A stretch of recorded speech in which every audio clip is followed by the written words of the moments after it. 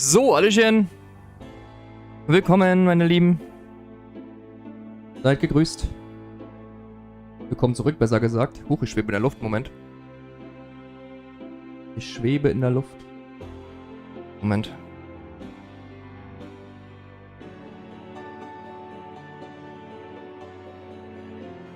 Oh, besser. Wie geht's euch?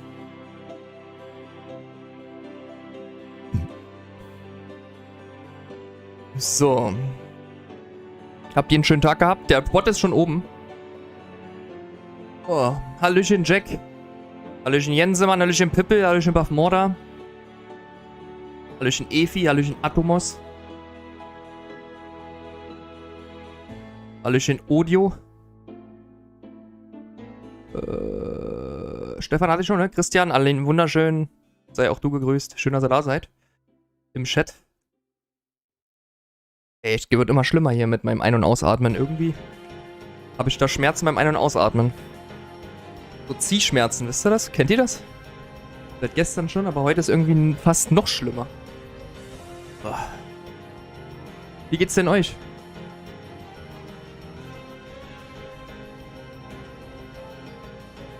Einen guten Tag gehabt?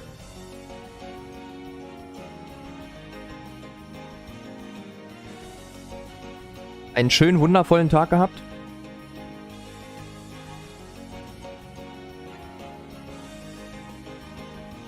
Das Point-and-Click-Adventure soll sehr gut sein und ja, ich wollte immer wieder ins Point-and-Click-Universum eindringen. Ja, ungefähr, Jack, genau. Hey, Blinky. Ungefähr habe ich so. Und Japan-Fan. Ungefähr so, ja.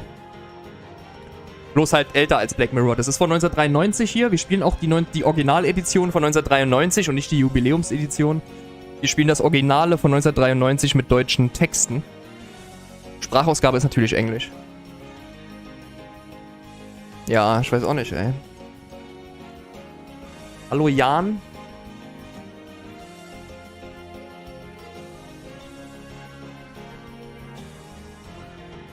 Kann auch sein, Efi.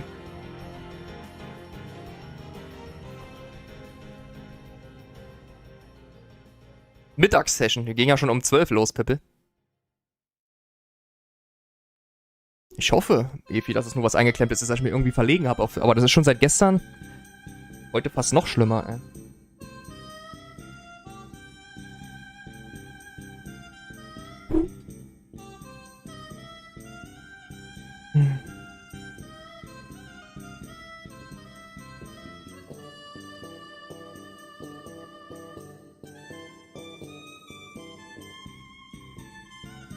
Ja, mal gucken. Wie gesagt, Point-and-Click, Retro-Perspektive, das Übliche. Das kennen wir ja schon von Monkey Island 1, 2 und Baphomets Fluch 1, 2. Bloß bei Baphomets Fluch war es ja schon eine Comic-Grafik. Hier ist es noch die Retro-Grafik. So wie Fate of Atlantis von Indiana Jones, was wir auch schon gestreamt haben, die ganzen Dinge. So ist es ungefähr einzuordnen. Von der Grafik her. Und ja. Lassen wir uns überraschen.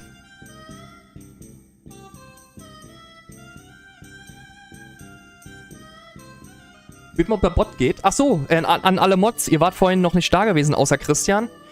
Immer wenn ein Skandal passiert, dann Ausrufezeichen Skandal eingeben. Ja, das ist neu dazugekommen. Wein und Speisen muss ich noch wieder dazufügen, aber immer wenn ein Skandal passiert, Ausrufezeichen. Skandal, bitte an die Mods. Damit ihr das Bescheid wisst.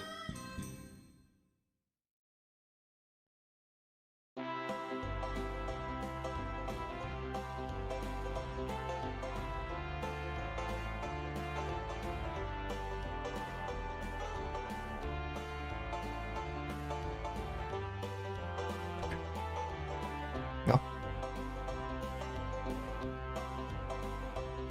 Ich weiß nicht, ob klein oder groß. Blinky muss mit probieren.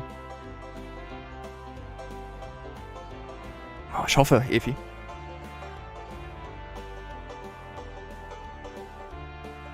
Einmal reicht. Der Bot zweimal offen. So, jetzt ist er einmal offen.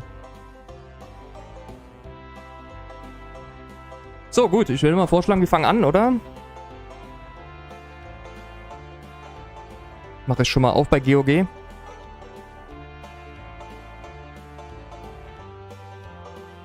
Ich weiß nicht, ob es die Brustwirbelsäule ist. Es ist so an der Seite. So an der Seite ist das. Seitlich und... Seitlich,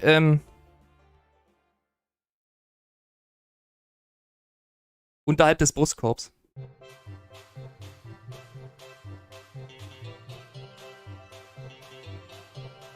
So. Ich bin gespannt, wie wir das Spiel hier finden. Hat sehr positive Resonanzen bekommen. Also, sollte ganz gut sein. Deutsch-Patch habe ich raufgemacht. Also deutsche Texte, englische Sprachausgabe.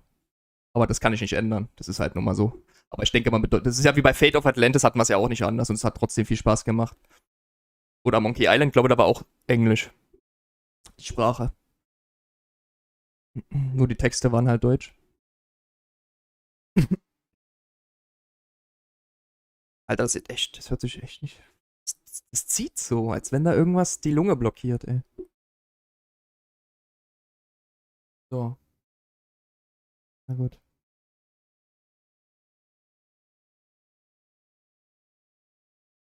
Ja, kann auch eine... Ja, genau, das habe ich schon öfters probiert. Hey Lars, sei gegrüßt. Mit dem Ein- und Ausatmen, bloß es schmerzt. Was ist das? Es geht, aber es schmerzt. Also ich tue jetzt nicht ersticken. Das ist es nicht, aber es schmerzt halt. So, gut, zurück zum Thema. Auch wenn das Thema eigentlich wichtiger ist, aber wir sind jetzt hier beim Gaming. Deswegen wisst ihr ja Bescheid. Hier. Genau. Auf geht's. Mal gucken, ob es gleich auf Anhieb hier bei OBS funktioniert. Sieht ganz gut aus. Sierra, das waren noch Zeiten, hä? Das waren noch Zeiten, Leute. So, Buff-Morder, wenn ich was machen muss bei Valheim, sag Bescheid. Schreibt mal rein, ob es zu laut ist oder zu leise oder so. Schreibt mal bitte rein.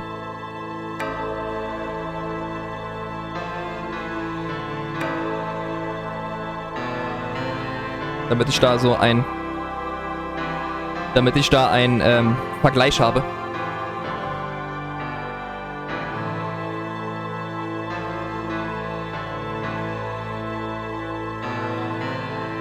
Jo, kein Ding, Jake. Jack, alles gut. Ich hoffe, Pippel. Nicht, dass es Corona ist. Wäre jetzt auch nicht so schlimm, weil es jeder Zeit wieder weg, aber trotzdem. Nerven tut's. So, ist laut genug? Zu laut, zu leise? Schreibt mal rein. Weil wie ihr seht, gibt's hier auch nichts Großes an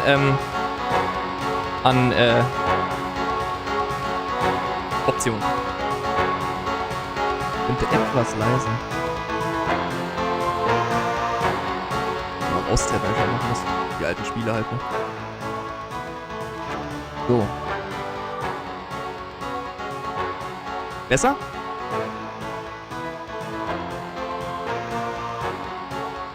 Schreibt mal rein.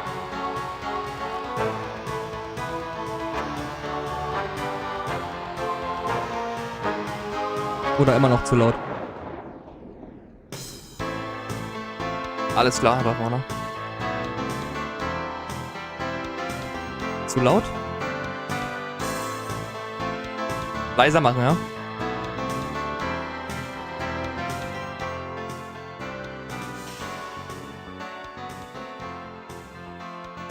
Dann mache ich es mal so.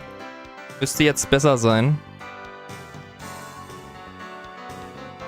Besser?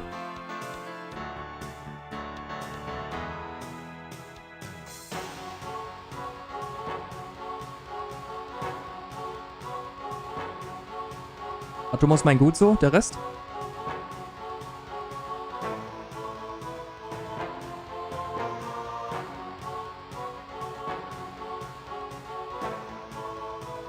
So, super, alles klar. Okay, gut. Ich überlege jetzt, wenn ich jetzt Spielen drücke, dann geht der neue Spiel los. Aber was ist denn, wenn ich... Verpasse ich dann die Einleitung? Ich würde mal vorschlagen, wir gucken uns mal die Einleitung an, damit wir wissen, worum es geht und wie und überhaupt. Die Handlung steht zwar unten in der Videobeschreibung, aber trotzdem nochmal. Hopp. Mal gucken.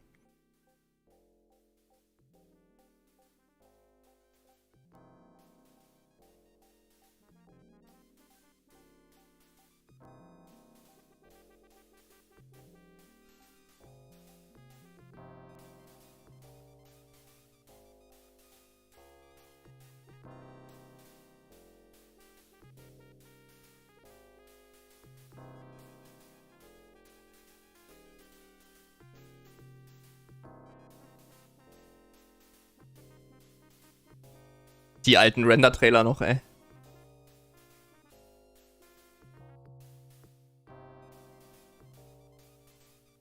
Okay.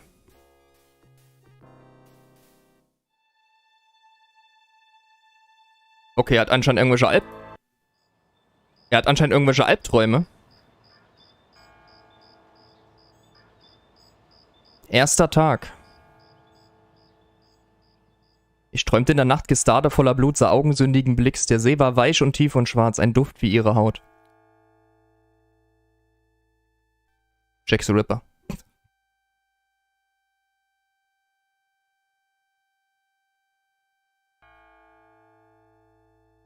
Echt jetzt? Ist zu leise oder was?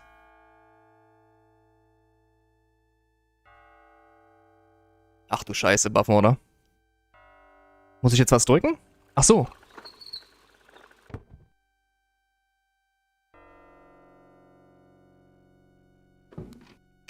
Anscheinend die Zeitung gewesen. Mhm. I bet. Just a minute. Laut genug? Lives, I see. Do you want to speak with Lolita? Lolita. I'm sorry, but Gabriel is allowed. Hey, DK. I mean, he's Glückwunsch zur Vaterschaft noch. Yeah, if he ever comes back, I'll tell him. You know, you could do better. I know I don't know you, but you could do better. Sure. Bye-bye. Good morning. The phone's been ringing off the hook all morning. Let me know when you want your messages. Yeah. Gee! Mia. Lively? Did you have another nightmare last night? Sort of. Mm-hmm. I told you it's that voodoo book you're researching. That stuff can seriously screw up your karma. I'm sure that's it. Maybe I should write a horror novel on passive resistance instead. So don't sleep. It's your body. Anyway, your handheld tape recorder came today. Ui, Great. packbarer Rekorder. Das sind doch Legenden, ne? I Bitte? can't wait to see what human rights you violate with this one. I can't wait to violate them. For example, if you would just let me... And I located some local voodoo references for you. Dixieland Drugstore and the Historical Museum of Voodoo. Both Oh. are right here in French Quarter. How would I ever manage without you? You? Give me a break. The devil himself couldn't change you. Well, if the devil had great legs, perhaps. Lord. Ist das ein And a Gigolo, riveting ey? personality, I'm sure. Well, if you need any more research done, just ask. It's not as though we're swamped with customers. Okay, wir sind im Spiel, Leute. Also, wir recherchieren anscheinend gerade über Voodoo, also unser Charakter. Und seitdem er da dieses Voodoo-Buch recherchiert, kriegt er immer Albträume. Und sie hier, unsere Mitarbeiterin in diesem Buchladen hier, hat uns gesagt, wir sollen mal im Dixieland Drugstore und im Voodoo-Museum nachgucken, ob wir was Neues über Voodoo rausfinden für unseren Artikel. Also bis jetzt ist noch alles in Ordnung. Tag 1. Hier ist was.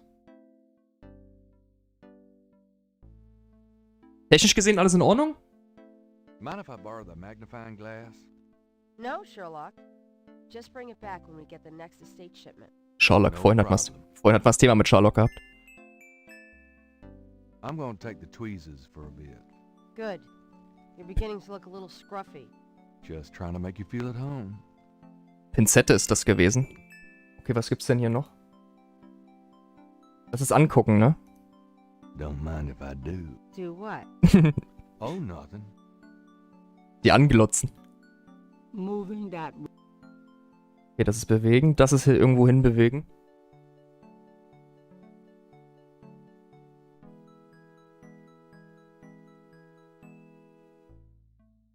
Wir haben auch einen tragbaren Videorekorder bekommen. Das war damals 1993 bestimmt der absolute Hit. Da war ich noch zu jung, um das einordnen zu können. Aber den haben sie hier auch bekommen, hat sie jedenfalls zu ihm gesagt. Buffmorder, wenn du irgendwas machen musst, dann sag Bescheid, ja? Wenn ich irgendwas machen soll. So, hier ist eine Zeitung. Today's newspaper is on the counter. Okay, können wir die angucken? Gabriel cannot see a way to use that. Anscheinend werden wir von einer anderen Person gesprochen.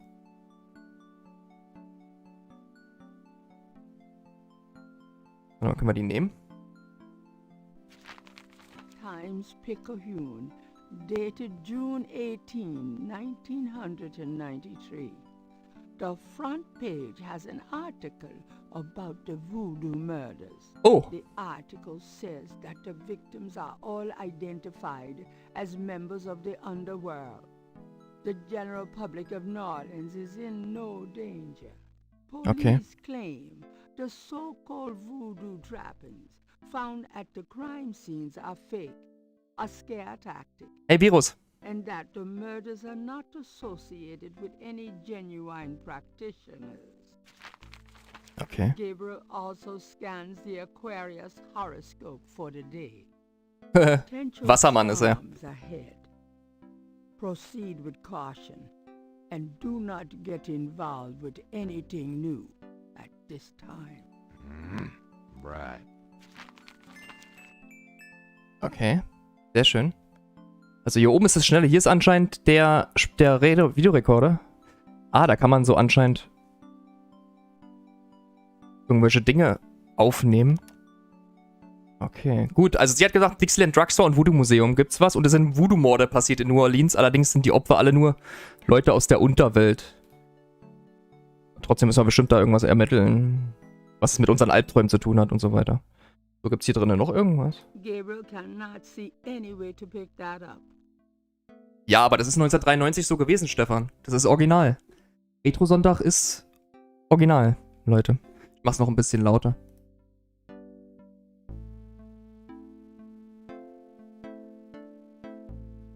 Ich kann jetzt hier die Pixel, die bleiben. Ich finde die Pixel eigentlich charmant. Ich finde, das hat diesen richtigen Charme von 1993. Ich hab's jetzt lauter gemacht. Ich gehe mir mal ganz kurz was zum Trinken holen, dann bin ich gleich wieder da. Bis gleich. Gucken wir uns mal das Voodoo-Museum an.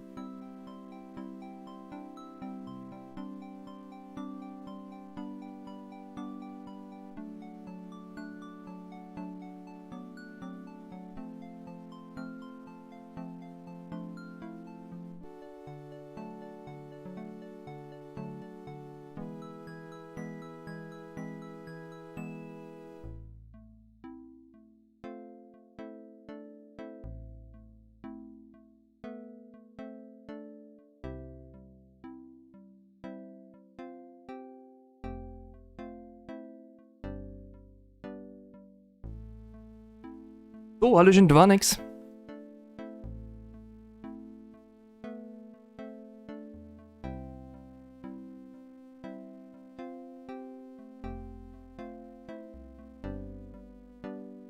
So. Also ist alles in Ordnung technisch, ja?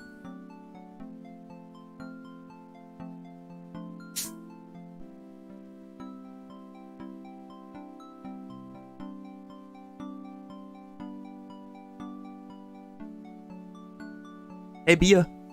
Und Hannes. Ah, ne, du warst schon da, Hannes, Entschuldigung. So, gut. Guck mal hier die Mantel. Gabriel didn't eat for 3 weeks after splurging on that coat. He has a thing for black leather. Der hat sich Prioritäten gesetzt. Der hat sich die Mantel gekauft und konnte sich aber deswegen dann irgendwann 3 Wochen kein Essen mehr leisten. Das sind Prioritäten, Leute. Kann ich das hier bewegen? That doesn't seem. Ja, kann ich. If you try to look down my shirt one more time, I'm leaving. Hell, just trying to refresh my memory. Oh. I know what you're trying to refresh, and it isn't your memory. Get down. Gut, gut. Haben viel erreicht, war nix. Am besten mal die Aufzeichnung angucken, ist schwer alles zu erklären. Gabriel rather likes the front door where it is. Der ist jetzt die Leiter hochgeklettert, um ihr in den Ausschnitt zu gucken. Auch nicht schlecht. So, dann gehen wir mal raus hier. Gabriel cannot take... So. See you later. Have fun. Ah, cool, mit Karte sogar, sehr schön. Also sie hat gemeint, ich soll mal im Voodoo-Museum oder in dem Dixieland Drugstore mich über Voodoo erkundigen. Wenn wir da gerade einen Artikel drüber schreiben, sollten wir uns ja mit Voodoo ein bisschen befassen, außer das Buch, was wir haben, was Albträume verursacht. Deswegen würde ich mal vorschlagen, gehen wir erstmal in den Dixieland Drugstore und gucken da mal. Ui, guck mal. Ui. Der neueste Scheiß damals gewesen, ne? Hi. Uh-huh. So, was gibt's denn hier zu gucken und zu The kaufen? Dixieland drugstore is crammed from top to bottom with strange merchandise, some or all of which seems to be related to the practice of voodoo. Hab ich doch. Ich hab den deutschen Text, deutsche Texte. Die Sprachausgabe bleibt Englisch. Okay, alles voll mit Voodoo-Kram. Können wir da mal von was nehmen? The jars look fragile and their contents unappetizing. Mhm. Mind if I ask you a few questions? Ask what you want, I'll answer what I want. Okay. Frage über Voodoo. Can you tell me what you know about voodoo? This is a novelty shop, monsieur. Was? Do you think I'm stupid? This is a voodoo shop. Look at all this stuff. These are novelties, curiosities. If people want to think they're magic, it's not my concern, you know. Wo er recht hat, hat er recht. Was kann er noch über Voodoo sagen? Are you telling me that you own a voodoo shop, but you know nothing about voodoo practices? Affaire n'est pas affaire blanche. What does that mean? Means you should mind your own business, monsieur. Stimmt, New Orleans ist relativ französisch angehaucht, ne? Look, I'm researching voodoo for a book. I don't have your answers, B. Do you want to buy something, monsieur?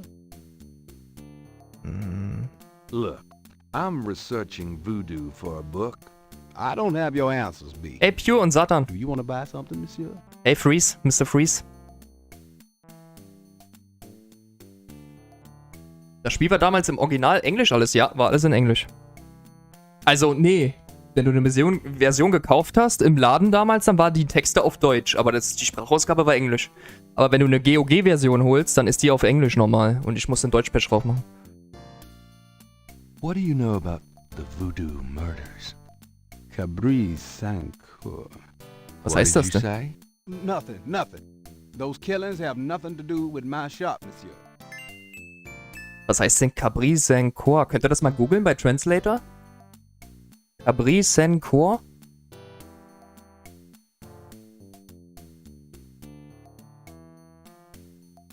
Das unten war lange Französisch, genau. Habe ich mir auch gedacht. Hey, Hotte Max.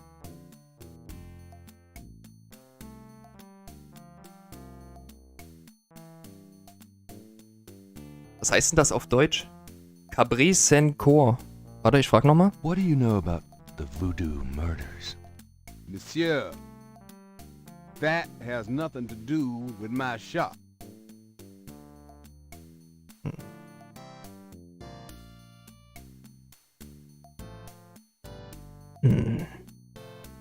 Cabri Sancour. Habt ihr das mal bei Translator eingegeben? What can you tell me about New Orleans? I've lived here all my life, me. What can you tell me about New Orleans? I'm a busy man, monsieur. I don't get out of my neighborhood much. Okay. Mal im Auge behalten, den Typen hier. Hier steht's, Cabri Sancour. What did you mean when you said Cabri Sancour? I didn't say that. You did. I heard you say it. You heard wrong, monsieur. I said no such Danke, thing. Jensemann. Ziege ohne Hörner, alles klar. What did you mean when you said Cabri Sancour? I didn't say that. You did. I heard you say it. You heard wrong, monsieur. I said no such thing. Da weiß man ja genau, dass der lügt, weil wir haben es ja selber gesehen, dass der das gesagt hat.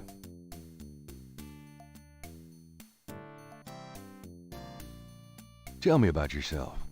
My name's Willie Walker. I own the place. Willie Walker. Tell me about yourself. How did you get into this kind of business? Why should I discuss my business with you, man? Tell me about yourself.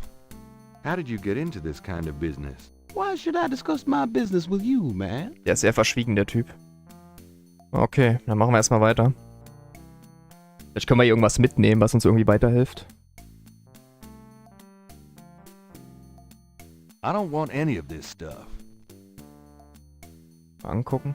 The containers on this shelf all say magnetic sand. Draw good luck and prosperity. I should probably buy 50 pounds or so for the bookstore.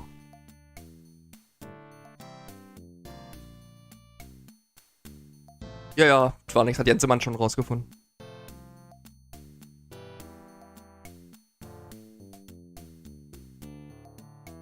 So, sonst eigentlich erstmal hier nix, oder? Hier die... It's a mannequin wearing a crocodile mask. Krokodilmaske. Gabriel cannot interrogate. Können wir die benutzen? The mannequin is only a stiff form and doesn't do anything. Okay. Gut, dann gehen wir mal raus hier.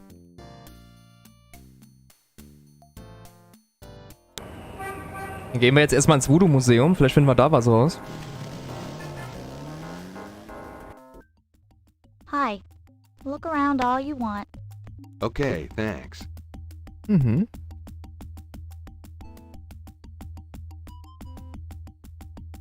Alter, die Figuren bewegen sich manchmal echt mit 2 FPS, ne?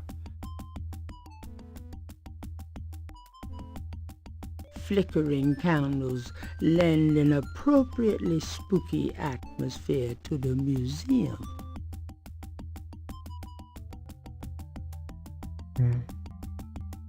That display doesn't have it.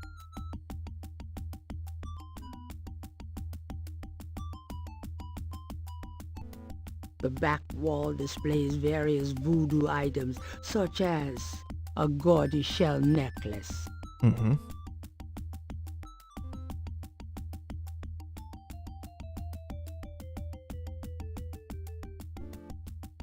Boah. A striking portrait of a turbaned woman is on the back wall. Gabriel wonders who she might be. Die Trommeln sind da von dem Typen da. Geh ich gleich mal hin, Jensemann. Warte mal, ich könnte mal angucken. The window overlooks Charter Street. Mhm. Gabriel can't do a thing with the drummer on the street. Ich kann nichts mit dem tun. Vielleicht hört er irgendwann mal auf zu trommeln und dann ist die hier durcheinander. Warte mal, ich frag mal, ich verhöre sie mal, beziehungsweise hier ist eine Schlange. A very large, very formidable looking snake is secured in a plexiglass cage.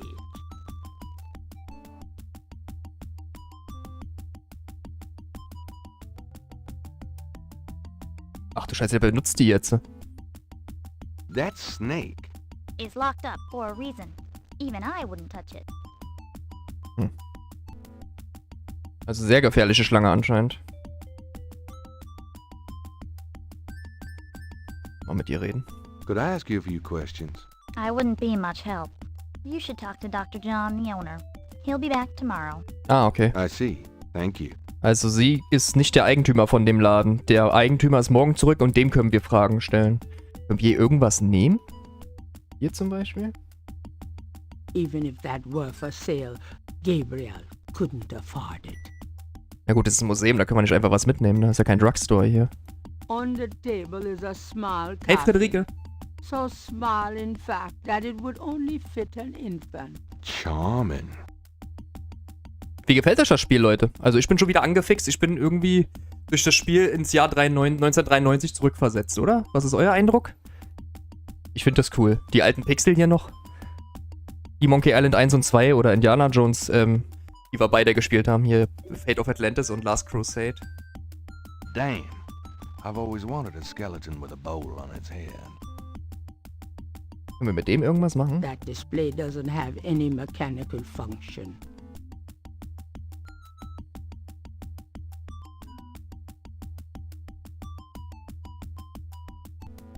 You've already got me, you lucky devil. You've already got me, you lucky devil. Ach so, ja, ich habe jetzt ihn angeklickt. Even if that were for sale, Gabriel couldn't afford it. Hm. Ich überlege jetzt, ob wir erstmal rausgehen, weil... Warte mal, was haben wir denn mit Inventar? Haben wir noch gar nichts. Hm. Können wir den Lichtschalter benutzen? What does this switch do? Wow. Hey, turn that off. I didn't mean it. Dr. John told me never turn on that fan. I can see why. Okay, wenn ich den Ventilator anmache, rastet die Schlange aus. Ich könnte mir vorstellen, dass wir irgendwann ein Rätsel haben, wo wir die Schlange rausholen müssen. Also wo wir den Ventilator anmachen müssen und sie rauskommt. Aber wann müssen wir noch rausfinden?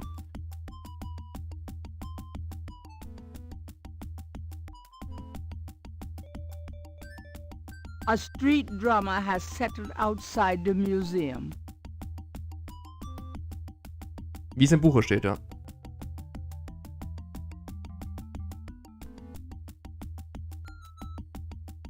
Ja, das stimmt, Jensemann. Das ist immer sehr... Da muss man mal genau hingucken.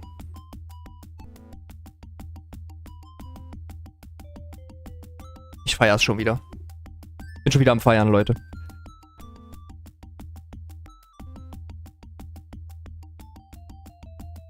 Können wir jetzt Fenster aufmachen? Gabriel can't take the window. That doesn't seem... The dust from the street would be hell to get off the display. Okay. Gut, dann gehen wir mal raus hier. Hier können wir erstmal nichts machen. Morgen kommt erst der Besitzer wieder und dem können wir Fragen stellen. Aber ich könnte mal... Hier ist ein Bild. A striking portrait of a turbaned woman is on the back wall. Gabriel wonders who she might be.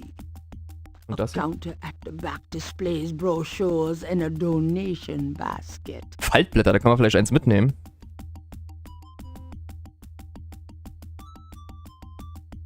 I don't need money that badly. Besides, it's empty. Ich will das Faltbuch haben. Oder das Faltding. That doesn't seem to be removable. Okay. Gabriel cannot take that. Gabriel cannot. Okay. Dann gehen wir mal raus The hier. doorway is already open.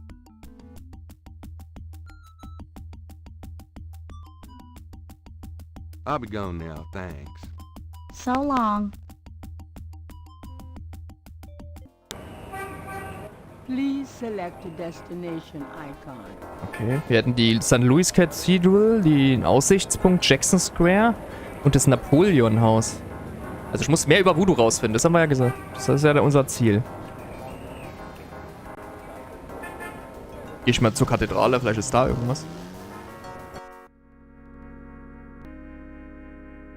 Ach ja.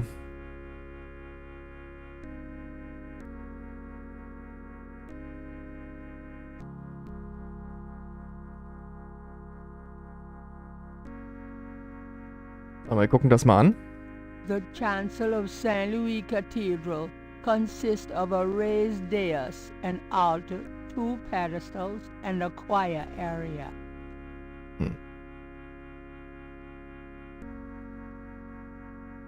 Ist hier kein Pfarrer oder irgendwas?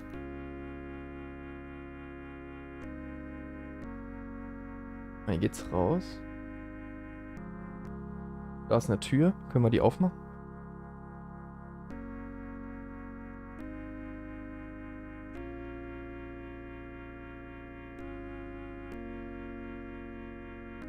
Oh, geht sogar. Huch, wo bin ich denn jetzt? Hier können wir bestimmt was, unser ersten Inventargegenstand aufnehmen. Green candles. Could that mean something? Probably not. Gabriel doesn't have any matches. Besides, he wouldn't want to leave them unattended.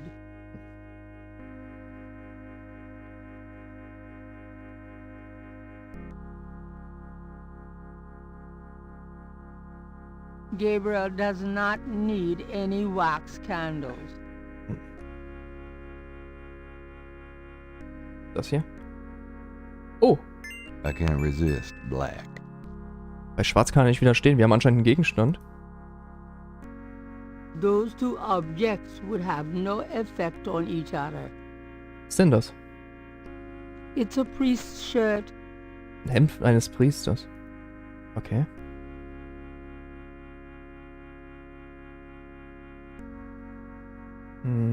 Hier. It's a picture of Christ.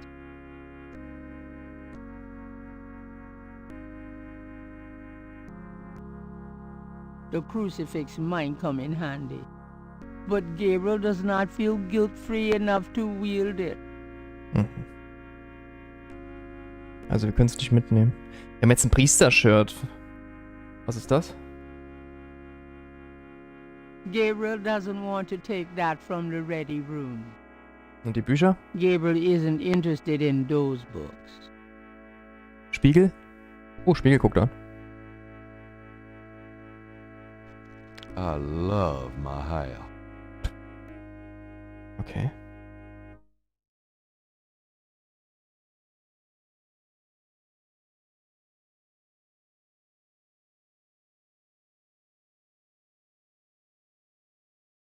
Hier geht's raus. Da ist irgendwas. Geh mal da hin. Das ist doch hier die Beichtkammer, oder? Hier links. Mit diesen Vorhängen. Oh ja, Evi.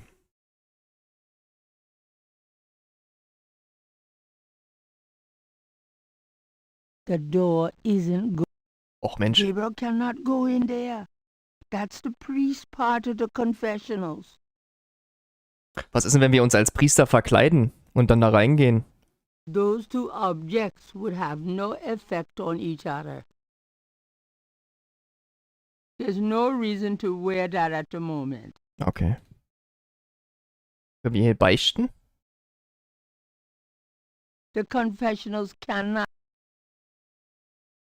Ah.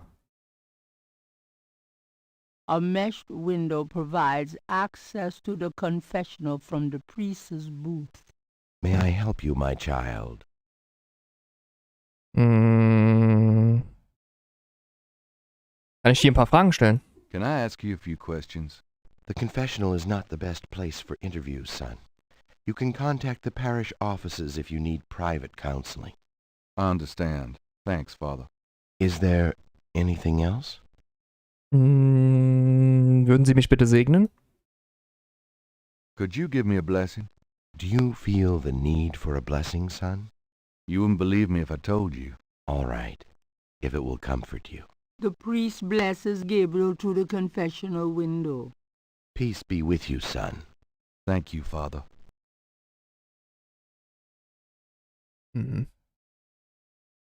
Meine Beichte erhalten, auch gut. Was ist, wenn ich da reingehe, in die andere Seite?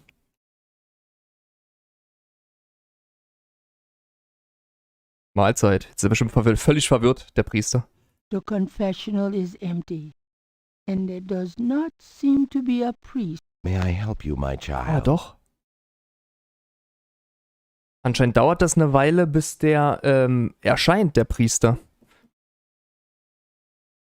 Ich muss etwas beichten. I'd like to make a confession. All right, if it will make you feel better. Some people say I'm a selfish person, Father. We can always strive to improve ourselves. Patterns can be broken. Yes. Thank you, Hey, Father. Kevin. Is there anything else? Nope, that's it. Beichtstuhl, Goodbye, ja. then. Entschuldigung, Evi. Peace go with you. Hm.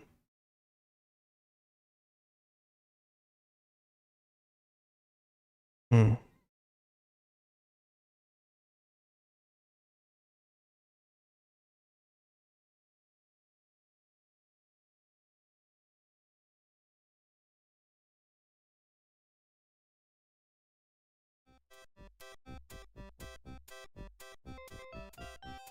Was ist das denn hier, ein Jahrmarkt? Also hier so ein Rödler-Trupp. White-faced geek! You wanna eat my fist? Anscheinend ist der Pantomime gemeint.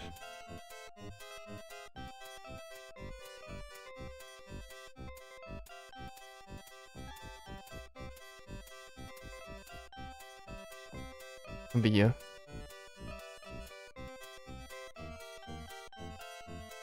Mit denen reden? The Cajun van is a little busy for that right now. Okay. The Du? other park visitors are enjoying their leisure and aren't in. Hey, stop picking on me! I'll tell my dad! Wollen wir mit dem reden, mit dem Pantomime? Interrogating a mind would be an exercise in frustration. Das stimmt. Das kann übel enden, mit einer Pantomime zu reden. Ist da was im Mülleimer drin?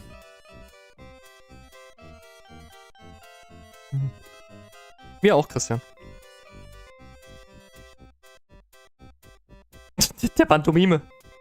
Well, I never. Leave me alone, you man. Ist er wieder?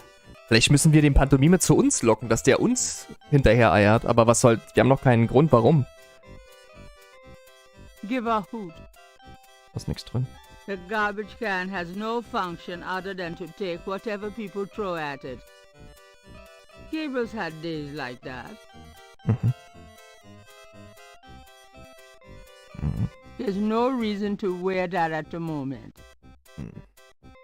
Dem Pantomime das schwarze Shirt geben? Ja, gibt zwar keinen Sinn, aber mal gucken. Gabriel doesn't want to encourage the mind by showing him anything. Warte mal, ich lock den mal zu mir. Mal gucken, was der macht. Ich probiere den mal zu mir zu triggern.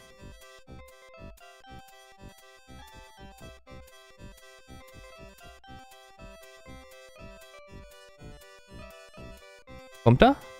Ja, er kommt. Er kommt.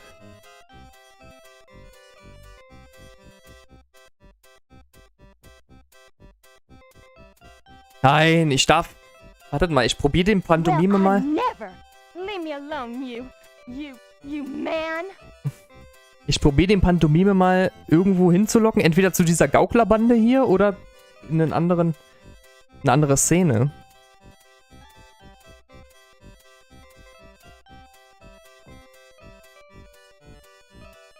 So, komm mal her hier. Mal gucken, ob der das jetzt macht. Ich gehe mal hier lang.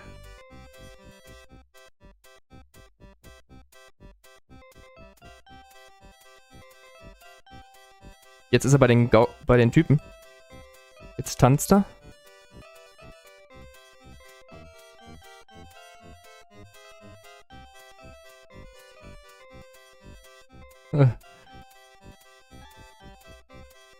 Knock it off, you. If I shove this washboard down your throat, yeah. Oh Mann, der hat einen schweren Job, der Pantomime. Ich geh mal hier runter. Oh, noch ein paar von den Hampeln hier. Wollen wir mit denen reden?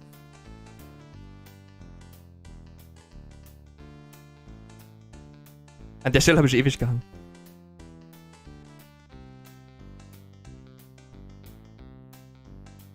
Ja, irgendwie ist es, glaube ich, gerade Fehler. Ah, jetzt geht's wieder. Da war gerade der Ladebildschirm noch da. So. The band isn't paying any attention to Gabriel. Okay, die machen überhaupt nichts. Ich gehe mal weiter, bis wir was finden, was wir vielleicht machen könnten.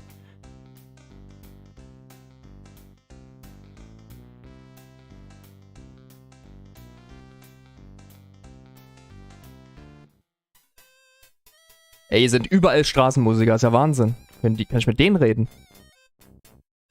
The band is too into their music to talk to Gabriel. Okay. Ist das normal in New Orleans? Ja, ne? Ist das nicht eine Musikstadt?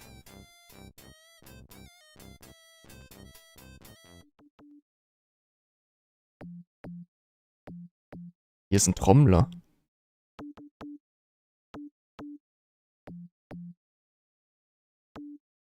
The drummer is busy.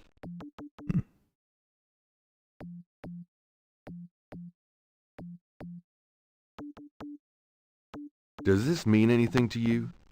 The drummer looks blankly at Gabriel and continues his rhythm.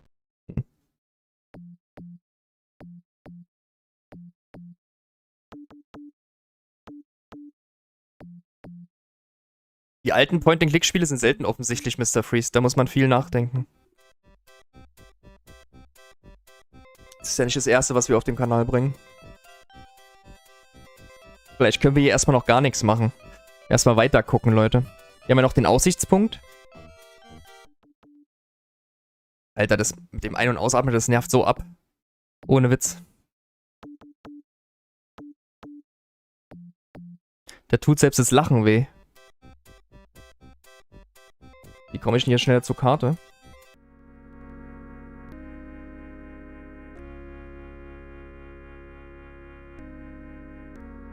Ach, hier.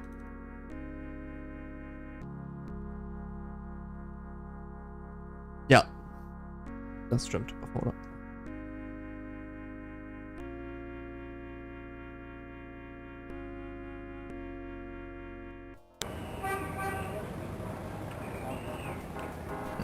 Jackson Square, Aussichtspunkt. Napoleon-Haus. Wir sind hier, wir gehen mal zum Aussichtspunkt. Warte mal, hier gibt's noch den Jacksons. Der Jackson Square ist das, wo wir waren, ne? Dieser. Wo die ganzen Musiker sind. Dann gehen wir mal zu dem Aussichtspunkt.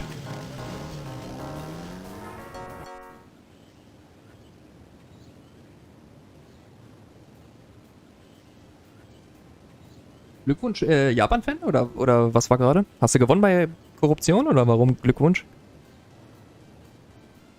4 pairs of binoculars are rigorously mounted on the cement floor.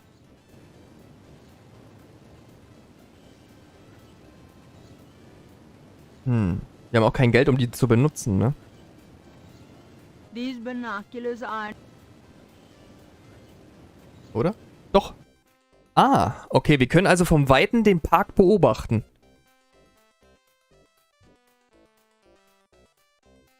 Wir können vom Weiten den Park beobachten. Okay. Warte mal, wir haben bestimmt 4 und für die 4 jeweiligen Viertel von dem Aussichtspunkt. Von dem Platz.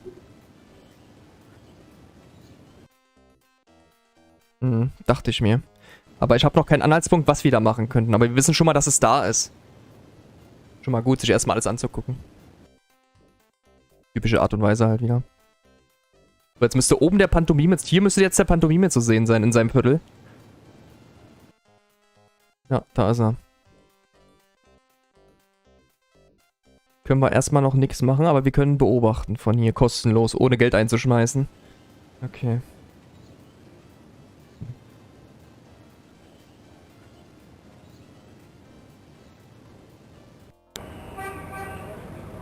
So, da waren wir. Napoleon-Haus gehen wir jetzt mal. Mal gucken, was da ist, damit wir einen Überblick haben, was wir haben und was wir machen könnten.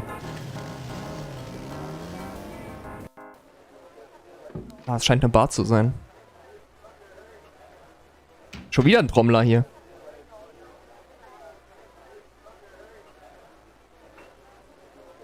Oh, wir reden mal mit dem Barkeeper, die wissen noch immer alles.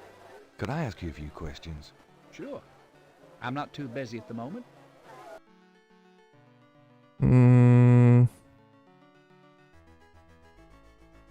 Was weißt du über Voodoo? What can you tell me about voodoo? Voodoo? I don't believe in it myself. I invented a drink once called Laveau's Tomb. But it wasn't very popular. Some people do believe, though. Even some of our regulars here at Napoleon House. Einer von den Stammgästen hier im Napoleon-Haus glaubt an Voodoo. Den müssen wir verhören, beziehungsweise Fragen stellen. Wir müssen rausfinden, wer es ist. Am besten ich schreibe es mal in mein Retro-Buch ein.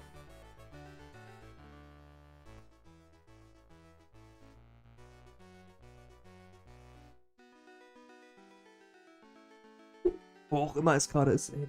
So weh, ey.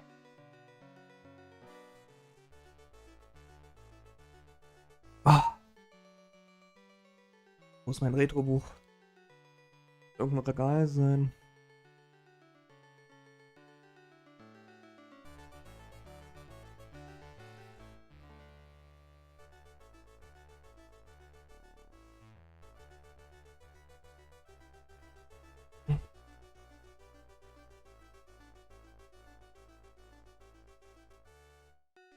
Ich find's nicht. Ich muss es mal nach dem Stream suchen und dann nachtragen. Aber das vergesse ich doch. Wäre nicht doof.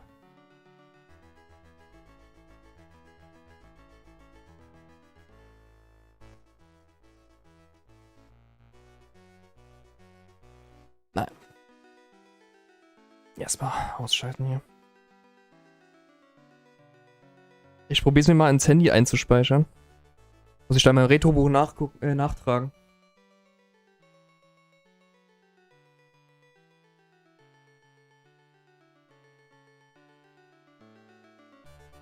Voodoo-Morde. Was weißt du denn darüber? What do you know about the Voodoo murders? It's all over the papers. Some kind of serial killings. Hm. Auch was? What do you know about the Voodoo murders? Well, they say a lot of voodoo stuff is found near the bodies. Oh, neben den Leichen wurde auch ein Haufen Voodoo-Zeug gefunden. Okay. Was noch? What do you know about the Voodoo murders? Everybody's talking about them. It's starting to scare off the tourists. Hm. Und über Voodoo, weißt du noch was? What can you tell me about voodoo? I'm no expert. You might want to talk to someone who believes in it.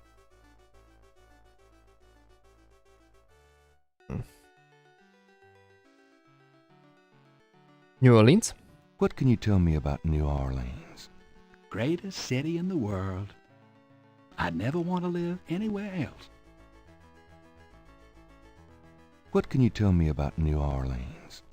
This city must get 1 million tourists a year, especially around Mardi Gras. Mhm. What can you tell me about New Orleans? A lot of people come here because they think it's mysterious. All that talk about voodoo. Does the phrase Cabri sans corps mean anything to you?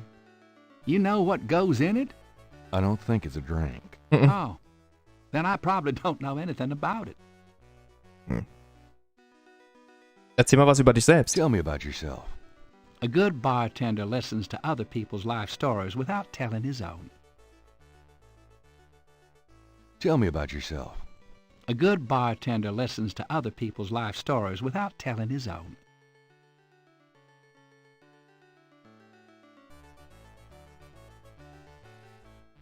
Also, das macht mir überhaupt keinen Spaß mit der Atemnot, ey.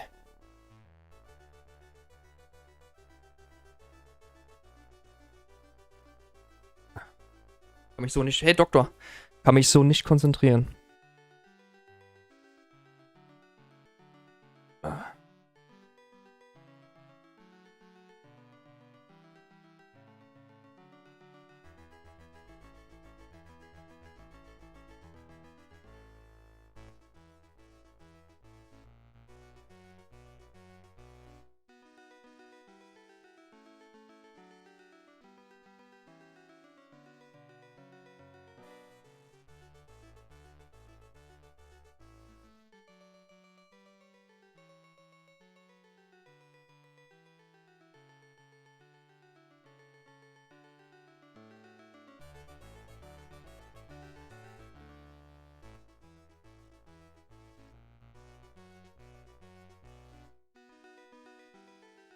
Ah.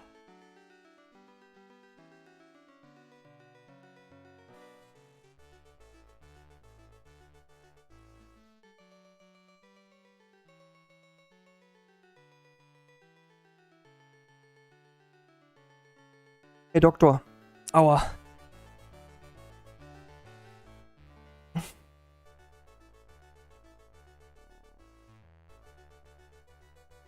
Was hast du hier für Gäste? What can you tell me about your regulars in here? This crowd, the ones you see, are mostly regulars. That guy and girl in the corner come here a lot. When they're not fighting, they're all over each other. In other words, they're in love. Okay, lieben sich zwei und einer ist Stammkunde. Schreib mir das mal auf, ich habe das Retrobuch gefunden.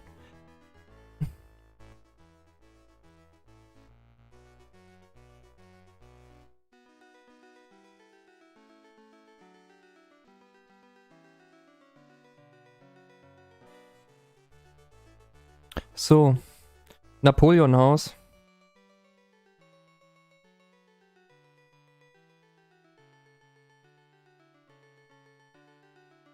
Ein Gast. Stammgast.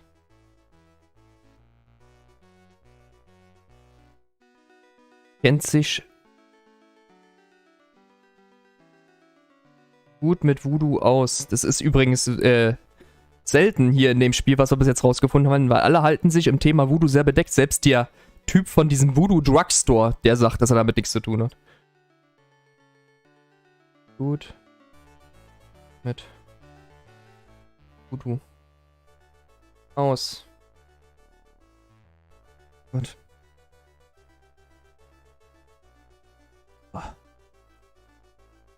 Ja, mal gucken, Atomos, wenn es nicht besser wird schon. Ja, beim Ein- und Ausatmen, das tut es weh, Doktor. Ich hoffe, dass ich mich nur verlegen habe oder irgendwas. So, weiter geht's. Straßenmusiker, was kannst du mir darüber Tell erzählen? me about the street musicians around here. I like music as much as the next guy, but they get pretty monotonous sometimes, you know? Like that drummer right outside. They say there's been a drummer outside Napoleon House since the day it opened. I like drums, but this character really gets on my nerves. Okay, ich schreibe mir das mal auf. It sounds Trom. like the same thing over and over. I just want to say, enough already. Sounds like my life. Trommler seit der Öffnung.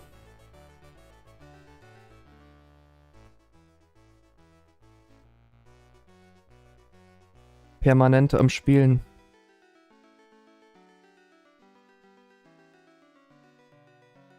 Vielleicht hat das irgendwas mit diesen Voodoo auf sich. Ich wüsste zwar nicht, was die Trommler jetzt damit zu tun haben, aber man weiß ja nie. Schreib mir alles auf hier. Sherlock Cully. Okay, was kann er mir denn noch erzählen? Weißt du, was Carison's Core heißt? Does the phrase Gabriel Knight mean anything to you? Never heard of it. Die werden doch wohl Französisch können. Also eine Ziege ohne Hörner, habt ihr gesagt, ne? Gabriel. Oh. Ziege. Ohne Hörner. So, Ziege ohne Hörner habe ich aufgeschrieben. Cool, ich frage nach jetzt mal wegen Voodoo. What can you tell me about voodoo? I'm no expert. You might want to talk to someone who believes in it. Gut. Dann war es das erstmal. Danke dir dafür. So, irgendein Gast hier denkt sehr stark an Voodoo oder glaubt daran. Ich würde mir vielleicht für ihr hier vorstellen. Er. Can I ask you some questions? I'm here to relax, friend. Buzz off. Right. Sorry. Okay. Can I ask you some questions? I'm here to relax, friend. Buzz off. Okay, der seufzt sich hier zu. Sorry. Im Relax-Modus. Kann ich mit denen reden? Sorry to bother you, but could I ask you a few questions? Hey, Christiane und Serienfan. I'm not the chatty type, am I, Sam? No, you bastard, you're not. Besides, I'm busy sucking for all. Ich hoffe auch, Doktor. Go bug someone else. Okay. You're a real sweetheart, Marcus, you bastard. Die beiden Alten spielen hier irgendwas und belappen sich. Typisch so. So, dann vielleicht die beiden hier. Die beiden Verliebten sollen das ja sein. Can I ask you some questions? I'm trying to be with my lady here, pal. Vergesst bitte eure Däumchen nicht. Wem es gefällt, Daumen hoch, wenn nicht Daumen runter. Hauptsache lasst eure Däumchen da. Diese alten Spiele haben sowas verdient, finde ich. Dass man die mal zeigt.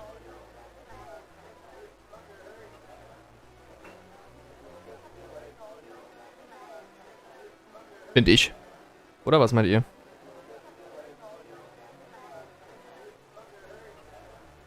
Ja.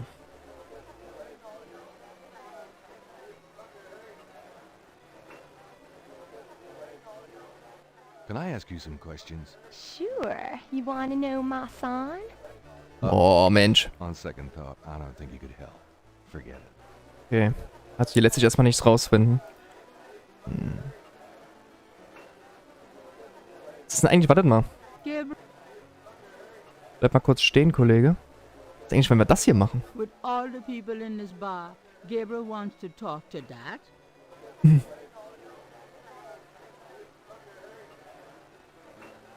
So, having a good game? I'm concentrating. Fine. All right.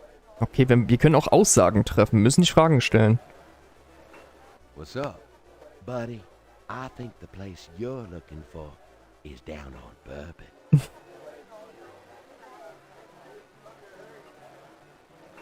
Come on, come on! Hello there.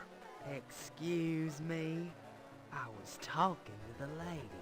Wird And nix. she was listening raptly, I'm sure. Gut, dann gehen wir erstmal raus. Hier lässt sich erstmal nichts rausfinden.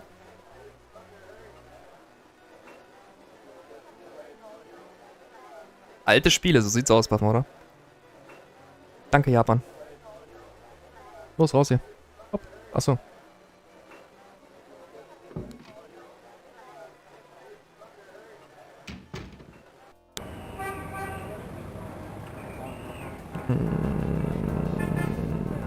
Umgebung gibt's auch. Was ist denn da?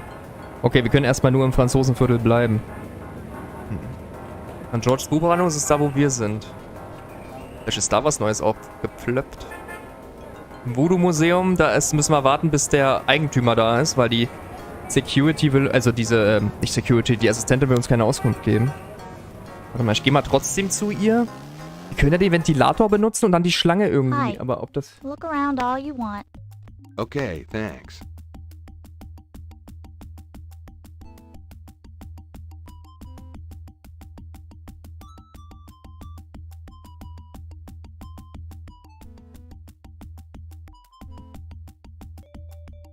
Could I ask you a few questions? I wouldn't be much help. You should talk to Dr. John, the owner. He'll be back tomorrow. Okay. I see. Das haben wir schon rausgefunden, dass der morgen wiederkommt, aber was ist denn, wenn ich eine Aussage treffe? So, how's the museum business? I don't know. I don't normally work here. Ah. Gabriel can't do a thing with a drummer on the street. Ich mach nochmal den Ventilator an. Guckt mal auf die Schlange, Leute. Gabriel has no interest in the noisy fan at the moment. Ah, okay, das geht nur einmal. Anscheinend erst wieder, wenn wir es machen müssen. Auf alle Fälle, wenn der Ventilator angeht, randaliert die Schlange. Haben wir ja vorhin gesehen.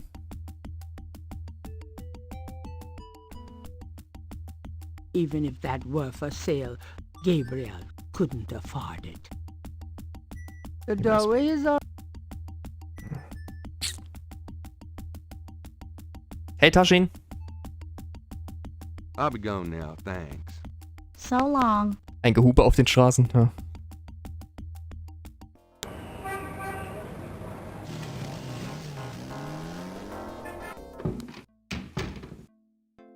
Phew, it's humid out there. Made it back though. I wish you wouldn't wear that coat outside in June. I could smell you from here. Der zieht echt mitten im Juni, zieht er erstmal seinen Mantel an, stimmt. Gar nicht aufgefallen.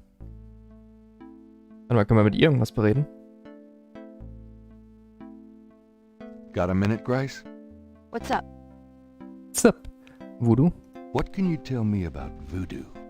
I didn't know much of anything about it until you started researching it for your book. Ja, warum eigentlich, Now I know ne? that it's active in the city. There's that shop and museum. It can clearly be dangerous in the wrong hands. You should be careful investigating it. Hm. Also da waren wir ja schon im Drugstore und beim Voodoo-Museum. Wir haben aber dieses Priester-Shirt bekommen. Müssen wir uns vielleicht als Priester verkleiden? Ich gehe nochmal gleich in die Kathedrale. Do you know anything else about voodoo? I've told you all I know. Sorry I can't be more help. What do you know about the voodoo murders? Bis gleich, Blinky. Just what I read in the paper, same as you. Hey, immer drauf. What do you know about the voodoo murders? You won't get far questioning me about it, Sherlock. Das stimmt allerdings. What can you tell me about New Orleans? Well, I've only been here 2 months, but I love it. It's so much more alive than any place I've been. It feels like anything's possible here. Weißt du, was Cabri Saint-Cour heißt? Do you know what Cabri Saint-Cour means? No. Sounds French, though. Wir haben es ja schon rausgefunden. Ziege ohne Hörner habt ihr einen Translator eingegeben? Ziege ohne Hörner hat der eine da aus Versehen gesagt. Aber warum? Irgendwas ist mit dem Typen da im Drugstore falsch.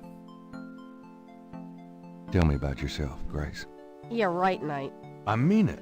What do you want to know?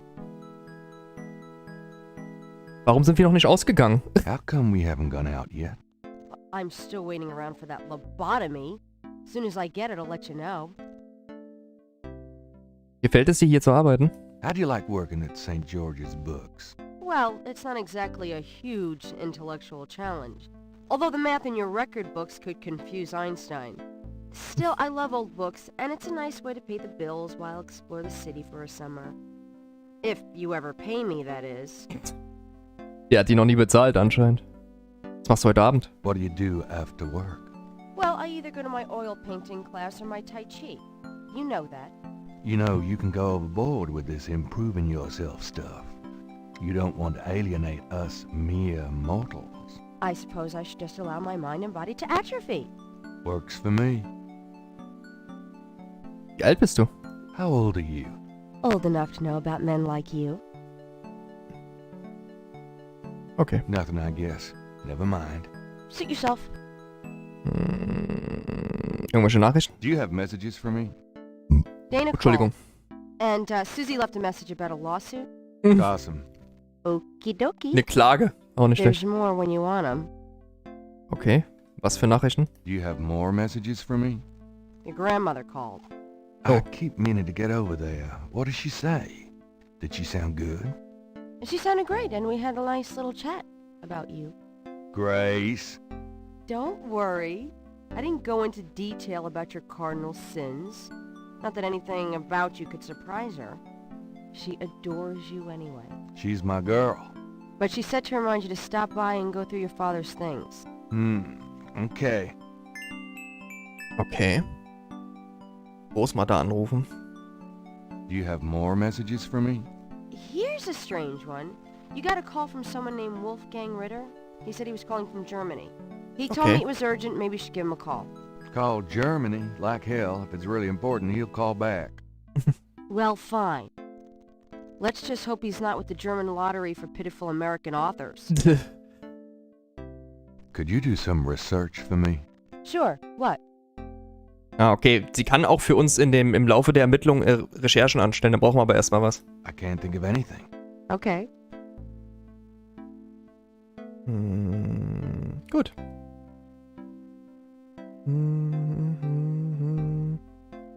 Ist hier ein Telefon?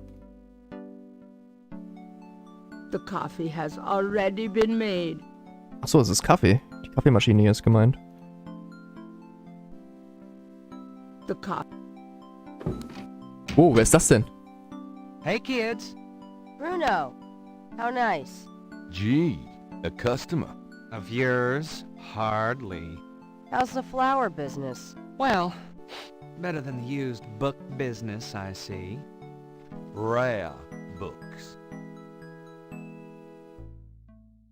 That explains why I so rarely see anyone in here. Are you going to sell me that wonderful painting of yours today? Welches denn? Das da mit der Schlange und den Totenkopf, oder was?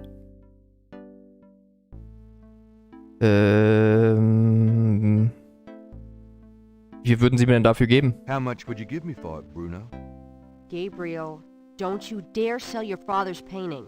Ah, ist von unserem Vater. Well, Okay. I guess I don't need the money that badly. From the looks of this shop, I'm sure you will, my boy. And soon.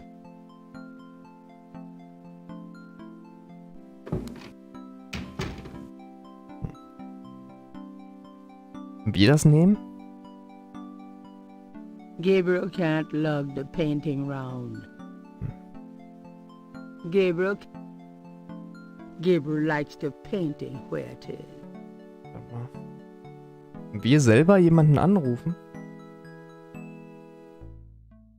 Gabriel would rather use the phone in his studio Ah, okay. for privacy. Also im Schlafzimmer haben wir auch eins. Da gehen wir mal dahin, mal gucken. Geht das? Ah, sehr schön. Hier haben wir ein Telefon, dann können wir erstmal das Telefon. Ach du Grüne, wieso ich die WTF? So, noch manuell die Telefonnummern eingeben, das waren noch Zeiten. Was gibt's denn hier noch?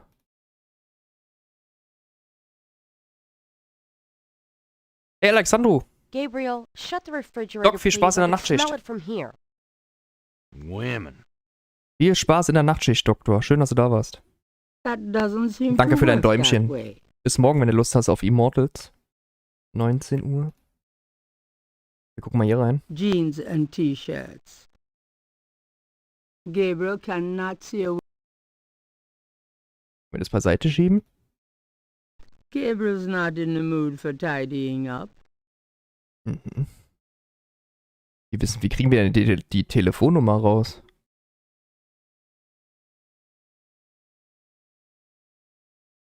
Da ist was.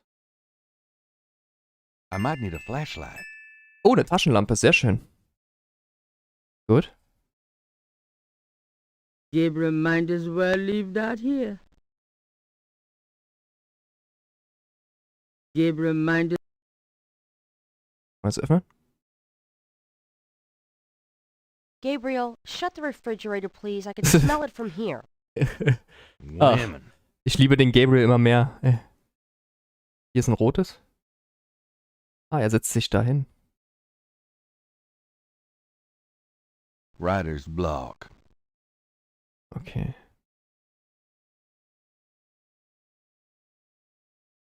Gabriel doesn't want to take the truck with him. Gabriel already knows what's in the trunk, and he doesn't want it. Vielleicht um Nummer fragen, ja, Mr. Freeze, das wäre logisch, ne? Allerdings, warum sagt sie uns jetzt nicht gleich von vornherein, wie die Nummer ist? Na gut, wir haben ja auch nicht drum gebeten. Warte mal, wir gucken mal hier. Several dozen books, including a few of Gabriel's novels, occupy the shelves above his desk. Several dozen books, including a few of Gabriel's novels, occupy the shelves above his desk. Gabriel's bedroom is also his office, his studio, and library. Ja, so sieht das auch aus.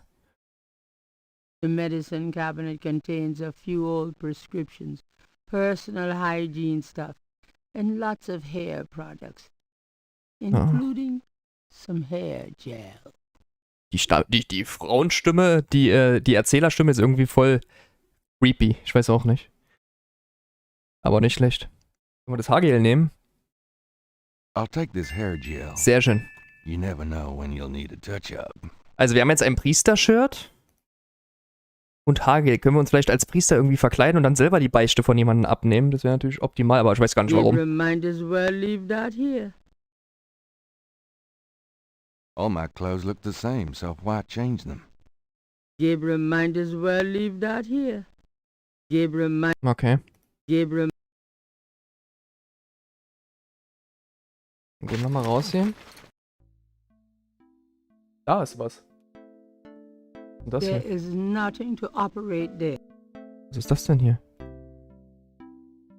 Gabriel wouldn't dare touch Grace's oil paint. Ah, das sind die Ölbilder von Grace. Die malt selber auch. So, wir fragen sie mal nach der Nummer. Got a minute, Grace? What's up? Do Nachrichten. you have messages for me? Your friend Detective Mosley called. Talkative, isn't he? Especially with you. What do you want? He left an interesting message. He told me to tell you that his mother's maiden name is Humphrey. Oh, that's Humphhrey. Fascinating. And that he left some photos for you at the station. At the front desk. It's Oh. about time. Gabriel, those photos wouldn't have anything to do Oh. with the Voodoo murders, would they? Now, why would you say something like that? Because I know you. You're getting privileged information, aren't you? Did you tell him you'd put him in your new voodoo book? A writer has certain obligation to his readers, you know. Gabriel, you know you'll never put him in your book. Your main character is a female orthodontist. You're gonna be reincarnated as a pit bull if you keep screwing with your karma. As long as it's a male pit bull with a really Die können jetzt, glaube ich, anscheinend That's zum enough. Thanks. Polizeirevier gehen. Anyway, Oder? that's all the messages. Thank God. Das heißt, wir könnten jetzt zum Polizeirevier gehen. Klang jedenfalls so. Hey Claudia. Oder was meint ihr? Mal gucken. Also der Polizeichef hat uns anscheinend geheime Ermittlungsfotos gegeben von den Voodoo-Morden. Im Gegenzug, dass wir dieses Buch schreiben. Hier, Polizeiwache, sehr schön, geht doch. Fahren wir mal hin. Okay. Vorne am Schalter, hat er gesagt, ne? Oh. Findest du nicht gut? Zeig mal her, deinen Lappen. Got a second, officer? What can I do you for? Detektiv Mosley hätte ich gern gesprochen. I'm here to see Detective Mosley. He's out at a crime scene. Sorry. Oh. Er ist am Tatort, vielleicht müssen wir da hin. Hat der Fotos für uns hinterlassen? I was supposed to pick up some photos from Detective Mosley at the front desk. Is that right? And who are you? My name is Knight. Gabriel Knight. Yeah. I got something for you, all right. Soon as you're done talking, I'll give it to you. Alles klar, er hat was für uns. Aber wenn wir schon mal dabei sind, wo ist denn der Tatort? Where is the crime scene? Is it related to the Voodoo-Murders? Crime scene information is police confidential. We don't need any more looky-loos than are probably already there. Mhm.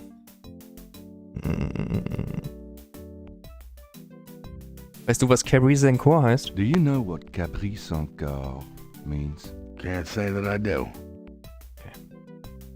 Was weißt du noch über die Voodoo-Morde? What do you know about the Voodoo-Murders? I'm not allowed to give out information on police cases. Voodoo im Allgemeinen? What can you tell me about voodoo? Me? Nothing. I'm a Catholic boy.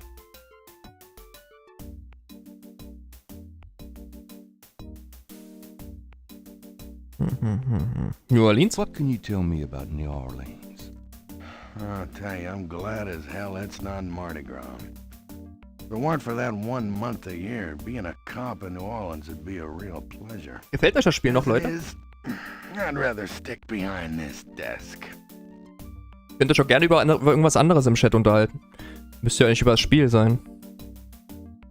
Here's that envelope for you, Gabriel Knight. Okay, er hat jetzt, Thanks. Umschlag. Den können wir gleich mal öffnen. Mal gucken, was da drin ist. Those two objects.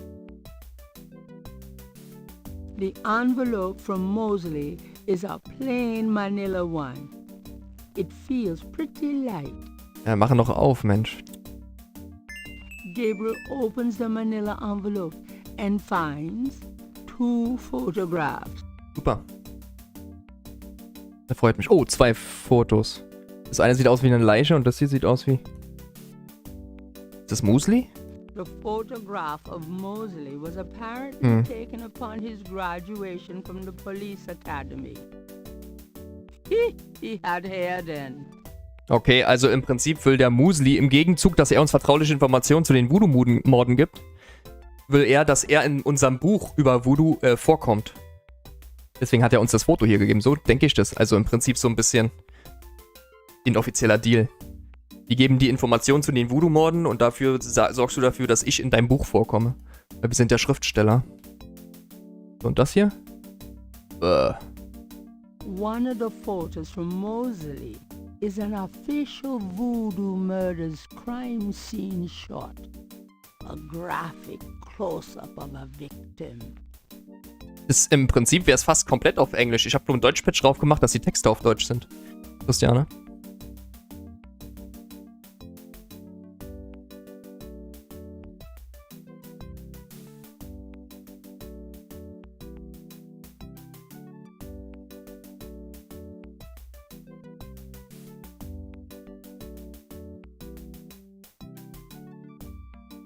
Wir haben jetzt natürlich, wir wissen jetzt immer natürlich noch nicht, wo der Tatort ist. Wir sollten vielleicht Inspektor Mosley oder Detective Mosley am Tatort aufsuchen, aber Prinz Ibrahim hier will nicht die Adresse rausgeben vom Tatort, weil es vertraulich ist. Was ist mit ihr hier? Können wir mit ihr reden? Gabriel can't do anything with the officer from the front lobby.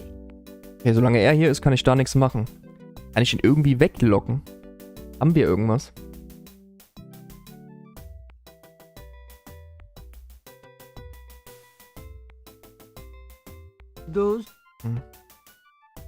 Irgendwas, nichts, was uns weiterhilft.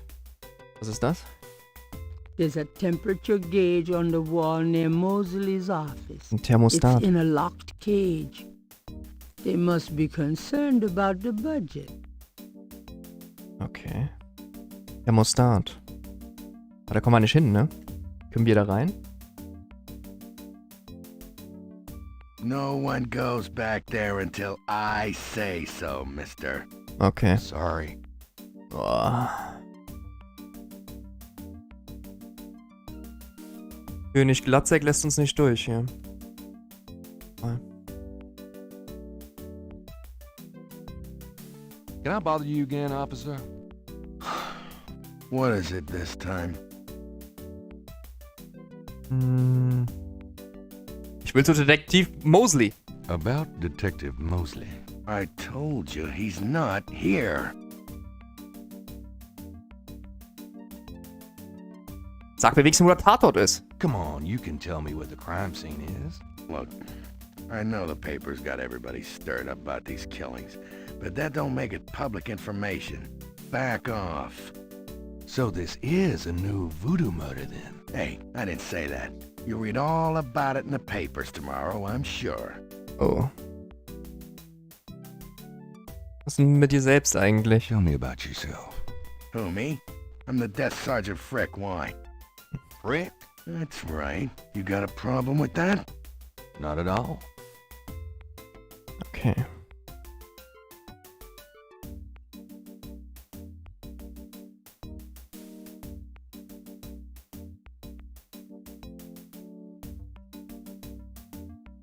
If I want to open... Kann ich wieder gehen? Ich muss hier irgendwas machen, denke ich. Hier vielleicht? Ist da was drin? Sieht aus wie ein Regenschirm, hä? It's an antique umbrella stand. Können wir da was nehmen? There is nothing to operate there. Wir müssen den hier irgendwie weglocken, denke ich.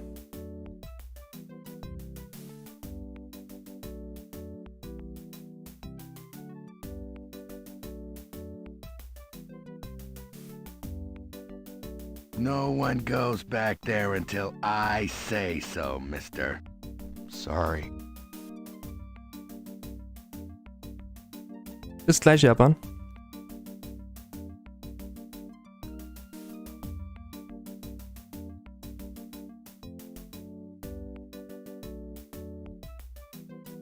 Warte mal, können wir den vielleicht unter Druck setzen?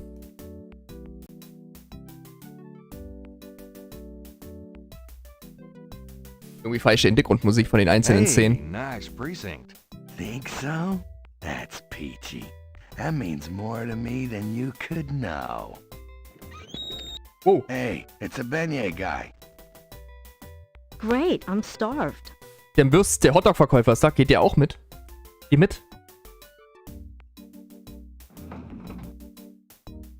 Sie geht. Du auch, komm.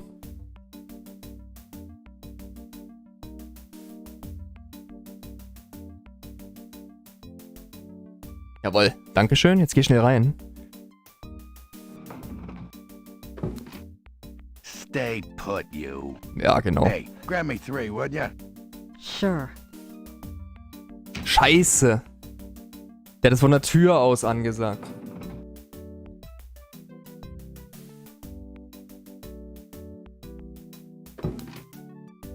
Aber der Hotdog-Verkäufer, warte mal.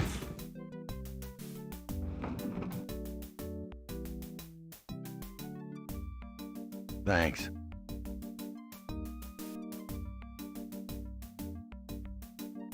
So, jetzt hat er Würstchen da am Start.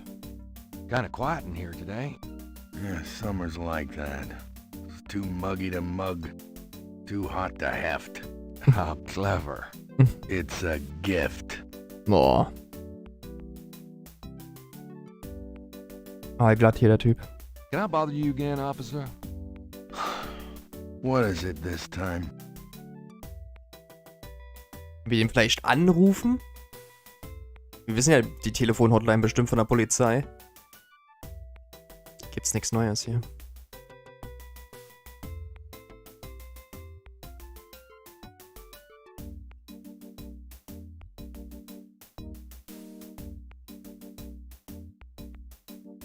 No one goes back Wie there läuft's, until Buffmorder? I say so, mister. Sorry. Wie läuft's, Buffmorder in Valheim? Scheiße. Können wir uns vielleicht irgendwie... Wir anrufen die Polizei-Hotline. Ich weiß hier nicht, wie die Polizei-Hotline ist. Ist das 119 oder wie ist das in den USA? Was ist denn, wenn ich jetzt nach Hause gehe und die Polizei anrufe? Ist das 119? Weiß das jemand?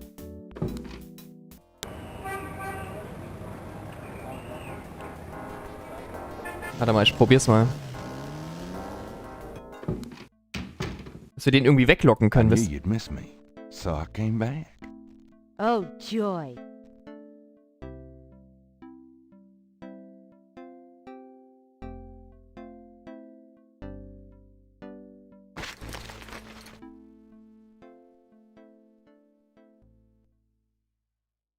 Oh, warte mal, wir telefonieren mal und rufen mal. 911, 911, alles klar.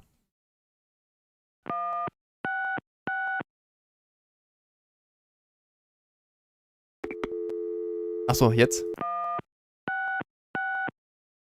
Gabriel never has figured out how to operate the memory function on this phone.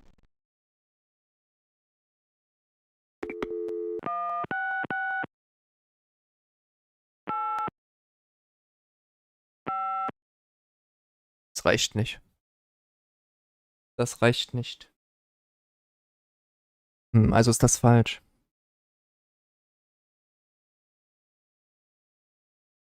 Mensch.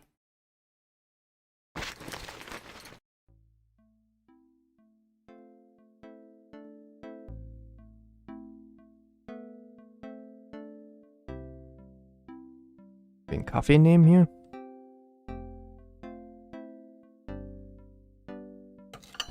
Ja, können wir. Endlich. Gehe nach Kupfer. Ah, okay. Good coffee.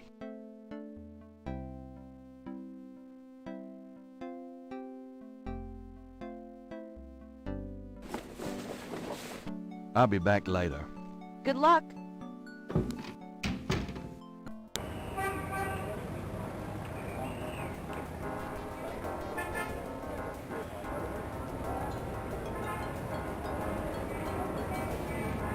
Also ich bin der Meinung, wir müssen im Police Department was rausfinden. Wartet mal, wir gucken noch mal, vielleicht hat sich oder in der Kirche mit. Wir haben das Pfarrer, wir haben Haargel, wir könnten uns verkleiden. Im Pfarrer-T-Shirt und dem Haargel könnten wir uns vielleicht ein bisschen verkleiden. 4 pairs of binoculars. Ja, bla. So, die Musiker sind noch da. Der Polizist war aber vorhin nicht da, oder? Leute?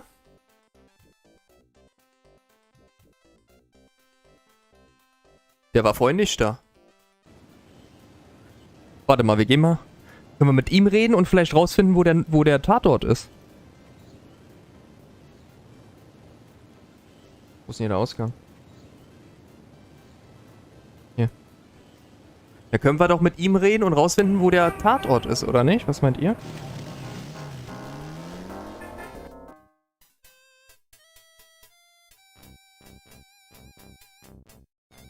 No, Mahlzeit. Could I ask you a few questions? Not now, buddy. I'm busy. I should have noticed that. Thanks. Mit was ist denn der beschäftigt? Yeah, right. Anyone seen Joe?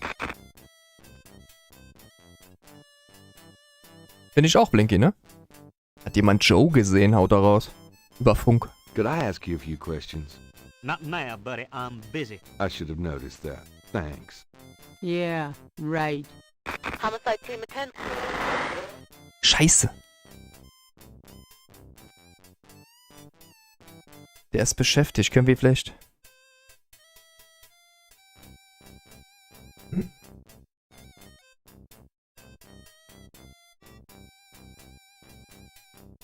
Wartet mal. Homicide team attend. Scheiße, die spricht nicht zu Ende. Dadurch erfahre ich die Adresse nicht. Wartet mal. Adresse. Schreib mir jetzt in mein Retrobuch hier alles auf. Vom ersten Tatort. Anyone seen Joe? Wer ist denn Joe? Kann ich den hier unter Druck setzen? Good day, officer. Yeah. You too. Keep moving.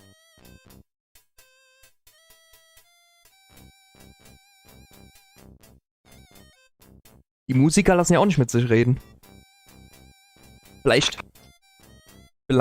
warte mal, haben die Musiker hier vielleicht aufgehört, Leute?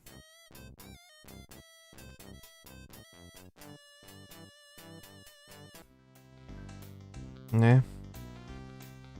Da oben vielleicht? Geh mal nach oben hier, Kollege. Ist manchmal nervig. Du musst manchmal Millimeter genau den Pixel treffen. Bei den alten Retros kennen wir vom Fate of Atlantis auch. Hier auch. Der Pantomime, Leute.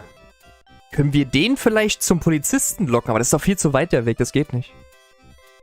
Vielleicht können wir den Pantomime so zum Polizisten lenken, dass der den Polizisten aggro macht. Versteht ihr, was ich meine? Weil alle, die dahin verfolgt, die fühlen sich belästigt. Und sagen das nach einer Weile auch. Wenn der jetzt zum Polizisten, wenn ich den irgendwie zum Polizisten kriege.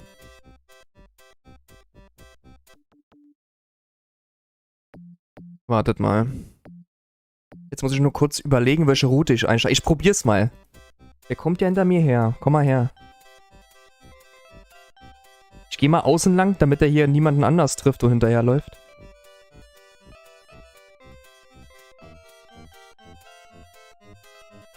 Ist es das, was du vorhin meintest? Was? Hab ich gar nicht mitbekommen, Jense. Oh, jetzt rennt er wieder anderen hinterher. Ah, nee, der tanzt hier mit. Komm mit.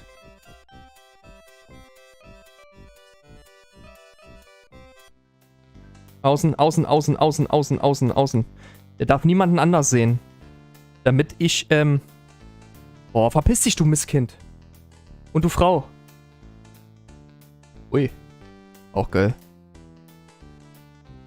Oh, mit. Komm, komm, komm.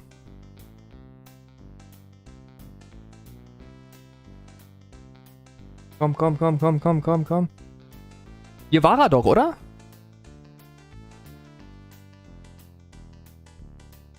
Hallo, geh doch mal hier. Hallo. Der geht nicht nach rechts. Ah, jetzt. Oh, jetzt bin ich mal gespannt. Geht das? Auf alle Fälle lädt er jetzt.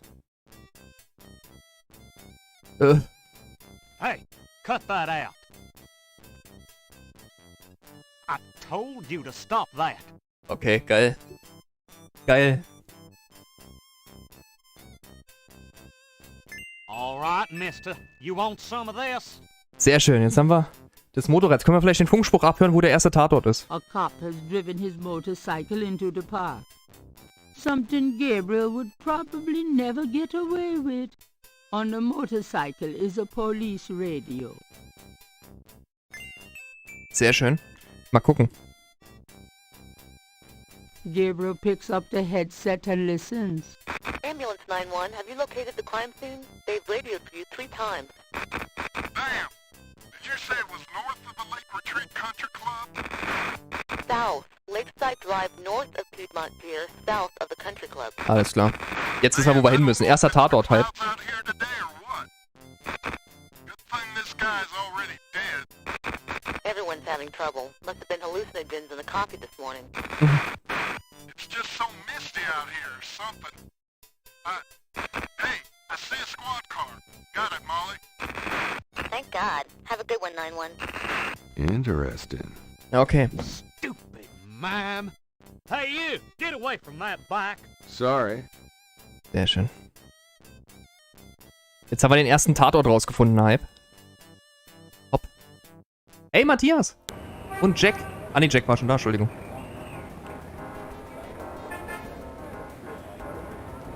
So, hier. Haus von Ach so, nee, das haben wir freigeschaltet durch das Gespräch mit unserer Assistentin da im Buchladen, dass wir unsere Großmutter mal besuchen könnten. Aber wir gehen erstmal zum Tatort. The crime scene team is still at the site.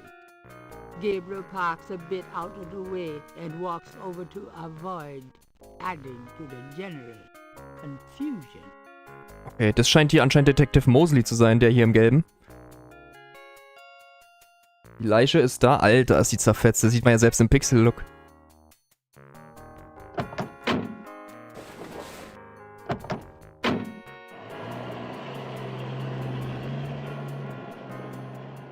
Hey, mostly.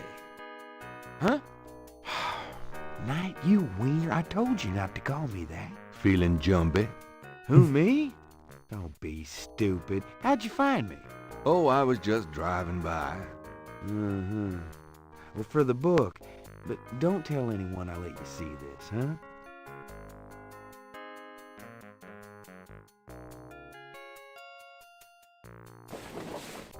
Boah. Another one, as you can see, same MO and no frickin' clues.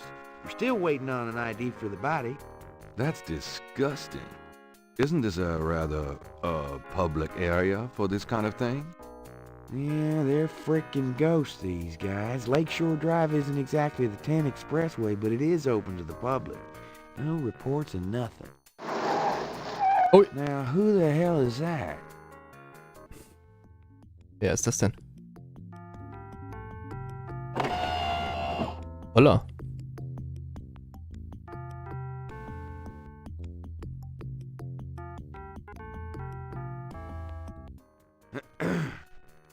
Good day, Miss Getty.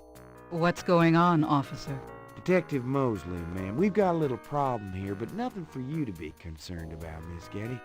I see. Thank you, detective. And good day, gentlemen. Whoa, I'm in love. Forget it. That's Malia Getty. She's about as far out of your reach as the moon. Probably on her way to meet some guy with a yacht right now. Near here? The lake's a popular place for country clubs. Okay. Das kam mir gerade so vor, als wenn die sich schon kannten oder lieber auf den ersten Blick. Man, nobody ever sees or hears nothing. I told you. Besides, you just don't go around bothering people like her. Lieber auf den ersten Blick könnte das gewesen. wrapped it up, sir.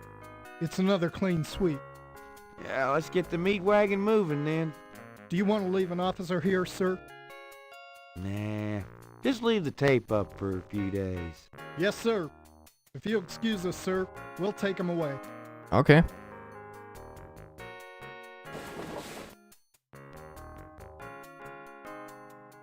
Stick around and take notes for the book if you want. Watch out for the muck in the water moccasins, though. I'll be back at the station. Stop by if you want to go over the case some more. Alles klar. Otte, mach's gut. Schön, dass du da warst und danke für dein Däumchen. Die zwei aus dem britischen TV mit Roger Moore und Bill Cans. Stimmt, das heißt es nicht der eine, der junge Inspektor Mosley oder so? Gibt's da nicht eine Serie, die so heißt, Matthias? So, wir können jetzt hier ermitteln. Er hat uns jetzt Zugang gegeben. Im Gegenzug soll er natürlich im Buch erscheinen, der Detective Mosley. Deswegen gibt er uns ja immer wieder Informationen. Das werden wir natürlich auch tun, aber jetzt müssen wir erstmal ermitteln als Schriftsteller, was hier passiert ist. So, wir haben hier eine Skizze, sehe ich. Oder irgendwas. Sieht aus wie Gekrakel. Gucken wir uns mal an. There seems to be a pattern to the lines in the sand. But if there is a pattern, it's smeared. There's only one small area that's clearly defined.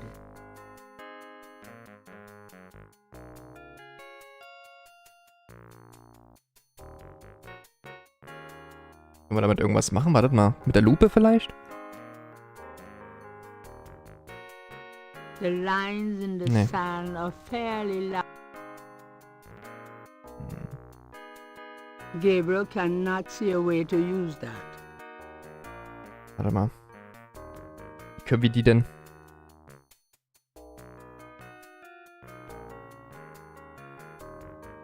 Gabriel can't take the... Muss davon bestimmt Fotos machen oder so. Warte mal.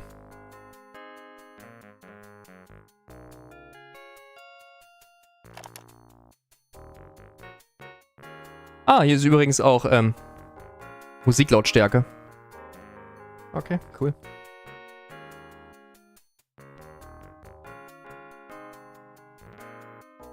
Das Blut. Oh, damn the spot. Will these pristine banks ne'er be cleaned again? Gabriel does not particularly want to mess with the bloody sand. Können wir den mit der Lupe untersuchen?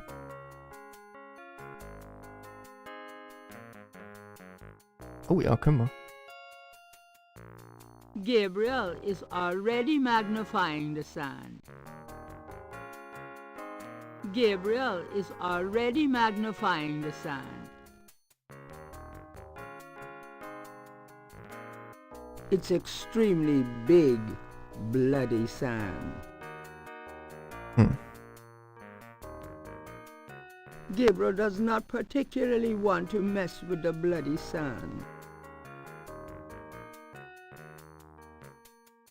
Gabriel cannot walk there. Warte mal, können wir mit der Pinzette jetzt so vielleicht? The police have already taken samples of the blood. Mosley will be able to tell Gabriel if there's anything significant about it. The police have already taken samples of the blood.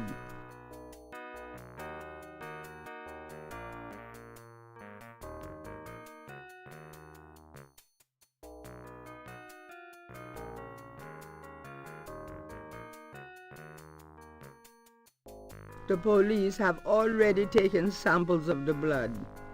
Mosley will be able to tell Gabriel if there's anything significant about it. Also ich sehe eindeutig Blut. Das seht ihr auch.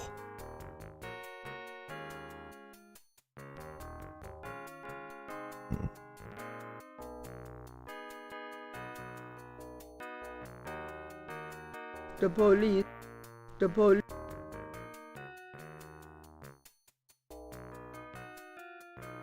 Zu sehen ist hier aber nichts. Seht ihr irgendwas Verdächtiges? The police have... The police have... The police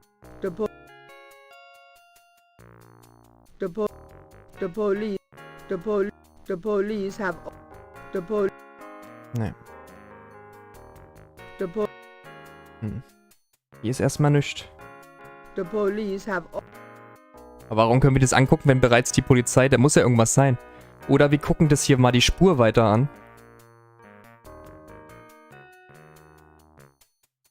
There's nothing worth magnifying in that particular location. There's nothing worth magnifying in that particular location. Hier? There's nothing... The line... Ah, da. Da hinten anscheinend. It's extremely big sand. Warte mal, wir nehmen es mal mit der Pinzette. There doesn't seem to be anything unusual there that would call for using tweezers. There doesn't... Auch nix. Hier muss irgendwas sein, was wir... An dem Tatort ist bestimmt irgendwas.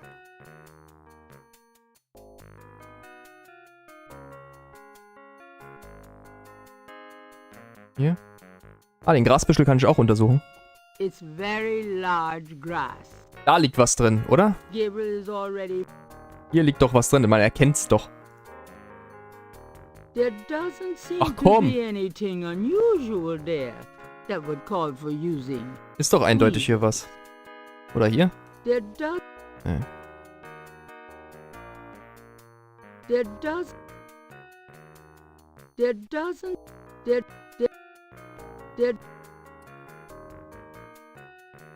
Vielleicht hier der Blutfleck? Hier, so weiter abseits?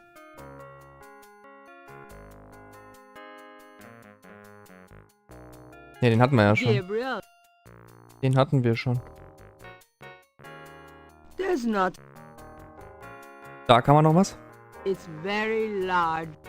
Gabriel... Ja. Vielleicht Richtung Strand? There's not... Gabriel does... The lake is polluted enough already. Hier, das Weiße anscheinend.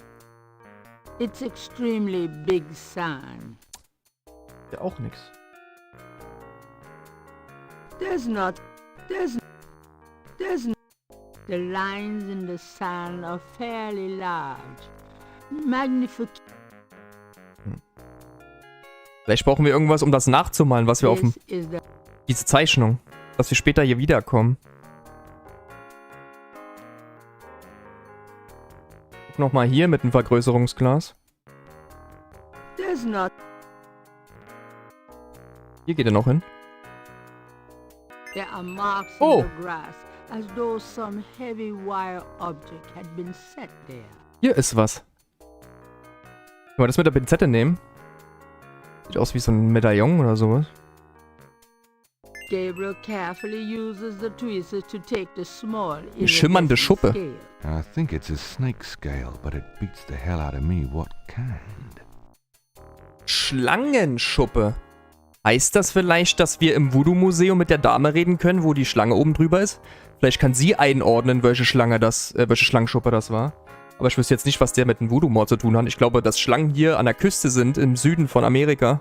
Oder im Süden der USA, ist nichts Ungewöhnliches, oder? Wir müssen ja irgendwie... Muss ja irgendwie Verbindung zum Mord haben. Warte mal, wir gucken das Ding mal an. Gabriel magnifies the scale from the lake. The iridescent scale is brilliantly hued with greens and purples. So, Schlangen. Ich schreibe jetzt auf Schlangenschuppe. Am Tatort gefunden. Mhm. So. Gibt's hier noch irgendwas?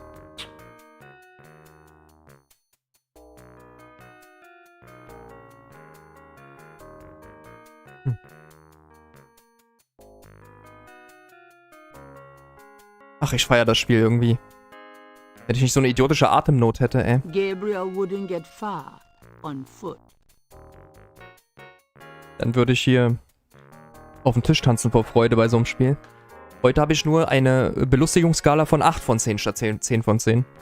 Wegen diesen scheiß Atemnot. Ich hoffe, dass was Buff-Morder gesagt hat und die anderen, dass es nach ein paar Tagen weg ist. Es bewahrheitet sich, weil das nervt richtig ab. Boah.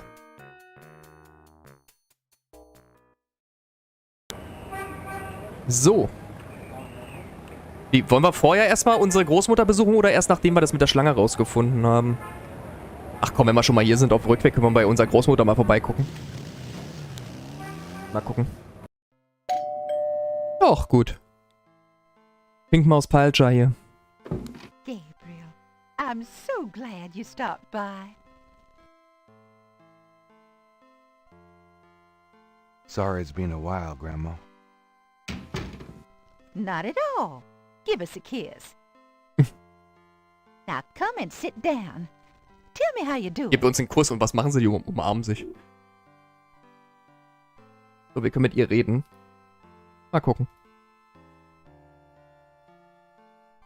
Ja, so Seitenstechen, ja, genau, beim Ein- und Ausatmen und... Genau, ja, so würde ich es betitulieren. Nervt voll. So eine Mischung aus Seitenstechen und Nerv eingeklemmt. So ungefähr ist der Schmerz einzuordnen. Immer beim Ein- und Ausatmen. Oder mehr beim Einatmen. Can we talk, Gran? Of course, my boy. How can I help? Diese Arme von ihr, wenn die redet, das erinnert mich voll an diesen Monkey Island, diesen Bootshändler. Wie heißt denn der nochmal? Mit dem karierten Hemd. Der hat auch immer mit den Armen rumgefuchtelt. Wie ist er denn nochmal? Die Legende. Die wir am Retro-Sonntag kennengelernt haben. Bei Monkey Island 1, 2. 1 und 2. War das Nee, Murphy war der Totenkopf. Wie ist er denn nochmal? Louis? Louis, der Bootsverkäufer? Oder wie hieß der? Ich weiß es nicht mehr. Genau, Jack. So. Wir machen unserer Großmutter mal ein Kompliment, dass sie sich gut gehalten hat oder so, keine Ahnung. You know, you get prettier every time I see you. Oh, you.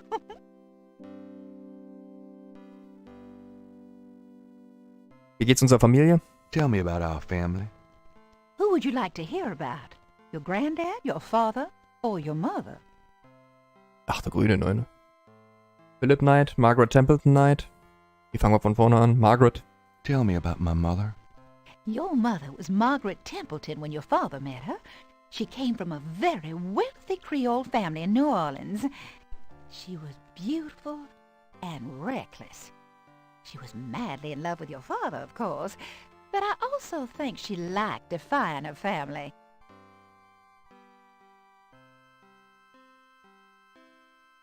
Mhm. Margaret Templeton Knight. Tell me about my mother. Your mother's family refused to give her money after the marriage. All she had left was a modest trust fund from her great aunt, who happened to like Philip. The remainder of your mother's trust fund became yours when she died. That's what you used to open your bookshop. Oh, warte nochmal. Tell me about my mother. The Templetons are all gone now. Every last one of them. They never wanted anything to do with us, of course. What a waste. Und Philipp? Tell me about my father. Your father was my only child. How we adored him. Philip suffered from terrible nightmares, just like your granddad did. They were 2 peas in a pod. Okay, ich habe jetzt aufgeschrieben, Philipp und Margaret sind unsere Eltern. Sehr verliebt.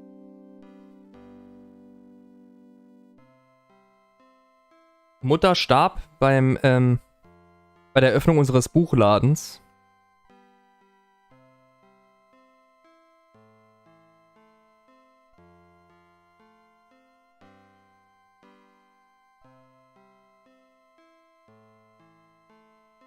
Harrison, Knight. Tell me something about Granddad. Your granddad immigrated to America when he was 21. He worked his way through school, met and married me, and we had your father, Philip. Since you're so interested in family history these days, why don't you go by St. Louis Cemetery No. 1 and visit the family tomb? It would be a sweet gesture. Maybe I will. Opa mit 21 in die USA.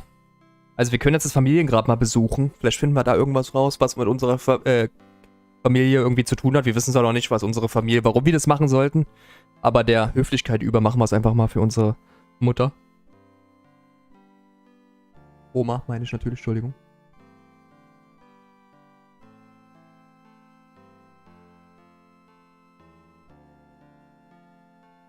Ja, na gut, ist von 1993, Matthias.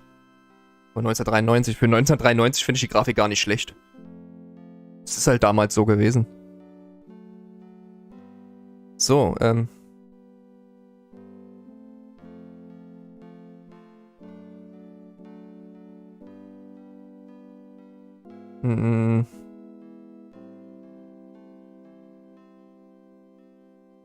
Jetzt kann sie sehr schnell über sich selbst erzählen. Tell me about yourself. Me? Oh, surely you have something more interesting to talk about. Oh, come on, Gran. All right, dear. What do you want to hear? Boah, jetzt geht's. Was machst du so den ganzen Tag? What do you do all day? You know how I love to knit and work in my garden? I also take long walks. It's the only way to keep an old body like mine from stiffening up. Oh, die geht viel spazieren. Oh, don't be foolish. I'm older than the hills. Wie fühlst du dich in letzter Zeit? Erzähl mir einfach irgendwas. Was hast du? Wie hast du Großvater kennengelernt? Tell me how you met Granddaddy. I met Harrison at a church revival. There was a traveling preacher back then, a big fella named Reverend Jim. I even remember his slogan, "Come to me to find your way." Your granddad was sitting right behind me and my girlfriend Alma, and at one point, old Reverend Jim was flinging his hair around with his fire and brimstone at Typischen Rentnergespräche hier. One of those small add-on dues for men went flying off. I swear, Harrison and I were the only ones that noticed. We both started laughing to beat the band. Everyone looked at us like we were a couple of loonies. It was then I knew that he was for me.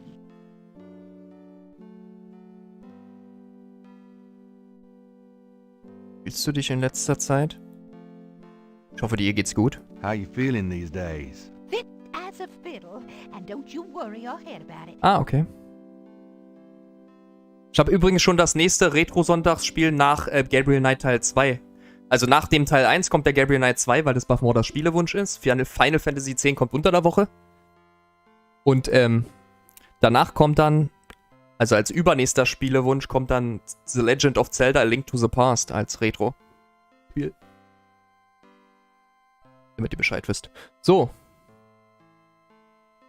Erzähl mir von der Zeit, bevor du Großvater kennengelernt hast. Tell me about before you met Granddaddy. Well, you know I was born Rebecca Wright. My daddy owned a lot of land outside of town. We grew peas, corn, cotton, all kinds of things. It was a good childhood, but my father was very strict. He didn't much let me out of his sight. Okay. Und was hast du noch so zu erzählen? Just tell me anything Ich at habe jetzt auch all. aufgeschrieben, dass die Oma Rebecca, also dass unsere Oma früher Rebecca Wright hieß. The doctors told me I couldn't have any more after him, so I'm afraid I spoiled him rotten. Okay. Mach's gut, Omi. Oh, nothing, never mind. All right, dear. Kennst du dich mit Schlangen aus? Do you know anything about snakes? Snakes? What kind of snakes, dear? I don't know. Local kinds? Well, we used to get cottonmouths in the park when I was a girl, but I haven't heard of one being sighted for years. Milk snakes and garter snakes are also around these parts, but they can't hurt you. Thanks, Grant. Es gibt aber auch noch eine im Voodoo-Museum, die ist sehr gefährlich. Was heißt Gabriel Do you have any idea what Gabriel means? Something without something, I think. My French is so rusty. I swear my mind is going. It's okay, thanks.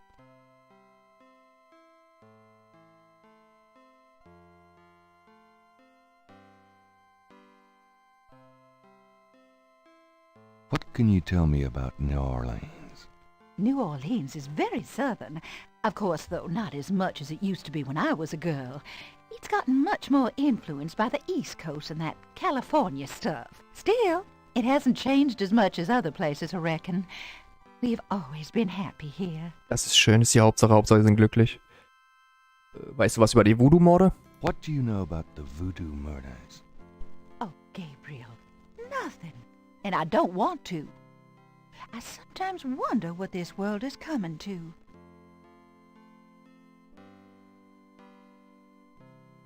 Über Voodoo insgesamt? What can you tell me about voodoo? Voodoo? What an odd question, Gabriel. Of course, you always were interested in monster movies and all that other weird stuff. You get that from your father and granddad. I don't know anything about it, dear. Of course, it was very big in New Orleans at one time, but you don't hear about it so much these days. Too much else in the world to worry about, I guess. Ich glaube, mehr kriegen wir aus ihr nicht heraus. Machen wir ihr noch ein Kompliment. Have you baked any of your incredible molasses pies lately? No, dear. But you let me know when you want some, and I'll whip up half a dozen. Was haben wir eigentlich für eine komische Narbe hier? Habt ihr das schon mal gesehen? Das ist Schatten. Komisch aus. Okay, können wir hier irgendwas nehmen von unserer Oma heimlich mit? Warte mal, wir zeigen ihr mal diese Schuppe. Does this mean anything to you, Gran? Sorry, no, Gabriel. Okay.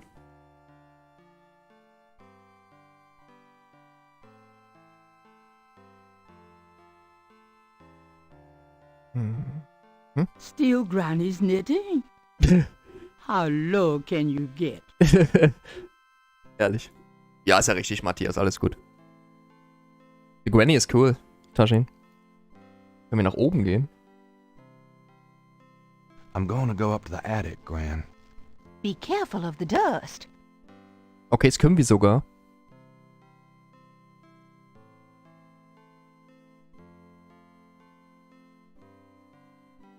Okay. Guck. There's a sketchbook on the chair that Gabriel vaguely remembers as his father's. Können wir das nehmen? I think Jawohl. I'll take Daddy's sketchbook with me. Vaters Skizzenbuch, können wir das angucken? Gabriel looks fondly at his father's Da kann ich doch sketchbook. bestimmt die Zeichnung von dem Tatort draufschreiben. Drauf reinzeichnen in dieses Skizzenbuch. Gabriel looks fondly at his father's sketchbook and charcoal pencil. Das wäre doch optimal. Was ist hier? An elaborate mechanical clock, probably of German origin, is among the discarded treasures of the attic. It doesn't seem to be running at the moment. Können wir die mitnehmen? Gabriel doesn't want to take the clock. Okay, können wir die irgendwie aufziehen?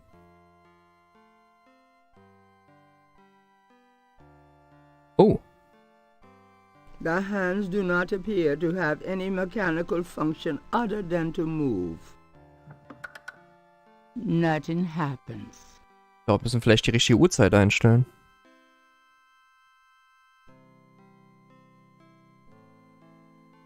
The face of the clock doesn't move. Ah. Wir brauchen jetzt noch eine richtige Uhrzeit, Leute. Dann können wir hier an der Uhr anscheinend was machen. Mhm. Jetzt vielleicht? Nothing happens. Okay. Sehr schön, Waffenmörder. Da kann der Troll nichts mehr einreisen. Oder sehr, sehr spät erst. Guck mal, ob wir das neueste Schiff auch schon bauen können. Wir hatten doch nichts, mein Blinky immer. Das ist immer herrlich, ey. Ist ja schon nach der Wende hier, 3 Jahre danach. Sag mal, sind das Blutspritzer hier am Ofen? Hat die Oma hier irgendwie eigentlich ein Hexenhäuschen oder was? Sieht auch voll aus wie Blutspritzer hier. Die Legende der dunklen Oma. Grandmother Knight rarely uses the fireplace these days. Too much of a hassle to clean. Hm. Hier ist irgendwas zum Lesen, oder? Mostly pictures of Gabriel, his dad, and Harrison Knight.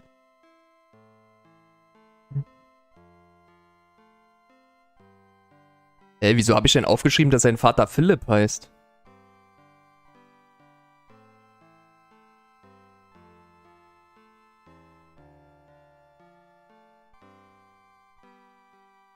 Seine Oma heißt Rebecca. Seine Mutter hieß Margaret. Die ist ja gestorben bei der Eröffnung von dem Buchladen. Aber ich habe seinen Vater Philipp. Aber anscheinend hieß der ja... Wie? Harrison Knight. Wartet mal, das muss schon mal nach... da muss ich noch mal ran.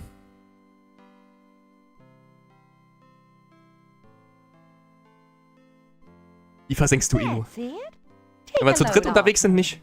Geil, Jason waren die. Geil. Of course, my boy. How can I help? Das ist so richtiges Retro-Sonntags-Feeling, finde ich. So richtig krasses Retro-Sonntags-Feeling. So, wie waren das jetzt nochmal? Wer waren jetzt Harrison Knight? So, jetzt. Tell me something about Granddad. Da steht's doch. Your granddad immigrated to America when he was 21. Harrison Knight ist Opa, nicht Vater. Und der Philipp ist der Vater. Vielleicht hat sie auch, vielleicht ist es aus ihrer Perspektive. Warte mal, vielleicht habe ich das nur falsch erkannt. Mostly pictures of Gabriel, his dad, and Harrison Knight.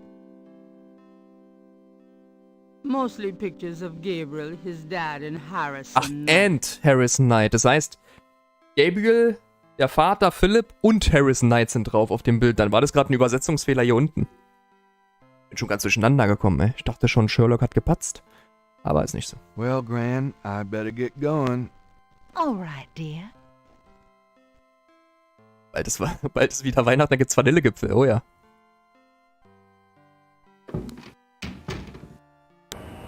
So. Wir gehen jetzt erstmal zurück zum Tatort und schreiben dort uns ins Skizzenbuch die Skizzen auf, die wir geskizzt haben hier. Ins Skizzenbuch dieser Skizze, die hier am Tatort zu finden ist. Geht das? Sehr schön. Let me try to get this down. Ja, okay. Kann ich das auch abhaken, diese Zeichnung? Wie sieht denn die aus? Kann man die angucken? Hier. The partial pattern from the crime scenes intrigues Gabriel. What does it mean? Wer könnte sich denn damit auskennen? Voodoo-Museum vielleicht, wenn es ein Voodoo-Zeichen ist. Gut. Haben wir erstmal alles gefunden. Ich denke mal, wir gehen mal zurück zu Inspektor Mosley. Und sagen ihm mal ein bisschen und reden mal ein bisschen mit ihm.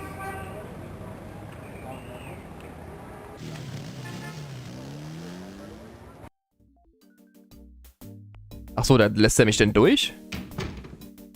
Prinz Günther hier, oder was? Okay, die sind alle vom Tatort wiedergekommen. Das heißt, jetzt ist hier mehr Betrieb drin. Kann ich jetzt rein? Got a second, officer? What can I do you for? I'm here to see Detective Mosley. He's in his office. Go on back. Ah, okay, er lässt mich jetzt rein. Dankeschön.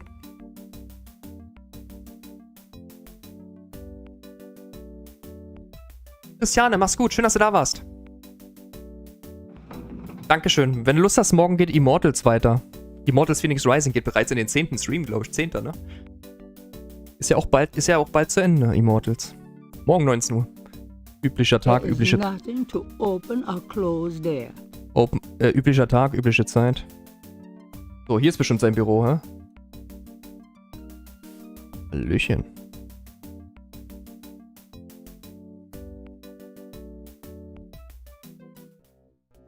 Ach du Grüne, Leute, wie sieht's denn bei dem aus? Columbo 2.0 hier. It's you, God help me. Columbo 2.0 hier, guckt euch das an. Größer Gott, ey. Can I ask you about some stuff? You're the writer. Ask away. Erstmal, was weißt du über Voodoo überhaupt? What can you tell me about voodoo? There's voodoo that goes on in this city, sure. I looked into it a bit at the beginning of this case. But the voodoo stuff found at the crime scenes is all faked. It doesn't have anything to do with the real stuff. I know. I asked some experts. It's intimidation tactics, that's all. Okay, er denkt, dass das nichts mit dem Voodoo zu tun hat und dass diese Voodoo-Zeichen nur als Alibi dahin gemacht wurden, um die Spuren zu verwischen, was wirklich dahinter steckt. Detective Mosley bezweifelt Voodoo. Wie heißt denn das? Wenn man den Grund eines Verbrechens, wie heißt denn das? Voodoo? Wie heißt denn das, wenn es ein Grund vom Verbrechen... heute stehe ich ja auf dem Schlauch. Mit meiner Mimik, mit meinem Vokabular.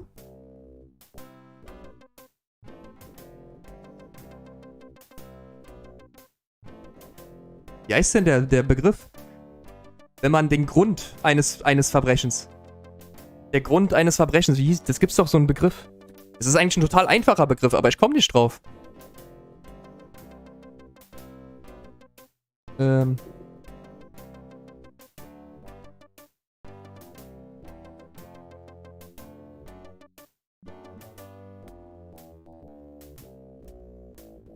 Wie fällt der Name?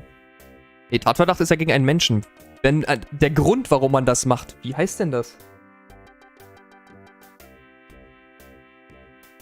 Motiv, genau. Motiv, danke. Das Wort ist mir nicht eingefallen. Habt ihr sowas schon mal gehabt? Die einfachsten Dinge fallen einem nicht ein.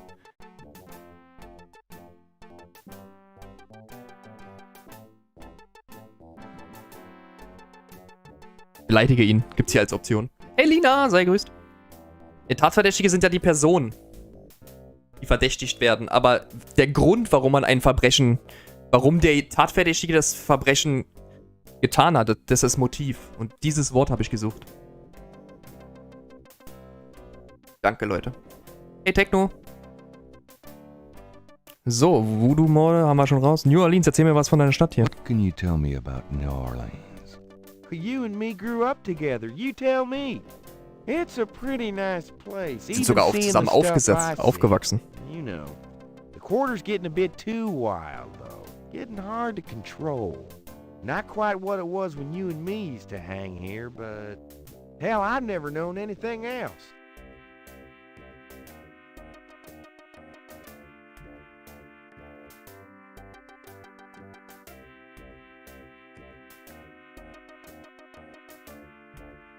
Also die beiden sind sogar zusammen aufgewachsen. Ja, genau, Japan. Und willkommen zurück.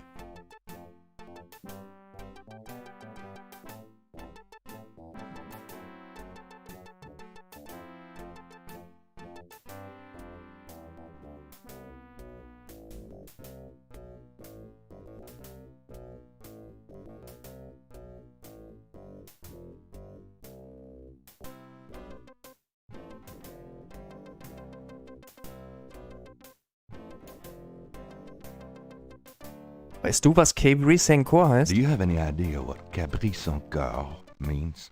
Hell no. Is that French? My mother spoke it, but I always had a hard enough time just speaking English.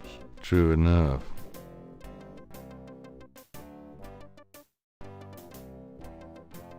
Was weißt du über Schlangen? Do you know anything about snakes?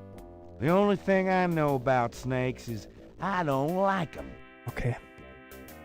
Und wie sieht der Stand der Ermittlungen aus? What's the status on the Voodoo-Murders case? It's going. Can't seem to make any progress, though. Sluggish damn case. It's weird. Also die kommen sehr langsam voran. Kann ich einen Kaffee haben? How about getting me some coffee? Coffee? You want coffee? Should that surprise you? Nah, you've always been a caffeine addict. It's just that what we got here hardly qualifies. So, I'm desperate. It's your stomach. I'll get you some when we're done talking. That long? Geht nur knuddeln erstmal noch. Drücken kommt wieder rein. Aber es gibt auch neu Ausrufezeichen Skandal. Das wisst ihr ja, ne? Also wenn ein Skandal passiert, einfach, wenn irgendwas Skandalöses passiert, technisch oder im Spiel oder irgendwas, einfach Ausrufezeichen Skandal. Das können aber nur die Mods, damit das nicht missbraucht wird. Okay, wir können ihn immer mit Kaffee weglocken. Das heißt, wir könnten uns so lange hier umgucken. Gabriel would prefer to touch as little of Mosley's stuff. Da ist er ja schon wieder. Here, drink it. Dankeschön für den Kaffee. Wir können ihn mit dem Kaffee immer rauslocken. Thanks. Mosley was one of those beefy guys in his youth. Now he's getting lumpy. The badge in his front coat pocket Willkommen is zurück, set Blinky. off particularly well by the gold polyester of his jacket.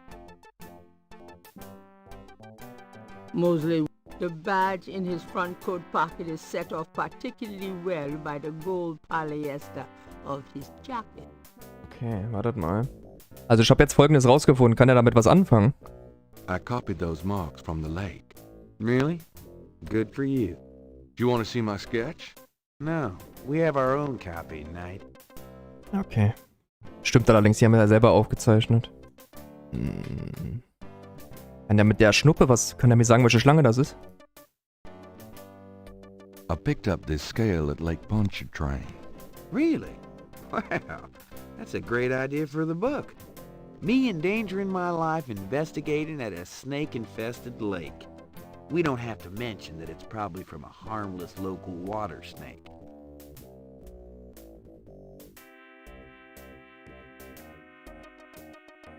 Putting this.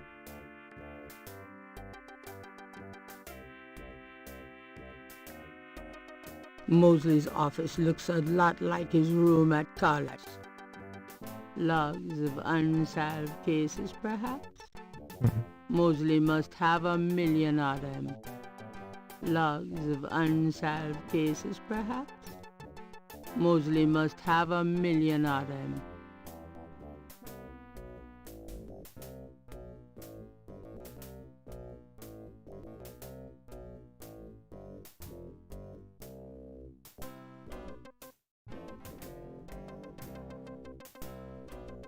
Mosley's bookcase holds old magazines and binders. Ja, kein Ding, Lina, alles gut. Wissen wir ja alle, ne? Also viele. Ich muss ja auch in die Uni. So, wartet mal, wir reden mal mit ihm nochmal. Haben wir alle Fragen gestellt? Also wir können ihn mit Kaffee immer rauslocken. Weiß bloß nicht, was wir hier holen können. Oder müssen. Das wissen wir noch nicht. Aber wir können das schon mal machen, das ist schon mal gut. Und wir können ihn immer wieder nach Kaffee fragen. Wartet mal. Die Fotos, die er uns geschickt hat. I got those photographs you left for me. Really? Great. What'd you think? Astonishingly lifelike. Yeah, that's what I thought. Got any more ideas for photos for the book? Ein Bulle-Autor-Foto wäre sicher nett. A cop author photo might be nice. Mit uns beiden anscheinend. You and me? Together? Why not? Of course, you'll have to try to tone down your masculinity. Well, okay. I'll call the police photographer. Cool. Okay.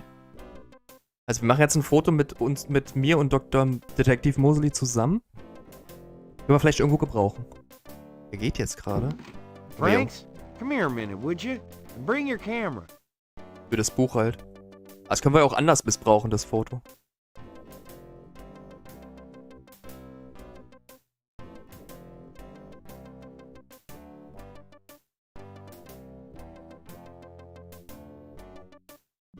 What did you need, Detective Mosley? We need a picture, please. And make it a good one, huh, sweetheart?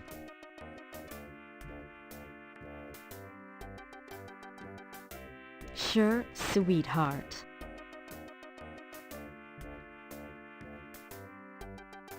Say, chintzy. Was there anything else, Knight?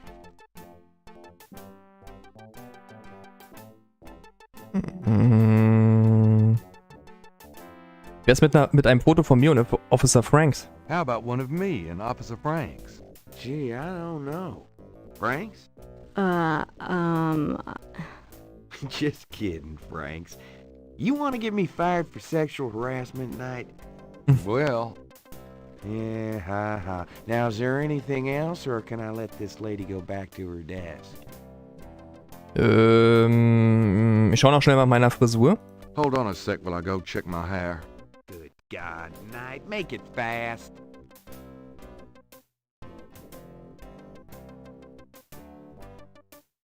Okay.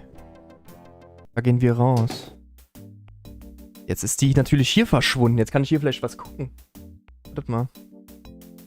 It's an inbox. There is nothing to operate there. Können wir irgendwas nehmen hier? That doesn't seem to... Können wir hier vielleicht den PC benutzen? Gabriel wouldn't want to mess with somebody else's desk. Nee. Aber wir könnten jetzt hier vielleicht umändern. Warte mal. The control box is in a locked cage and can't be operated.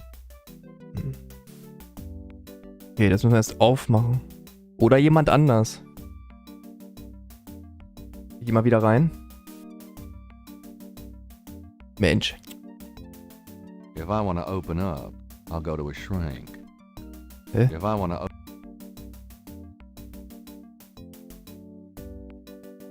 Das hab ich jetzt nicht verstanden. Na, geh rein da.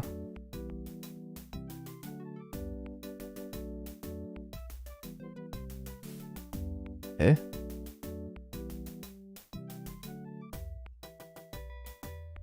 Ah, jetzt.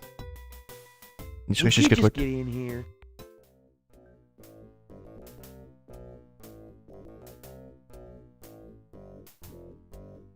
Hurry up, would you? Okay, ready. Thanks, hon. Let me know when you got it developed. The photos, that is. Yeah, sure.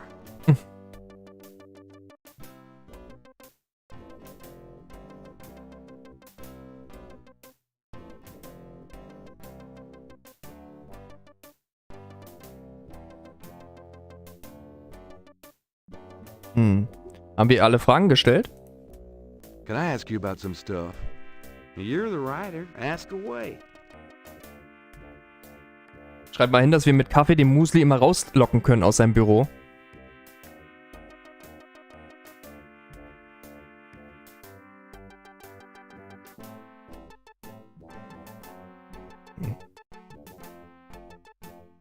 Kaffee haben wir, Fotos haben wir. Muster um die Körper, dürfen wir mal fragen? Do you know anything about the patterns around the bodies?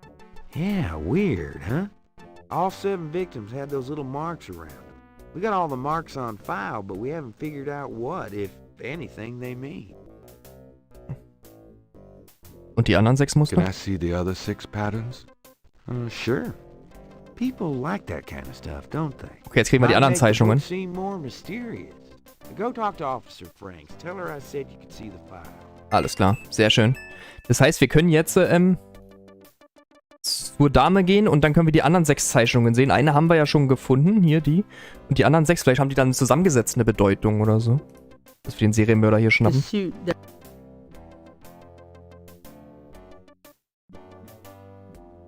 So, wir können immer mit... Mensch, wir können immer hier ihn mit Kaffee rauslocken.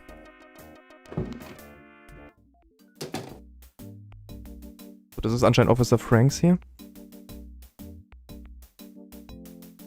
Can I ask you a few questions, ma'am? I'm sorry, sir, but I really have to finish these reports.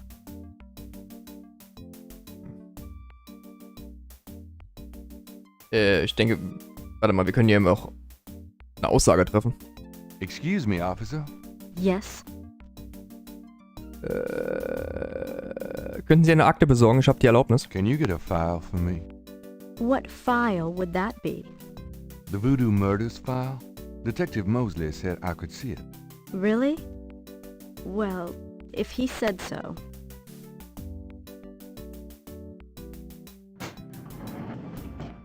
Sehr schön. There it is. You can look at it all you want, but don't leave this area with it, okay?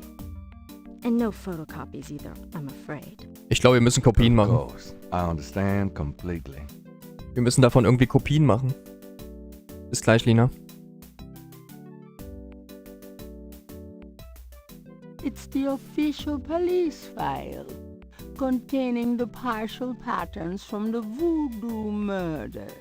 The folder is marked with the warning, not to leave the police station. Können wir es öffnen? Hier. Okay. Das sind die 6 Muster. Und dann haben wir das 7. noch. Können wir das irgendwie zusammensetzen? The police file contains partial patterns from the first 6 Voodoo murders. Scheiße. Warte mal, können wir das da reinmachen? Those 2 objects would have... Okay, wir müssen also Kopien machen, damit wir damit rauskommen. Aber ich darf keine Kopien machen, sprich, die dürfen das nicht sehen, dass ich welche mache. Kann ich vielleicht noch einmal um ein Foto bitten und dann rausgehen, dass ich meine Haare richte und dann den Kopierer? Das hatten wir doch vorhin gehabt. Da wusste ich bloß nicht, was wir hier machen sollen.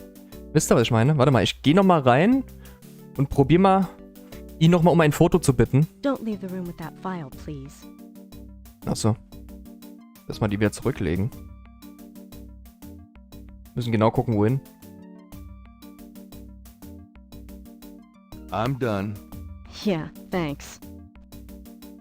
So, jetzt gehen wir rein. Warum ist denn jetzt hier so schnelle Geschwindigkeit? Ah, jetzt nicht mehr. So. Can I ask you about some stuff? You're the writer. Ask away. Ich hätte gern Fotos. I got those photographs you left for me. So you said. Did you think of any other shots for the book? Lass uns noch eins machen. Let's take another cop off the shop. What for? I don't think we got your best side. Really? Okay. I'll have Franks come in again.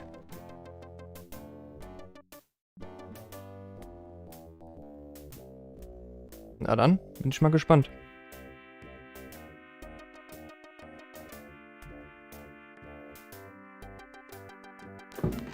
Franks, come back in here with that camera. So, jetzt werde ich darum bitten, dass ich mit Franks ein Foto und dann will ich meine Haare richten. Dann bin ich draußen und ich kann dann heimlich die Akte hoffentlich kopieren.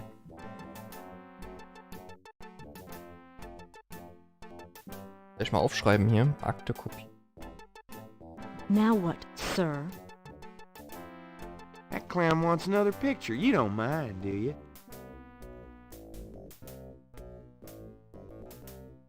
Schaut ihr noch das Spiel, Leute? Of course not. Oder nicht so? What else could I possibly have to do?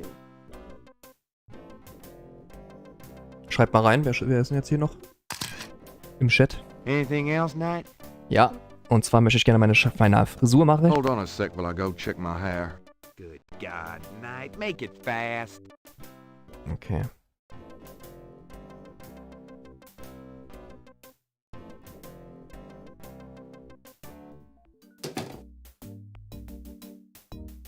So, jetzt schnell die Akte nehmen. Let me see that file again. Und jetzt schnell. Zack. Just want to check this machine here.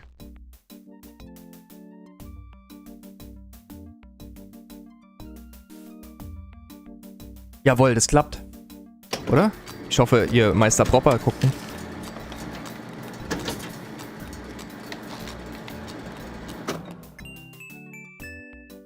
Sehr schön, wir haben eine Kopie. Wunderbar. Das heißt, wir können die jetzt zurücklegen. Und haben unser To-Do jetzt hier in dem Raum erreicht. Aber ich kann auch den Detektiv mit Kaffee rauslocken aus dem Büro.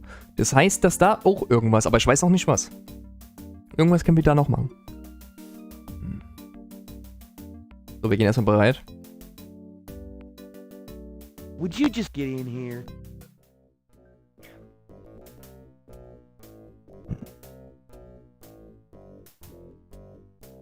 Hurry up, would you? Okay, ready. Das ist schön. Thanks, hon. Let me know when you got it developed. The photos, that is. Yeah, sure. Sehr schön. So, jetzt haben wir die 7 Zeichnungen von den 7 Morden. Pro Mord war eine Zeichnung. Wir haben jetzt alle 7 und könnten damit weiter ermitteln. Obwohl wir Schriftsteller sind, machen wir mehr Arbeit als die Polizei. Die darf es noch nicht mal rauskriegen. Warte mal, ich gehe mal. Wer könnte denn darüber Bescheid wissen? Vielleicht hier die Doktor... Vielleicht unsere Sekretärin? Oder jemand in der Kirche? Weiß nicht, ob das kirchliche... Gabriel has a photo. Sieht mir so Satan oder astrologisch aus.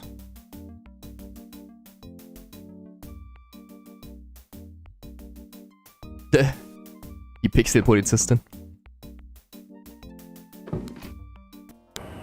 So. Wer könnte denn darüber Bescheid wissen? Vielleicht jemand im Voodoo-Museum. Vielleicht jemand im Voodoo-Museum kennt sich mit diesen Zeichnungen und mit dieser Schuppe aus. Weil die haben ja eine Schlange da oben sitzen. Hi. Look around all you want. Ja, Okay, thanks. Kann ich jetzt den Ventilator benutzen? Gabriel has no... Nee. Schade. So, wir fragen sie mal mit der Schuppe. Wir müssen bestimmt warten, bis der Besitzer da ist, weil der gehört bestimmt auch die Schlange hier.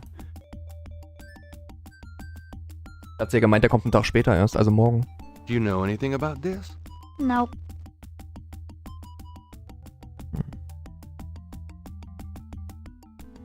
Sehr gesprächig.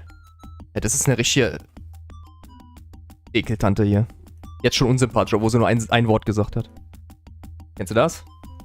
Do you know anything about this? Nope. Komm. Mit du.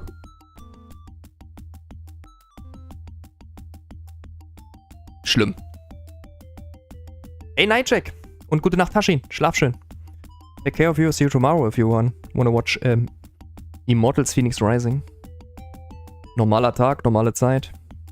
Montags 19 Uhr. Wie üblich. So.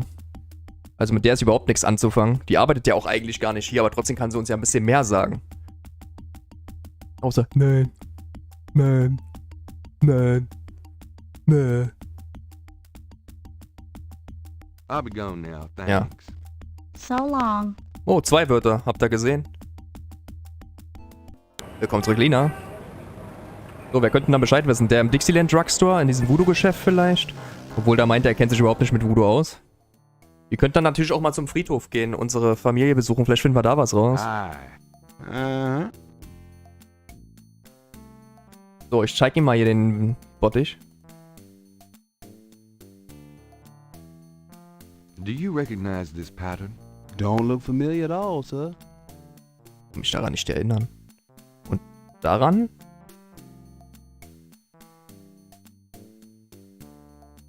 Do you recognize this pattern?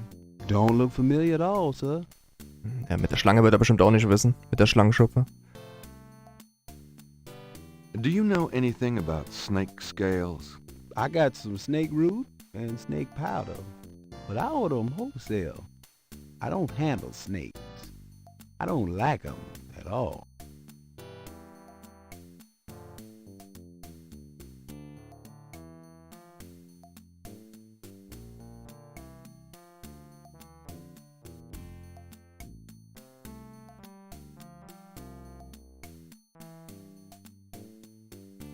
Also mit dem ist auch nichts anzufangen. Dann gehen wir mal weiter. Wer könnte sich denn damit auskennen? Wir fahren erstmal zum Friedhof und besuchen unsere toten Familienmitglieder. Vielleicht finden wir am Friedhof irgendwas raus.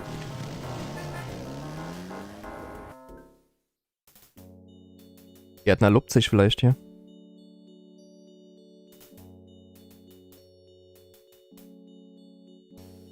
Hello there, got a sec? You got something to say, son? Mind if I pick your brain a minute? Go ahead. Go ahead. Ain't in no hurry. Oh, Alter, die Stimmen, ey. Irgendwie cool gemacht. Was weißt denn du über Voodoo? What can you tell me about voodoo? They say it was part of an old religion from Africa. Ja, das weiß ich ja schon. By slaves. Das weiß ich ja schon. Und die Voodoo-Morde? What do you know about the voodoo murders? Ain't it just awful, them finding those bodies with voodoo things around them? I don't think there's any real voodoo going on. Somebody's trying to cover their tracks is all.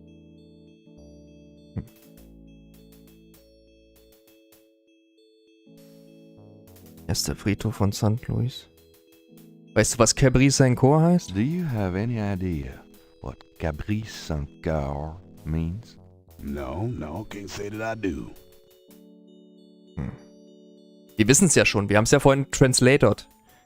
Ging 1993 nicht. Ich glaube, da war man bis zum Schluss im Dunkeln. Es sei denn, man war selbst Franzose oder hat irgendwie Französisch gelernt. Man ist bis zum Schluss im Dunkeln, was Cabri Saint-Cor heißt. Wir haben es jetzt durch den Google Translator schnell rausgefunden. Und zwar heißt das Ziege ohne Hörner. Das hat uns ja dieser eine Dixieland Drugstore Besitzer gesagt, ganz am Anfang vom Spiel. Und hat dann aber so getan, als hätte er es nicht gesagt. Aber er hat es getan. Und daher hat es bestimmt irgendwas zu bedeuten. Früher ist man nur durch Schulhof-Mundpropaganda irgendwie weitergekommen bei solchen Spielen, ne? Oder man hat es irgendwie nach Monaten selber rausgefunden. So. Was weißt du über New Orleans? What can you tell me about New Orleans? Seems like everybody wanna visit New Orleans at least once in their lives. And they love the cemetery tour. I see tourists in here every day of the year.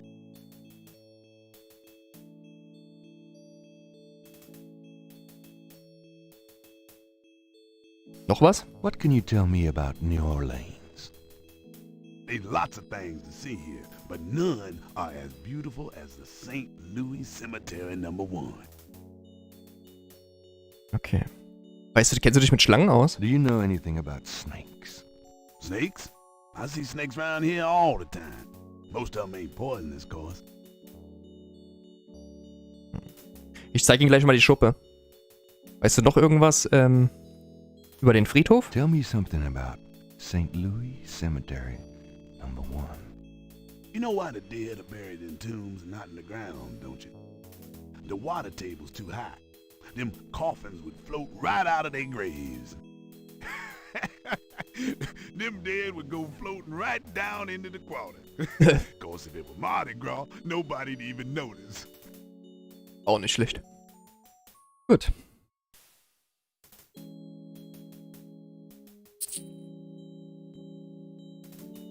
Erzähl mal ein bisschen von dir selbst. Tell me about yourself. My name is Toussaint Gervais. I'm the watchman here at St. Louis No. 1. What exactly do you do here? Oh, I keep the place tidy, cause, but a big part of my job, too, is looking out for the grievers, you know. People come to pay their respects, and they need looking out for. Sometimes they so grief-bound, they don't know what they doing. Okay. Ich schreibe mal als Überschrift St. Louis Cemetery, also hier Friedhof.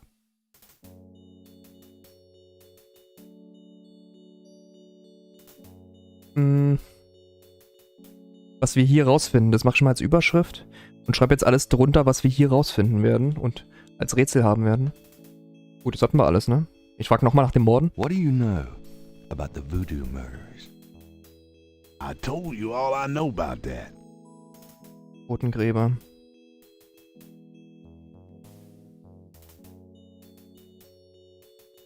Okay. Hier sind irgendwelche Schriftzeichen.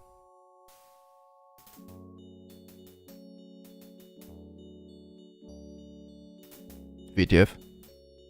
The marks are reddish in color and reminds Gabriel of crosses. They look like they've been here a few days at least. Kann ich das auch in den Skizzenbuch eintragen? Vielleicht hat das eine Bedeutung. Jawohl. I want a copy of these strange marks.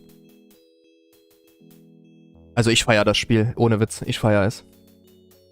Richtig Ermittler, obwohl man eigentlich ein Schriftsteller ist, aber man ermittelt hier richtig Sherlock Holmes-mäßig. Was ist denn das? Typische alte Point-and-Click-Retro-Rätsel. Near the Laveau tomb is a piece of red brick. Undoubtedly a cast-off from spiritual graffiti writers. Okay. Können wir den mitnehmen? Oh, der geht weg. Okay. Gute Nacht, Satan. Schlaf schön. Schön, dass du da warst und danke für dein Däumchen. Und Hallöchen, Dragon King. Sei gegrüßt. Satan, wenn du Lust hast, morgen übliche Zeit, üblicher Tag, 19 Uhr. Immortals Phoenix Rising. Kann man den mitnehmen, den Ziegelstein? Kann man.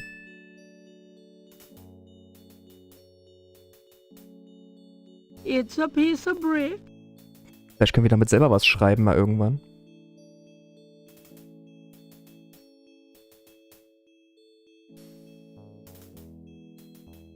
Das? St. Louis Cemetery, number 1, is one of the most historic and beautiful places in the French Quarter. Hm. St. Louis Cemetery, number 1. Oh, Alter, wenn die manchmal redet, da schläft man ein bei dieser Erzählerstimme, aber nur manchmal. Das ist so, als wenn die richtig einen im Kessel hat. Oder irgendwie auf Wolke 7 schwebt und gegen Drachen kämpft. Also, weil sie vollgekifft ist. So hört die sich an. This is the last page of inventory. So. Wartet mal. Food, trinkets, and more unsettling things have been left at Marie Laveau's tomb as offerings from believers. Marie Laveau. Wer ist das denn, Marv? Gucken.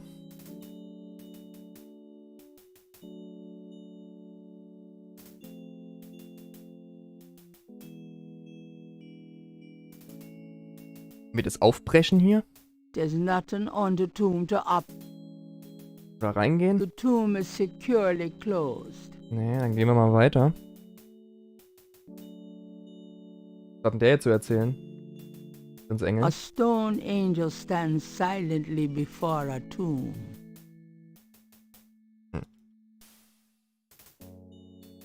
Hast du jetzt schon ein paar Steingebäude gebaut, Babmorda, oder?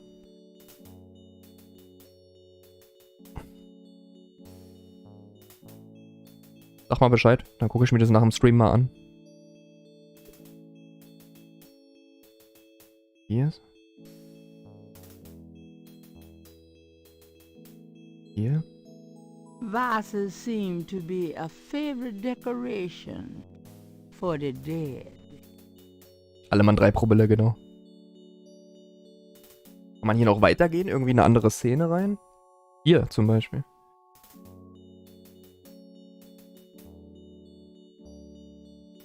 Da ist auch der Totengräber hingegangen, ne? Right, hier, das... Unsere Oma ist auch als Rebecca Wright geboren. Die lebt ja noch, aber es könnte ihr Mann sein, der hier begraben liegt. Mal gucken.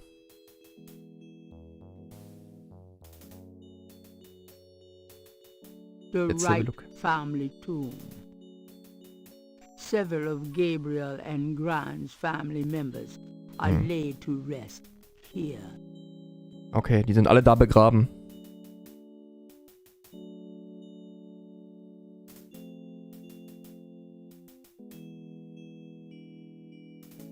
Die sind alle da begraben. The Wright family tomb. Several of Gabriel and Grant's family members are laid to rest here.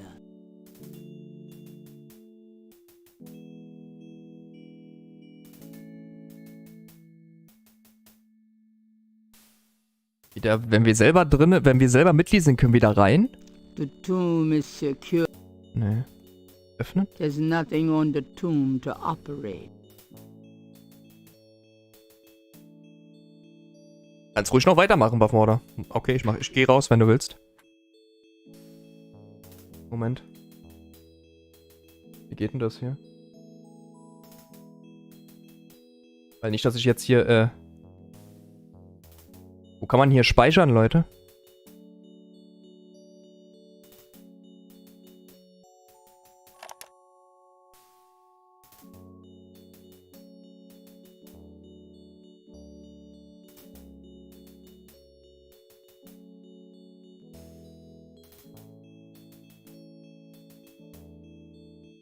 Ah, hier, oder?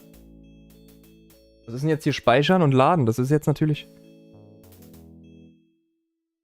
Speichern.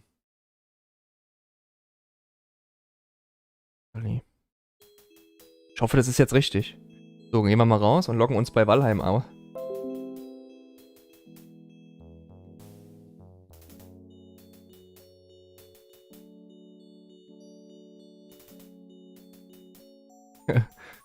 Schön, hier Multistreaming. Mei, mei, oh mei. So.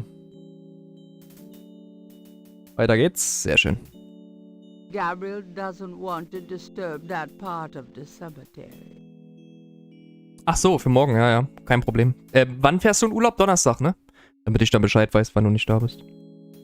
Donnerstag geht's los, ne? So, hier ist unser Familiengrab. Hier haben wir unsere Familienmitglieder, die alle schon tot sind. Also nicht alle sind tot, aber die tot sind, liegen da.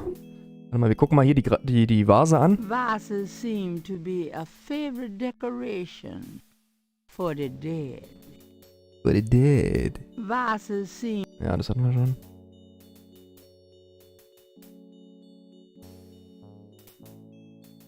This above ground...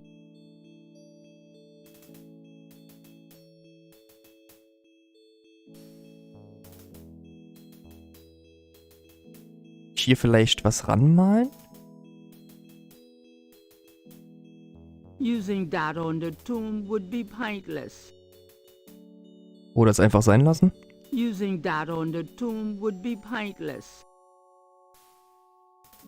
Ich weiß jetzt nicht, ob wir hier was tun können. Warte mal, können wir hier was aufmalen vielleicht? Using that on... Nee.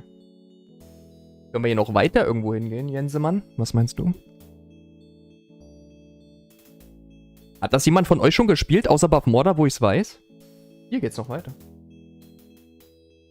Also nicht, ich wollte jetzt nur mal aus reiner Interesse wissen. Ich will ja keine Tipps von euch. Ich will nur so aus reiner Interesse wissen, ob das jemand gespielt hat schon. Hier kann ich rein. Das ist doch offen, oder? Warte mal. The tomb is closed. Achso, das sieht nur so aus. Das sieht nur so aus. Jedi. Wer ist das denn?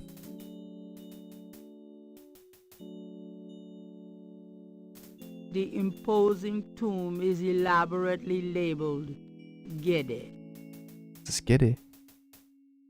An angel draped dramatically over a stone plinth marks the entrance to a large tomb. Da ist was. There's a small marble plate near the tomb doors.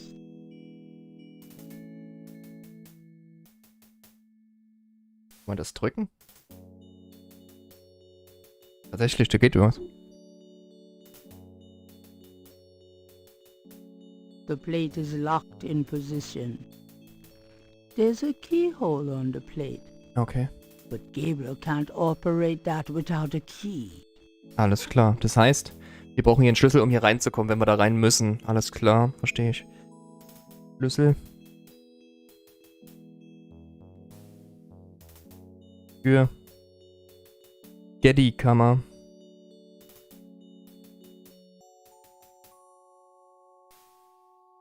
So. Ich finde das Spiel geil in Dragon King, bloß die Stimme ist manchmal ein bisschen nervig, diese Erzählerstimme.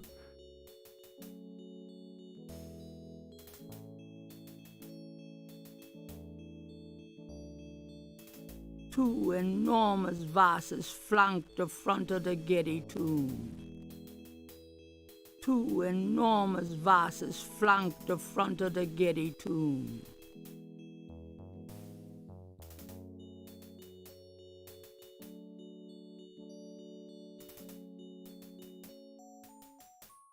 Jack, schlaf gut. Schön, dass du da warst. Danke für dein Däumchen. Einer gespielt sonst.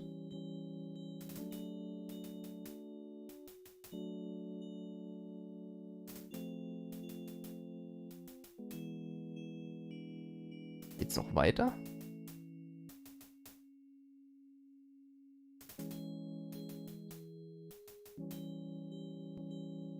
Moment mal.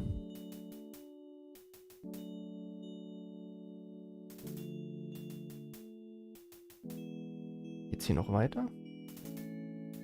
Nee.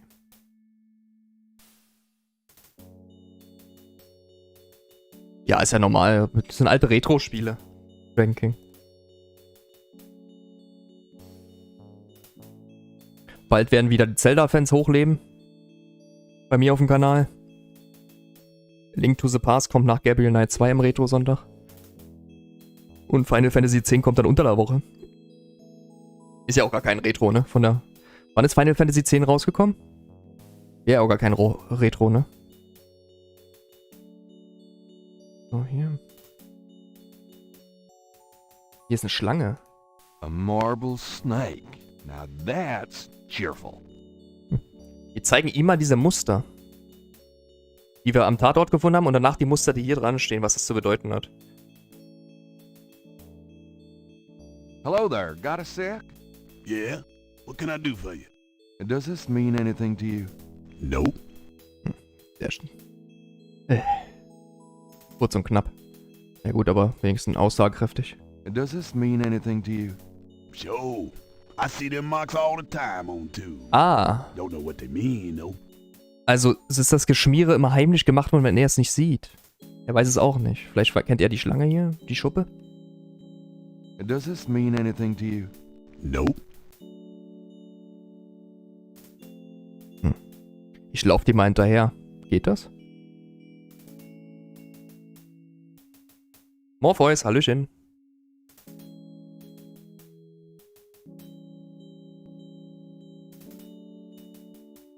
Ja, was heißt bald schon? Ja, bald, ja. Crusader Kings 3 ist das nächste Spiel von den Mitglieder-Spielewünschen und dann Project Eden und Mad Max.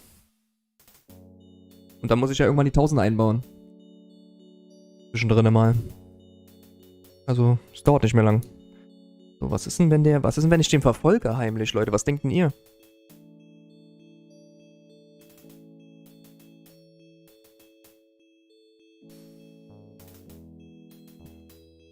...2001. Okay. Danke, Morpheus.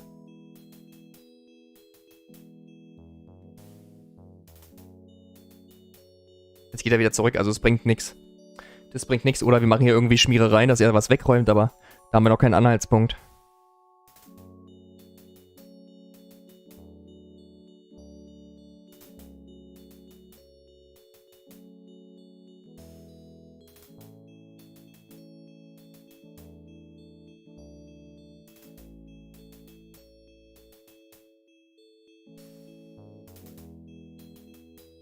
Rote Schmierereien unbekannt, habe ich jetzt auch noch dazu geschrieben. Also hier am Friedhof haben wir viel zu tun, laut meinem Retro-Buch. Aber erstmal gehen wir jetzt woanders hin. Können wir diese Flaschen hier mitnehmen? Nee, ne? No thanks. No thanks. Okay. Ey, Tenso.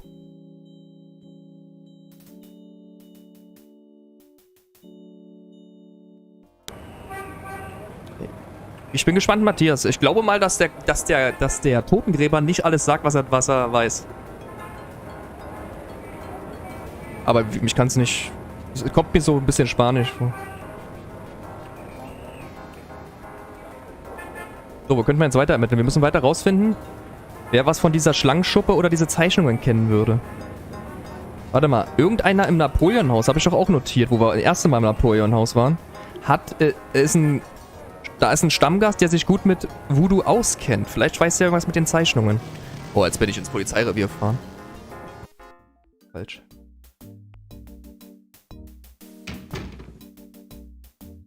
If I want to open up, I'll go to a...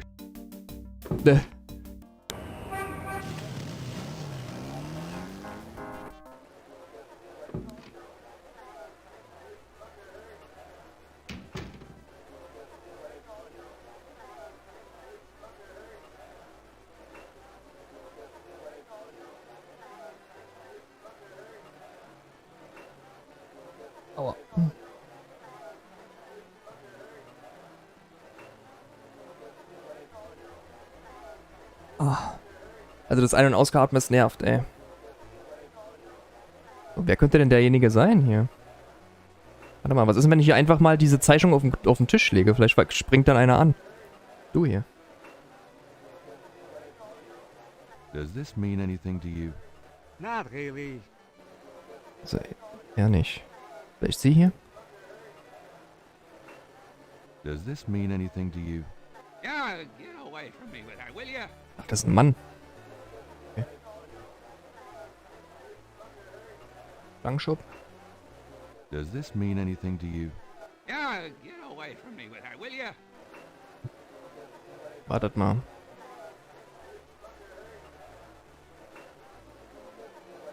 Does this mean anything to you? Can't say that it does. Er hier. Does this mean anything to you? No. Now beat it. Okay. Jetzt sind wir weiter betrunken. Vielleicht die hier hinten, die Verliebten. Nee, habe ich nicht am Retro-Sonntag gebracht. Drinking. Das habe ich unter der Woche gebracht.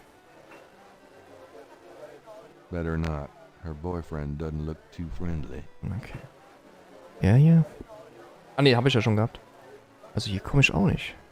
Ich muss den Stammgast noch rausfinden, der hier sich mit Voodoo auskennt. Vielleicht ist der einfach noch nicht da. Kann natürlich auch sein.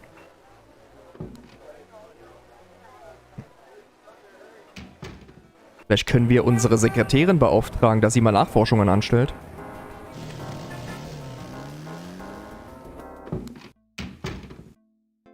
Phew, it's humid out there. Made it back though.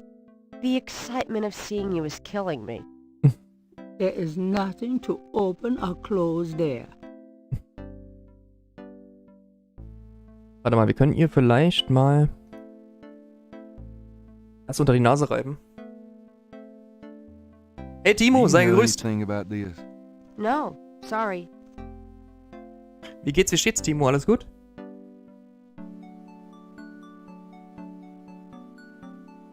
Und mach's gut, Mr. Freeze. Schön, dass du da warst und danke für dein Däumchen. Träumangenehm.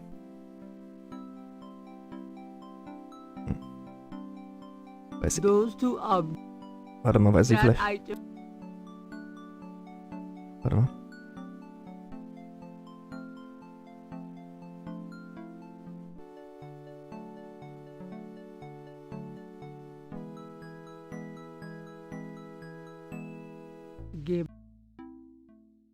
Hm? Do you know anything about this? No, sorry. Scheiße. Wie kommen wir denn jetzt weiter ermitteln, Leute?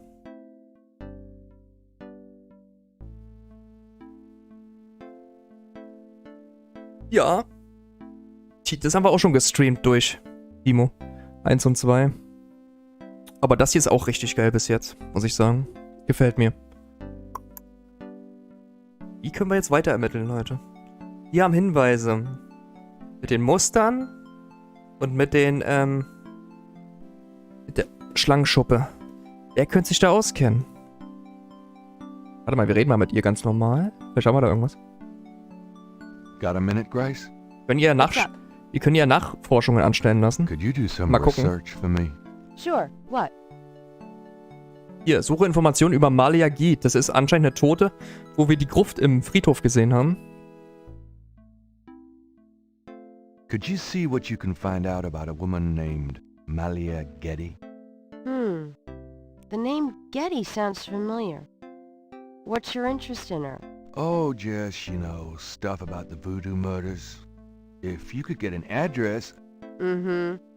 They're murders. Right. I'll see what I can find out. Das ist die Frau, die wir da beim Tatort gesehen haben. Nein, keine Ahnung. I can't think of anything. Okay. Habe ich zumindest im Retrobuch so stehen. Da ist ja auch ein Grab. Also anscheinend hat diese Frau auch schon viele Familienverwandte verloren, weil wir am Friedhof dieses Grab mal gesehen haben mit dem Getty. Gibt's irgendwelche Nachrichten? Do you have messages for me? Nope. None right now. Alles klar. Well, it's about closing time. Oh. So it is. Good night, Gracie. Feierabend. Hat Good sie. night, Gabriel. And try not to dream, okay? Oh oh. Okay, wir haben anscheinend so viel Fortschritt, dass der erste Tag beendet ist, anscheinend.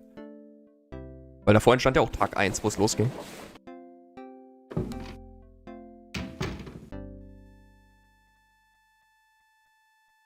Nicht, dass sie mal ermordet wird.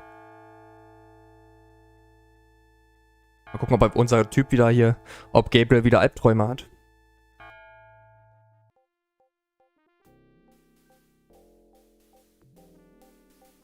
Das ist doch der Raum, den wir auch schon bei der Einführung gesehen haben.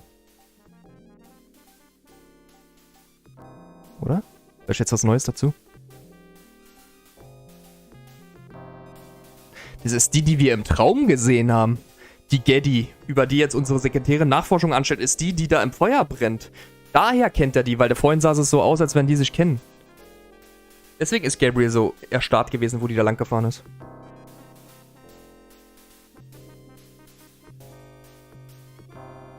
Ui.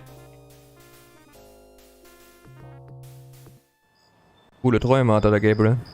Seitdem er diese Voodoo-Recherchen macht. Zweiter Tag.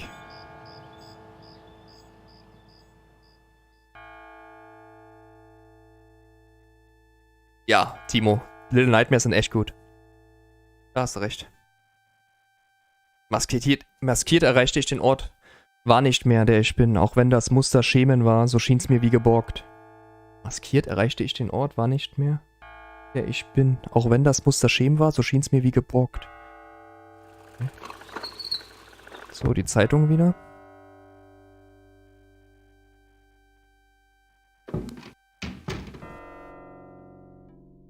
Voll unheimlich. Good morning. Don't you look swell today? Actually, swollen. So have some. There's a fresh pot on the table. Okay.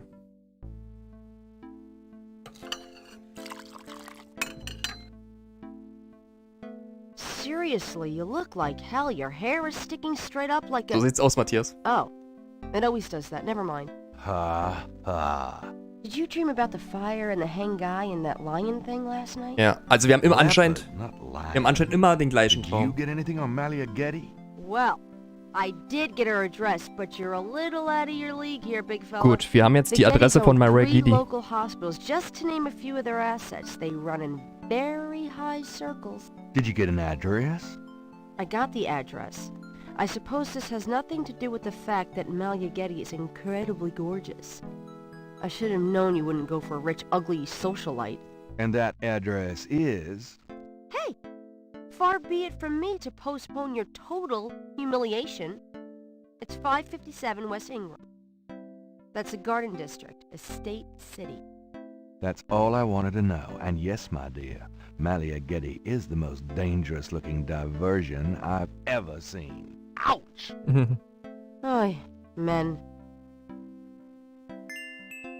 Sehr schön.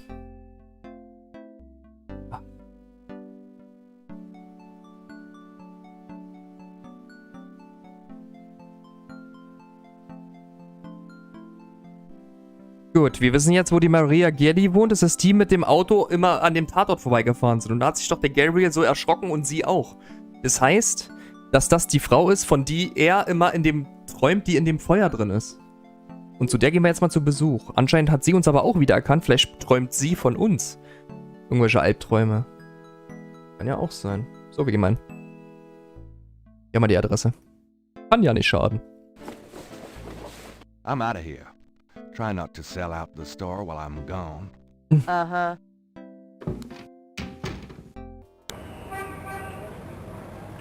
So.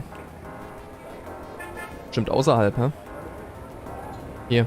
Anwesen der Geddy.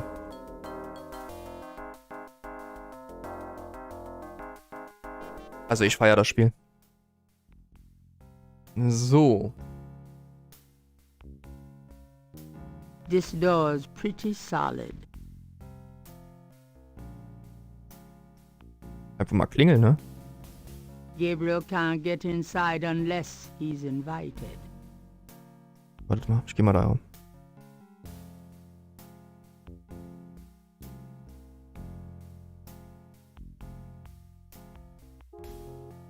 The knocker is firmly attached to the front door. The knocker is firmly Können wir den benutzen? Ja. May I help you? Ich würde gerne Miss Getty sehen. I'd like to see Malia Getty, please. I'm sorry, but unless you have an appointment or official business, I cannot announce you. Ich bin in dienstlichen Angelegenheiten hier. I do have official business. Really? Please tell me the nature of your business. Willkommen zurück, Waffenmorde.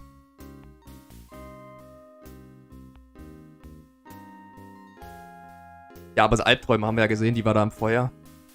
Just as I thought. Scheiße. Good day, Jetzt habe ich sir. anscheinend das zeitlich verblendert nochmal.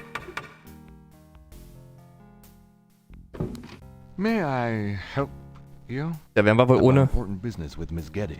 Yes. so einfach nicht I'm reinkommen. waiting for some evidence of that, sir.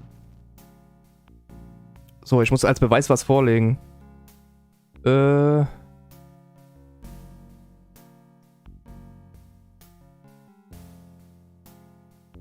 Norman Mailer, each just as I thought. A good day. Scheiße. Ich habe noch keinen Beweis, dass ich wirklich dienstlich mit ihr zu tun habe. Muss irgendwie, wartet mal. Vielleicht muss ich mal den Detective kontaktieren, den Musli. Vielleicht kann der uns helfen. Uns was ausstellt oder so. Dann gehen wir erstmal.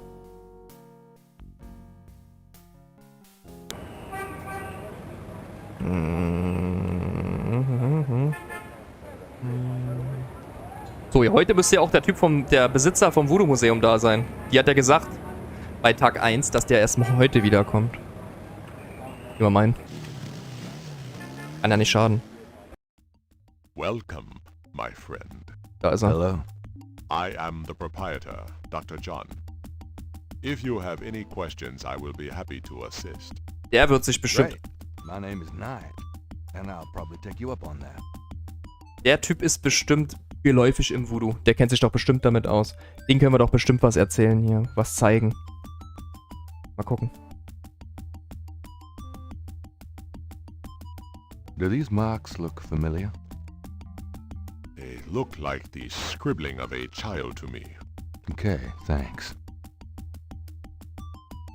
Vielleicht das andere? Das hier? Do these marks look familiar? They look like the scribbling of a child to me. Okay, thanks. Vielleicht kann er die Schlangenschuppe identifizieren. Perhaps Gabriel should learn more about the scale before showing it to anyone. Ja, er will ich ja von ihm. Mann. The snake is too far away. Was ist, wenn ich jetzt nochmal den Ventilator drücke? Gabriel has no interest in the noisy fan at the moment. Warte mal, wir reden mal ganz normal mit ihm. Could I ask you some questions? That is why I am here. Weißt du, was Cabri sein Chor heißt? Do you have any idea what Cabri Saint-Gar means? I fear my French is not all it should be, Mr. Knight. Typischen Ausreden hier wieder, ey. Überall. Warum kann das keiner? Warum kann keiner hier in New Orleans Französisch die 3 Worte? Das stimmt da irgendwas nicht. Was weißt du über Voodoo? What can you tell me about voodoo? Historical voodoo? Or the voodoo currently practiced in the city? Erstmal heute. Tell me about current voodoo. Many people think of voodoo Japan, in willkommen terms zurück. of magic spells or gree-gree. That kind of practice is actually called hoodoo, and is only a part of true voodoo. Voodoo, the religion, has a strong following in New Orleans. In fact, it is growing quite rapidly. There are several voodoo churches or temples in the city, and others all across the United States. African Americans see it as a tradition all their own. Whites, and there are many in their religion, are attracted to it because they think it is exotic. I, personally, am more interested in the history of voodoo. Some of the new movements are copying Haitian or even African voodoo. But it is the voodoo of New Orleans that I find so intriguing. Mhm. Glaubt ihr, es gibt heute noch viel Voodoo, auch in Deutschland? Glaube ich nicht, oder? Oder? Was meint ihr? Ist Voodoo doll vertreten? Glaube ich nicht, oder? Was ist ein Hoodoo? What exactly is hoodoo? Hoodoo refers to magic folk traditions of the South. Hoodoo is a bastard of voodoo. Many of the Grigri are similar, but hoodoo does not have the religious aspects of voodoo. Hm? Und die Geschichte von Voodoo, erzähl mal darüber. Tell me about historical voodoo. Very well. I will start at the beginning, Mr. Knight, and will go on from there at your prompting. Sounds good. Und fast 2 Seiten voll von Gabriel Knight beim Retro-Buch. Voodoo is a grassroots religion formed by the mixing together of many different Denke ich auch nicht, Matthias. tribal religions and Anglo-religions, such as Catholicism or Protestantism. Ich merk's schon, Evi. In other words, it is a religion born of the African slave trade, but African slaves were imported not only by the United States, but also into the West Indies, where the French and Spanish ran plantation islands. Prior to 1803, the New Orleans area was owned by France. The French Creole in those days owned many African slaves. But the Creole did not permit their slaves to gather, giving no chance for voodoo to breed here natively. The Creole also knew enough about the corrupted pagan practices of the West Indies slaves to ban the importing of slaves from that region. Glaube ich auch nicht, Buffmorder. Glaube ich auch nicht, dass es viel vertreten ist.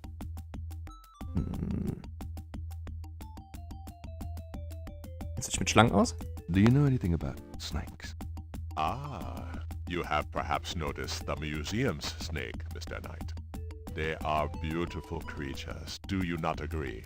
And the tourists seem to associate them with voodoo.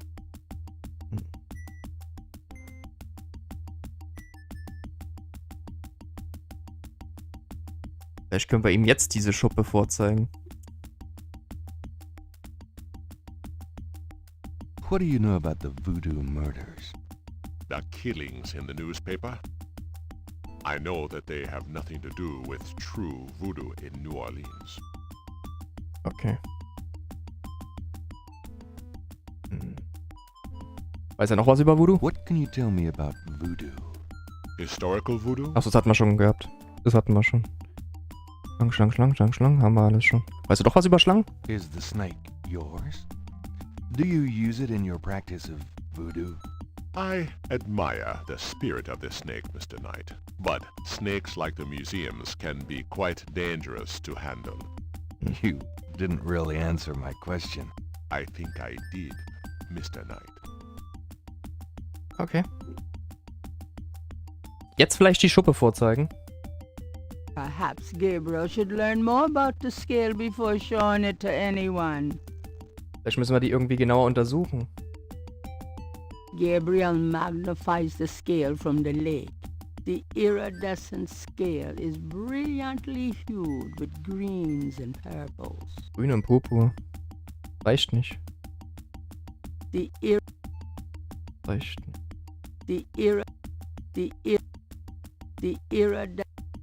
Das reicht alleine nicht. Those two objects.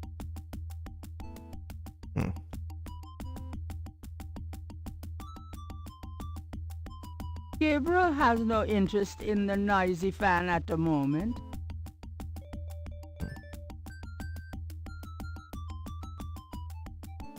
I'll be going. Come back again. Also mir fehlt jetzt gerade der Anhaltspunkt. Muss weiter ermitteln, aber wo? Ich könnte mal zu Detektiv Mosley. Ich kann ihn da mit dem Kaffee rauslocken. Ich brauche irgendwie was, damit die Miss... Wie heißt die? Miss Gedi... dass ich da ins Anwesen rein kann. Das heißt, ich muss dienstlich da sein. Vielleicht muss ich mich als Polizist verkleiden.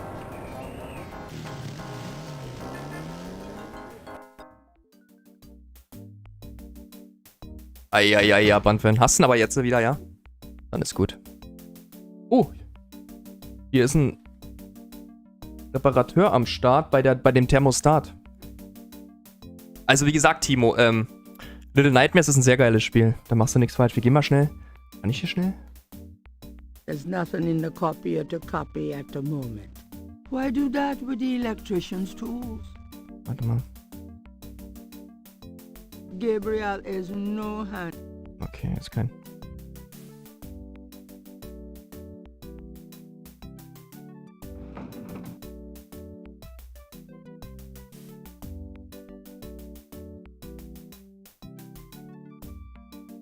If I want to open up, I'll... Also wir könnten jetzt im Prinzip... Detective Mosley. Hard at work, I see. Knight, I had a feeling you'd show up.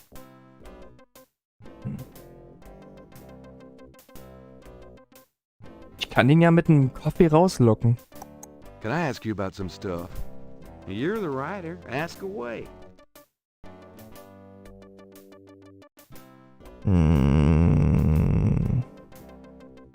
Kaffee. How about getting me some coffee? What am I, your slave? Hey, I'm working my butt off here. Yeah, fine. Also er geht immer wieder los mit dem Kaffee, Leute.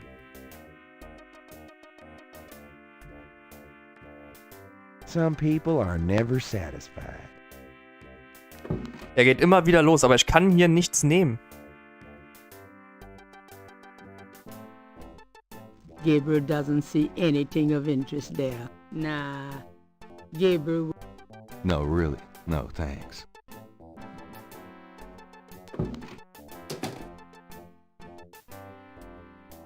Here, drink it.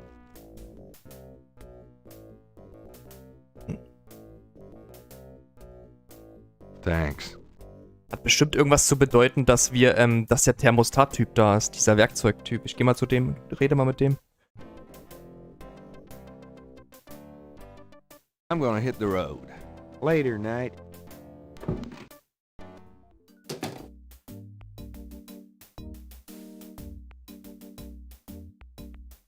Ah, ich kann es verändern jetzt.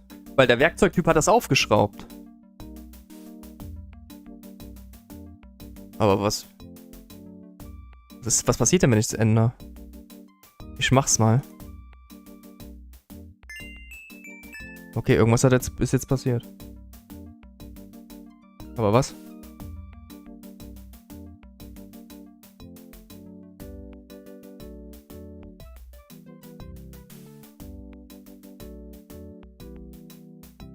Irgendwas da drinnen passiert?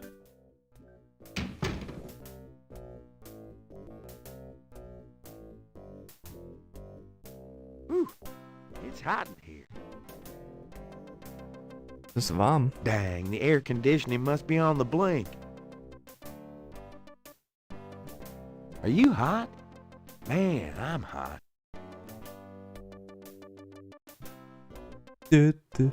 Little Nightmares 2, das Kämpfen nicht ganz so geglückt.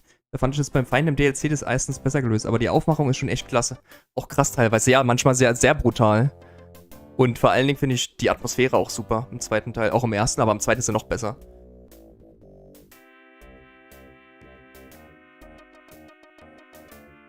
So.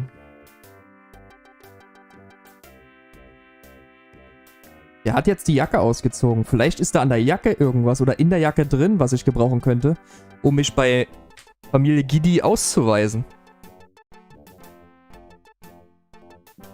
Gib mal noch einen Kaffee her, Kollege. You're the writer. Ask away. How about getting me some coffee? No way. Enough is enough. Please, please, please, pretty please. All right. Just shut the hell up.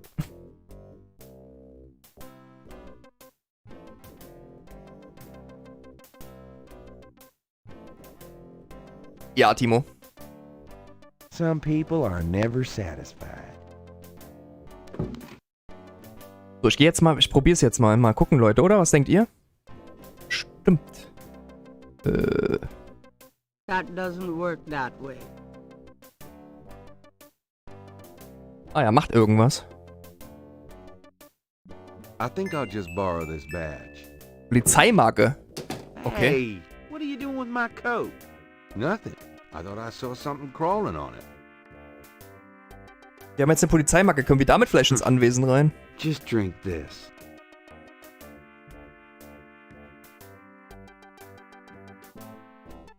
Thanks. Tons. I mean it.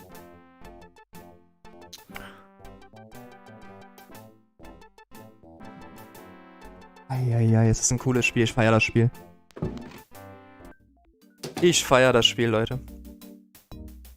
Gabriel cannot open or close. Das ist ja gut. So, wir haben eine Polizeimarke. Können wir damit jetzt vielleicht ins Anwesen rein? Mal gucken. Ach komm. Der Gabriel, die muss man echt alles vorkauen, hä? Ist ja wie hier. Wie nix. Nicht ganz, aber fast. So, mal gucken.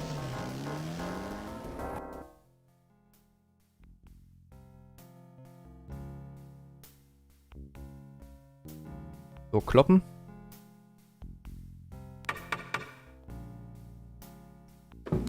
May I help you? Ich würde gerne Miss Getty sehen. I'd like to see Malia Getty, please. I'm sorry, but unless you have an appointment or official business, I cannot announce you. Dienstlich hier. I do have official business. Really? Please tell me the nature of your business. Moment. Wo ist er denn? This is the first... Hier. My name is Detective Mosley. I'm here on police business. Really? How interesting. Mhm. Wait here. I'll inform Miss Getty. Jawohl. Sehr schön. Miss Getty will see you. Right this way. Wunderbar. Miss Getty will be down shortly. Thank you. Wir erinnert gerade an Black Mirror 1. So, das ist jetzt die Dame, die wir im Traum gesehen haben, immer in den Albträumen.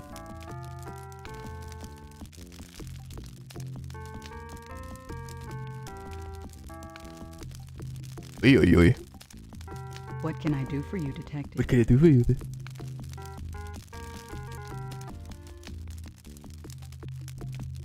What can I do for you? Oh. Mind if I ask you a few questions, Miss Getty? I assume that's what you're here for, Detective. Voodoo. What can you tell me about voodoo? Voodoo? Why would you want to know about that, Detective? It's rather silly, isn't it?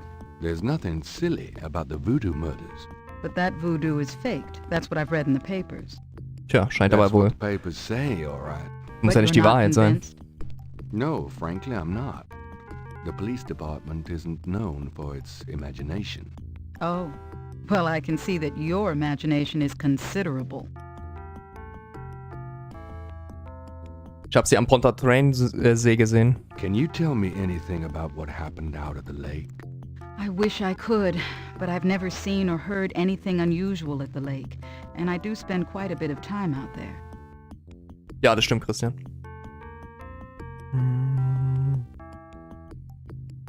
Weißt du was über die Voodoo-Morde? What do you know about the voodoo murders? The murders? Only what I read in the papers.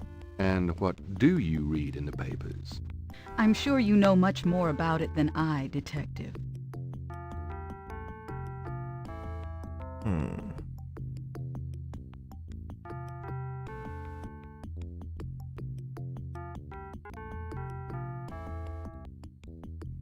Weißt du was über Schlangen? Do you know anything about snakes? I'm afraid I quite abhor them. Cabri Saint-Cour? Do you have any idea what Cabri Saint-Cour... Wonder Woman, genau. No, I don't. What does it mean, Detective? That's confidential information, ma'am.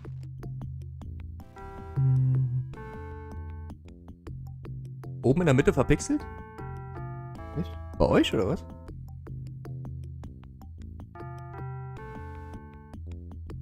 Tell me about your life in New Orleans. The Getty family came to New Orleans in 1800. We worked very hard to get where we are. On the other hand, we've done a lot for this community. I can believe that. You're doing a lot for me right now. Erzähl mir ein bisschen über dich selbst. Tell me about yourself. I suppose I don't really have a choice. What do you want to know, Detective?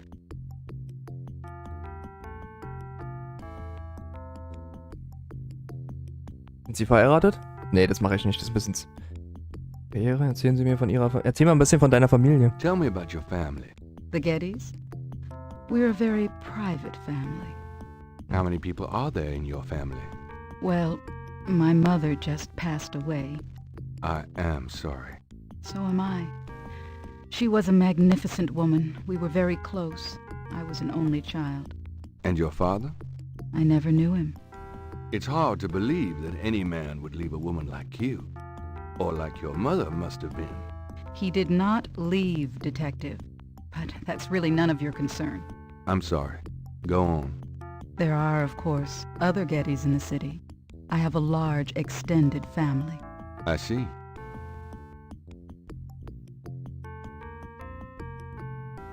Haben Sie eine Karriere gemacht? Do you have a career? A career? Being the head of the Getty family is a 24-hour-a-day job. We have many holdings and many responsibilities, financial and otherwise. The management of our business affairs and properties leaves me with time for little else. Poor little rich girl? Believe it or not, Detective, wealth does have its price.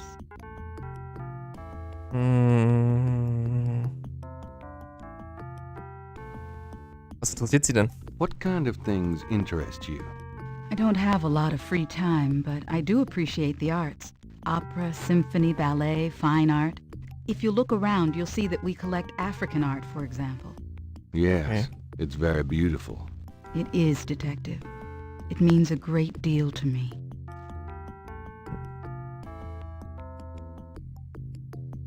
Erzähl mir alles. I'd like to hear just about anything.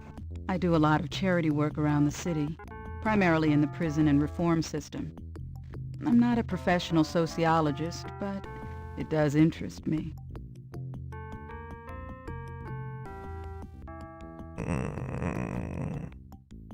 Haben Sie einen Freund? Do you have a husband? A boyfriend? I'm very independent, Detective. The women in my family have always preferred it that way. So, you've never been married? No, and I never will be. What about children? Yes, that is likely. Someday.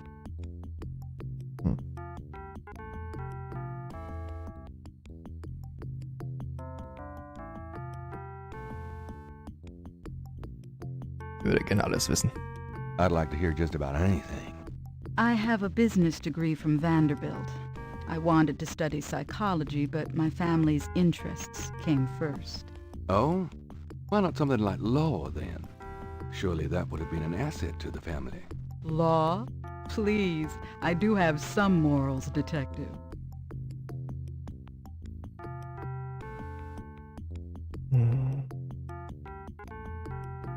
I wouldn't know where to begin. As you wish, Detective. Weiß sie das? Do you have any idea what Caprice encore means? No, I don't. What does it mean, Detective? That's confidential information, ma'am. Ja.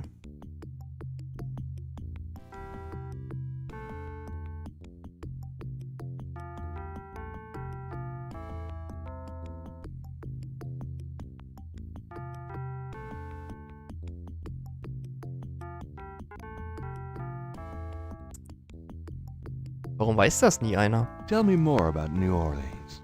I'm afraid I don't get out into New Orleans society much. Because of the Getty money, we have slots in the best country clubs and on the best Mardi Gras courts. But I must admit, I hate it. I avoid actually making an appearance unless it becomes absolutely necessary. I know about those courts. They're very exclusive. Yes, especially when it comes to people of my race. That's why we don't turn down the appointments. It's a rare opportunity to rub their noses in it. But that's not where I spend my time. I have more important things to do with my life. That's admirable. Many women would love the chance to get caught up in that kind of life. I'm not any kind of woman you might be familiar Mach's with. gut, Atomas. Schön, dass du da Yes. warst. Danke für dein Däumchen. I can see that. Voll angenehm.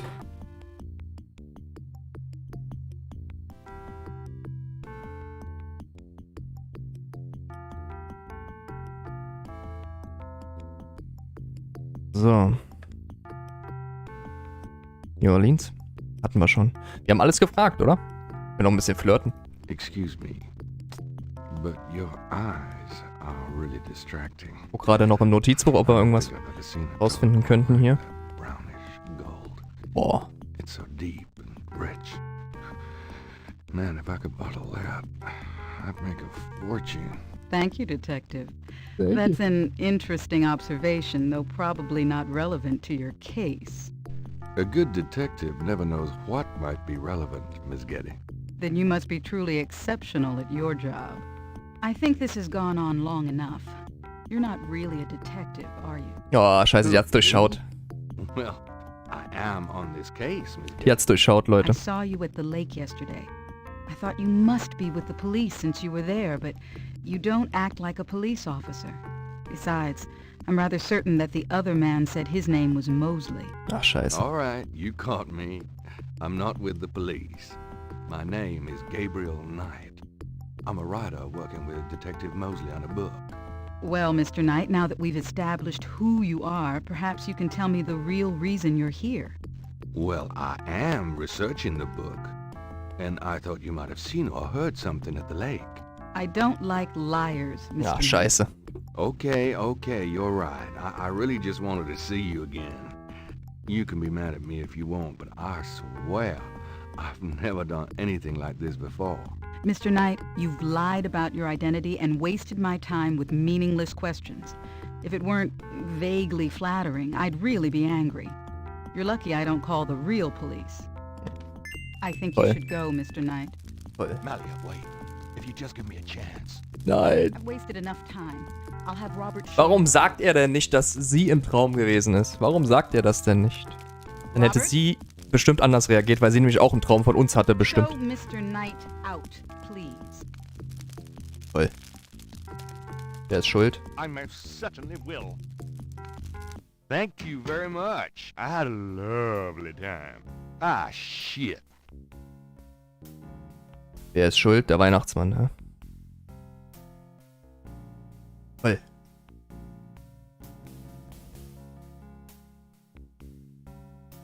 Gabriel hat's verbockt. Wir nehmen uns diesen Baum, wir holen uns einen Strick und baumeln dann hier. Ist okay, Leute? Scheiße.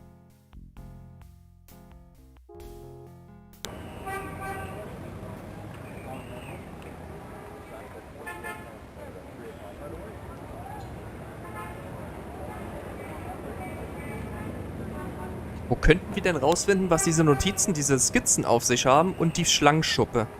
Er hier weiß es leider nicht. Ich muss selber noch was rausfinden, was es mit der Schlangenschuppe auf sich hat. Vielleicht kann uns unsere Sekretärin da noch mal helfen. Dass sie Recherchen anstellt zu dieser Schlangenschuppe. Phew, it's humid out there. Made it back though. Oh boy. Nee. Party time.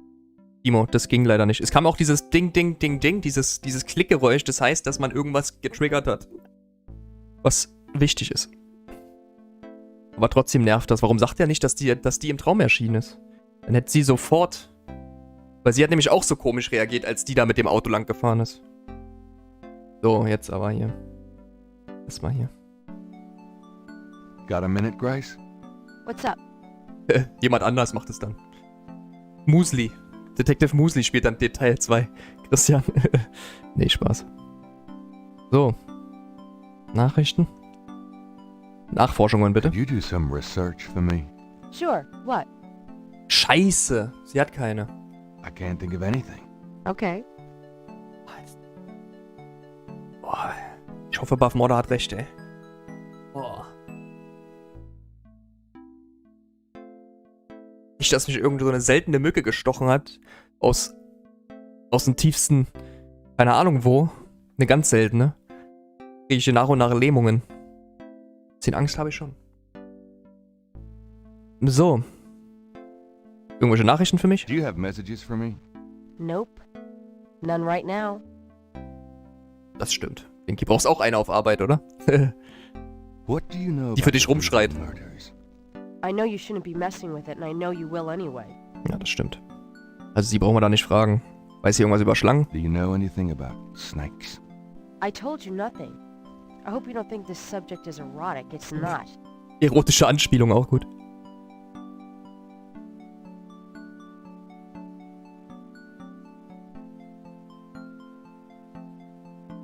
Gute Nacht, Lina. Schlaf schön. Schön, dass du da warst und danke für dein Däumchen. Träum angenehm. Good luck. Good luck. Good luck.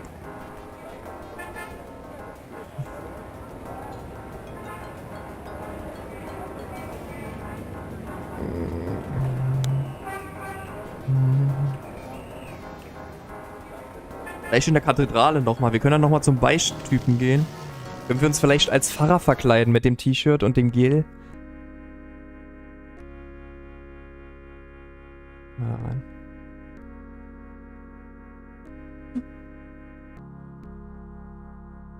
Nee, mit dem Mückenstich nicht. Das ist einfach nur Schmerzen beim Ein- und Ausatmen, Christian. So Seitenstichschmerzen. Wie ihr schon erwähntet. Ihr habt alle gesagt, es geht nach ein paar Tagen weg. Ich hoffe. So, jetzt. Schnell. Schnell, schnell, schnell. T-Shirt, kann ich jetzt anziehen? Ah, scheiße.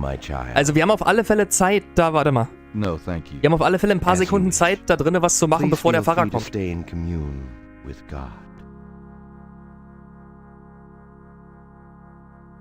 haben auf alle Fälle Zeit, da drinnen was zu machen. Müssen wir uns vielleicht umziehen?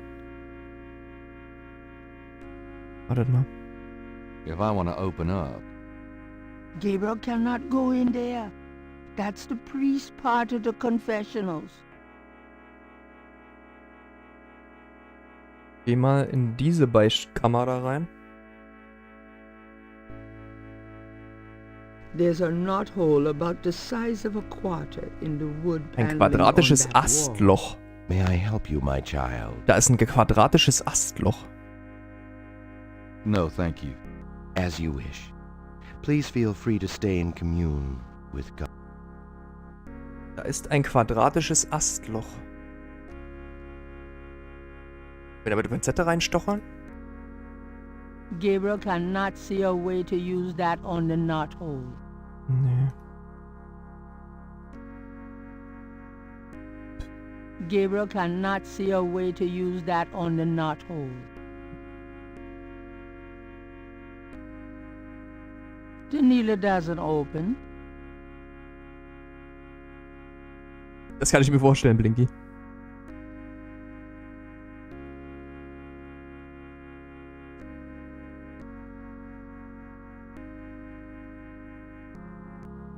Kann ich da durchgucken? There's a knothole. There's a... Mit der Lupe vielleicht? Warte mal. This is the... Gabriel cannot see a way to use that on the knothole. Astloch.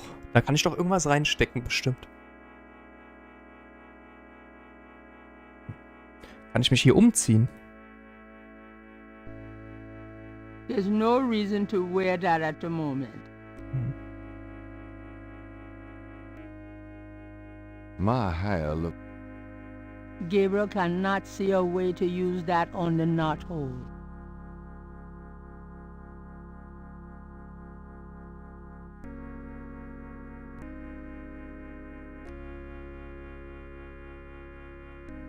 Also ich glaube, hier ist der nächste Ansatzpunkt in der Kathedrale, aber was genau ist, müssen wir noch rausfinden. Müssen wir vielleicht den Beichtpfarrer erschlagen mit dem Ziegelstein. Those two objects would have no... Ja.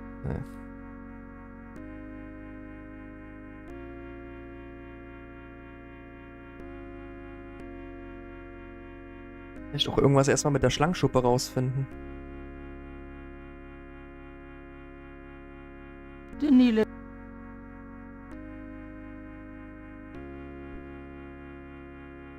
Ist das Loch vielleicht auch hier drin? In der Seite? Da ist ein Loch. Warte mal. Oder? The confessional is about the size of a closet. Nee. and is richly paneled. May I help you, my child? Nein. No, thank you. As you wish. Scheiße. Geh nochmal da hinten hin.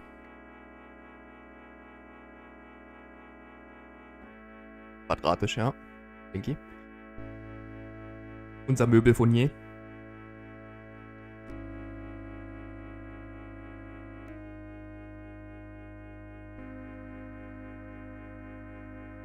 Ich bin schockiert. Hey, Steve. Oh.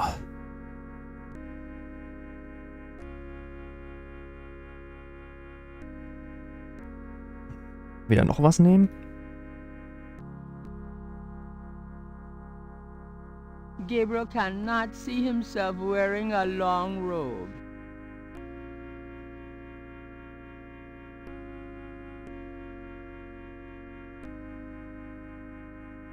The closet shelves are stocked with the art. In other words, ich habe eine Idee. Was ist denn, wenn ich in das Astloch mit der Taschenlampe reinleuchte? Das geht doch. Stimmt, oder? Das ergibt doch Sinn. Wir haben noch eine Taschenlampe. Warum ist jetzt der Ton aus? Habt ihr auch keinen Ton, ne? Oder ist das normal hier in dieser?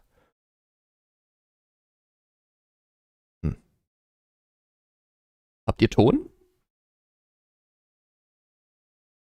Keine Musik? Nicht so schlimm eigentlich. Ich bin Taschenlampe schnell.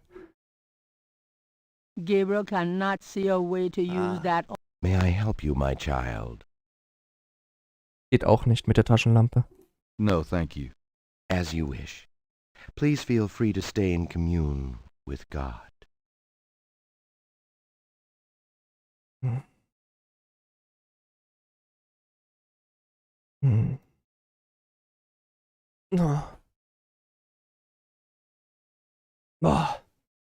Ohne Witz hier. Kallis letzter Atemzug, so kommt mir das hier gerade vor.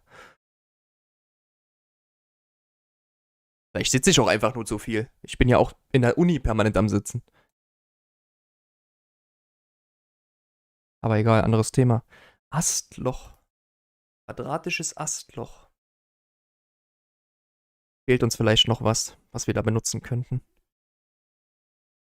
Wir gehen erstmal wieder raus.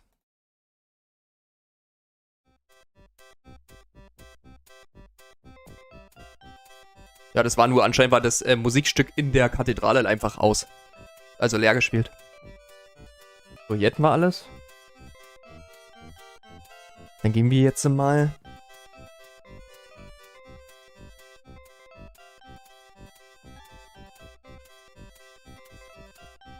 Wie geht's, Steve? Alles gut? Hier ist der Hotdog-Verkäufer, Leute. Der auch beim Polizeirevier ganz am Anfang vorbeigefahren ist. Und hier ist ein Break... wie heißt das? Stepdance? Stepdance heißt das, ne? Kann man hier einkaufen? Do you mind if I ask you a few questions? Yep, I mind, all right. Because A, I don't know anything, and B, I'm busy. Oh.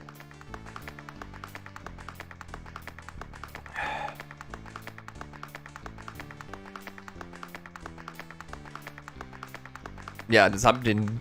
Ich habe ja keinen Urlaub in der Uni. Hat er schon gehabt. Could I get a lucky dog, please?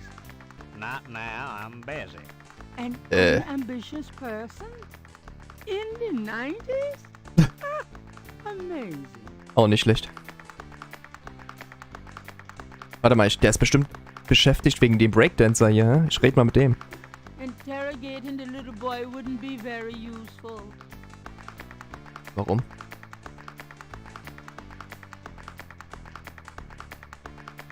You dance pretty well for a kid.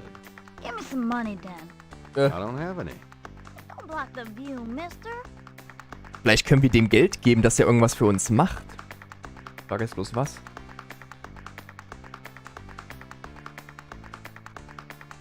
Street Dance? Okay. Das freut mich, Steve. Vergesst bitte eure Däumchen nicht. Memes gefällt Daumen hoch, wenn ich Daumen runter. Bei solchen alten Spielen sind immer die Däumchen sehr wertvoll, weil meiner Meinung nach haben diese Spiele einfach die Aufmerksamkeit verdient. Weil die haben sich damals echt richtig viel Mühe gegeben und es waren halt damals die Hitspiele. Das waren damals die, was für uns heute Last of Us 2 ist und God of War und was weiß ich. Das ist damals hier Gabriel Knight, Monkey Island und Indiana Jones und sonst was gewesen. Das ist halt so. Und die Spieler haben es verdient. Wie viel Mühe die sich gegeben haben, die Entwickler, finde ich toll. So können wir vielleicht im Aussichtspunkt was sehen. Es tut einem also nur noch weh hier, ey. Abfucktechnisch.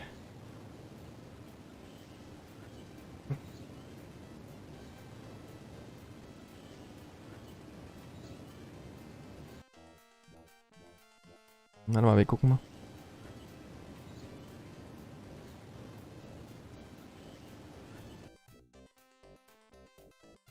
Auch deine Brustmuskulatur und dein Zwerchfell kommen als Verursacher von Atemschmerzen in Frage, laut Google. Ah, dankeschön.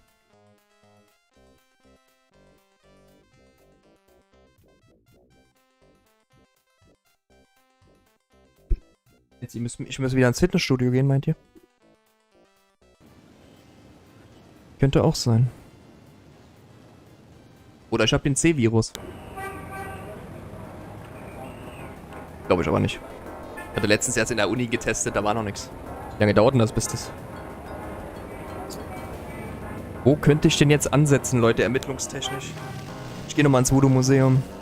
Vielleicht ist was Neues im Friedhof jetzt. Könnte auch sein. Ich gehe erstmal zum Friedhof und guck da mal nach. I'll be going.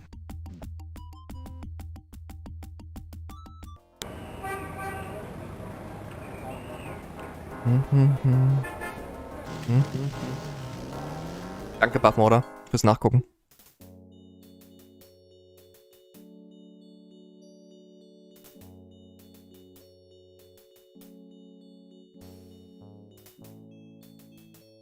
Ist nichts Neues, ja? Wir haben jetzt so rausgefunden, zu welcher Familie diese Grabmalanlage gehört. Ich hoffe nicht Black Wolf.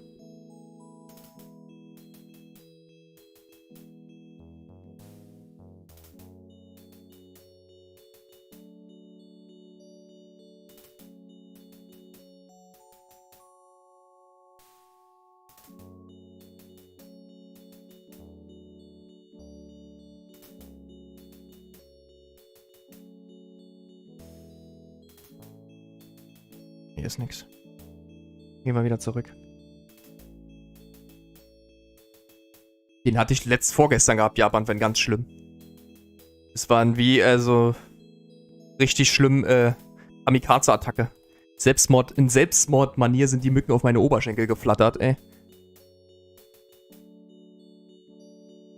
Ja, den meine ich nicht. Ich meine den Coronavirus. Ja, Matthias. Kann dir den, also da, seid beruhigt. Wie Däumchen haben wir eigentlich gemacht bei dem Spiel hier bis jetzt? Ich kann auch nicht mehr so lange. Ich bin echt durch diese Atemnot richtig abfuckmäßig.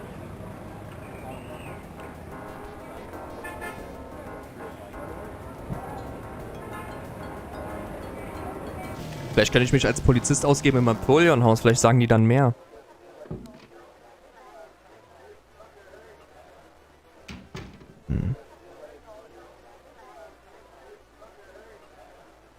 Weiß ja zwar, dass ich kein Polizist bin, aber... Does this mean anything to you? Can't say that it does. Wird's ja auch nicht. Ey, der Gabriel ist wieder eine Transuse, ey. Wirklich. Gabriel cannot open. Da hat er die Polizeimarke vorgezeigt und sagt, kannst du damit was anfangen? Er sollte ihm vorzeigen, dass er Polizist ist.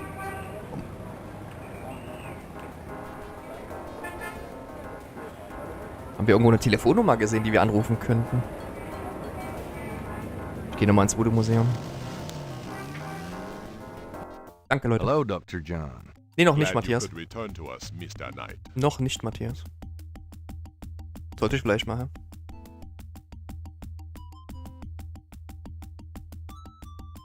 Perhaps Gabriel should learn more about the scale before showing it to anyone.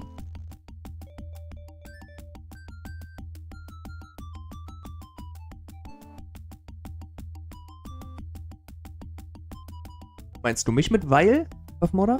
Oder mit wem meinst du mit Weil? Die Mücken fallen tot von mir ab. Warum das denn?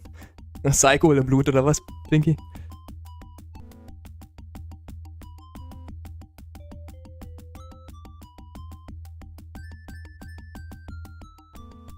Das Getrommel geht mir jetzt gerade auf den Sack. Ich muss permanent meine Sitzposition ändern wegen der Atemnot. Walk carefully out Hey, Tobi. there, Mr. Knight. Sei grüßt. Ja, wir sind schon wieder fleißig mit bei hier, Tobi. Aber ich habe heute irgendwie Atemnot. Ich mache jetzt nicht mehr so lange. Haben aber schon viel rausgefunden. Am besten mal die Aufzeichnung angucken, dann weißt du Bescheid. Ich weiß jetzt nicht, wo wir jetzt noch ansetzen könnten. Retro ist jeden Sonntag, Tropi. Das ist ja nichts Neues. Vielleicht nochmal zum Tatort fahren? Haben wir da irgendwas übersehen? Glaube aber nicht, oder? Das glaube ich nicht, sonst wäre der erste Tag nicht vorbeigegangen. Ach, du meinst Blinky. Wird nochmal zu groß. Ah, stimmt, wir können auch eine Uhrzeit einstellen bei der Uhr da oben. Das Rätsel haben wir auch noch, warte mal. Da habe ich mal gleich in mein Retro-Buch noch mit da rein. How wonderful of you to stop by. Dachboden. Uhr. Can't stay away from you, Gran. Zeit. Make yourself at home, son.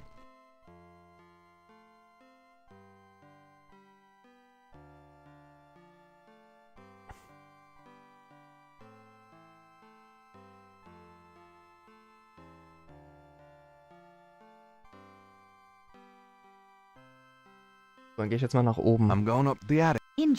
Warte mal, vielleicht kann ich sie auch nach der Uhrzeit fragen.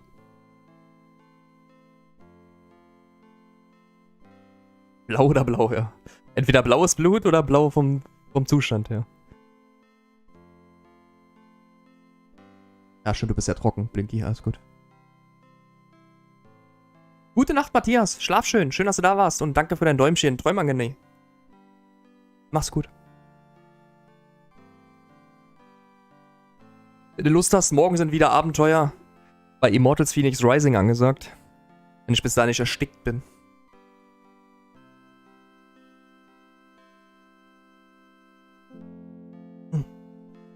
So, mal gucken. The trunk doesn't offer. Hier können wir eine Uhrzeit einstellen. Die Frage ist bloß, welche? Haben wir noch keinen Hinweis. Vielleicht weiß unsere Omi was. Ich frag sie mal. Mach das, Blinky. Kekse gehen immer. Am besten sind diese riesigen oder die etwas größeren Kekse von Subway. Ich weiß gar nicht, wie die heißen. Cookies oder so? Cookies, glaube ich, heißen die. Die schmecken lecker, ey. Am besten die hier mit dieser Mandel drinne. Die sind richtig lecker, finde ich. Meine Meinung. That's it. Take a load off, hon. Can we talk, Gran? Of course, my boy. How can I help?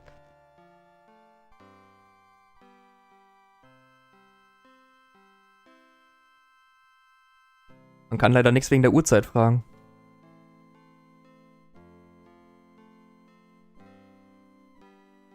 Vielleicht können wir mal irgendwo in die Kathedrale gehen und gucken, welche Uhrzeit ist. Was ist ja Blödsinn, was soll denn das? Ergibt ja gar keinen Sinn. Granny might get worried if Gabriel... Granny might get... Hier ist noch eine Uhr.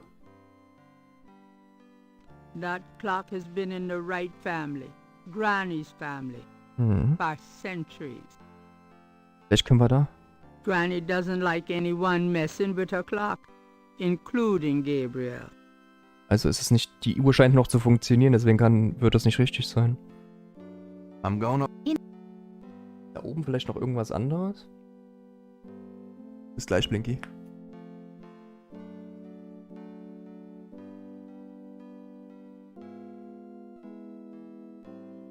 Bis gleich, mein lieber Blinky. Ich muss nur ganz kurz im Discord was beantworten.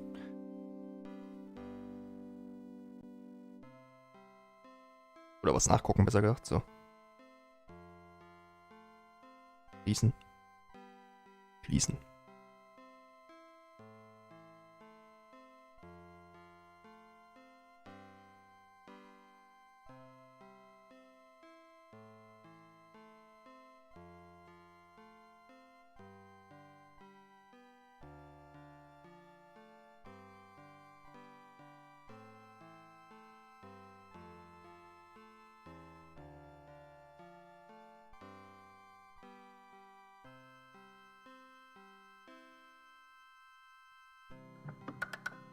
Nothing happens.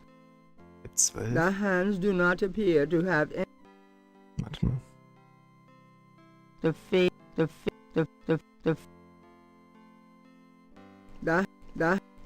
Konnte irgendwie vorhin die... Gabriel can't operate the clock that way. The ring of symbols does not appear to have any mechanical function. Der Ring mit but den it does Symbolen. move. Okay, da ist ein Ring mit Symbolen. Gabriel doesn't want to take the clock. Gabriel does.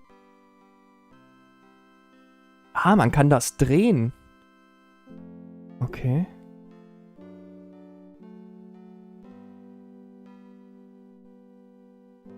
Was haben wir denn in dem Albtraum gesehen? Eine, die verbrennt und jemand am Galgen, ne? Müssen wir da jetzt die Uhrzeiger ausrichten?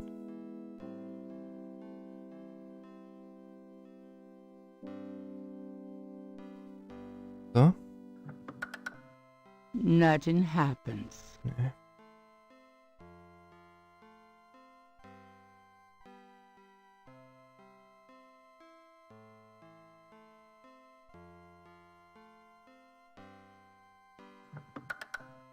Nothing happens.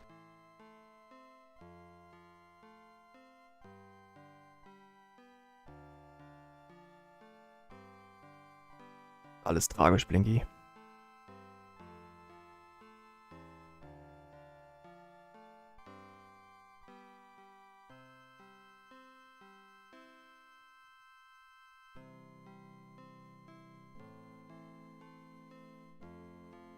Gabriel cannot see. Ah. There's nothing I want. Ah, schade. Dachte schon. It looks pretty heavy. The lid is blocked by the clock. Die aufnehmen. Gabriel doesn't want to take the clock. Müssen die nur lösen, das Rätsel. Warte mal, vielleicht hat das mit diesen Zeichnungen hier zu tun. Nee, sonst könnte man ranzoomen. Gabriel.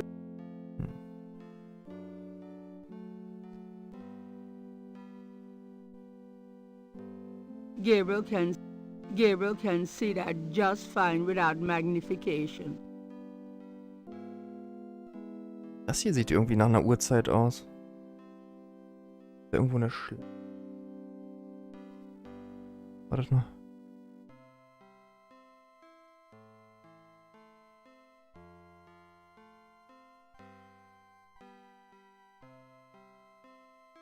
The hands do not. The face.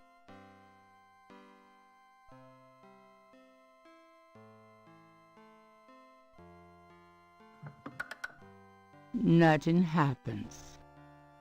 The face of the clock.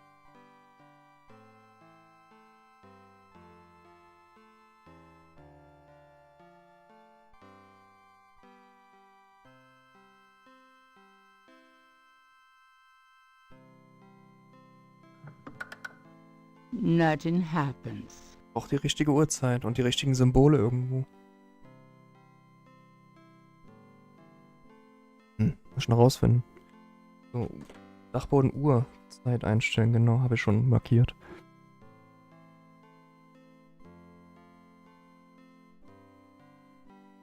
Ali dreht am Zeiger, so sieht's aus. Wer hat an der Uhr gedreht, ist es wirklich schon so spät.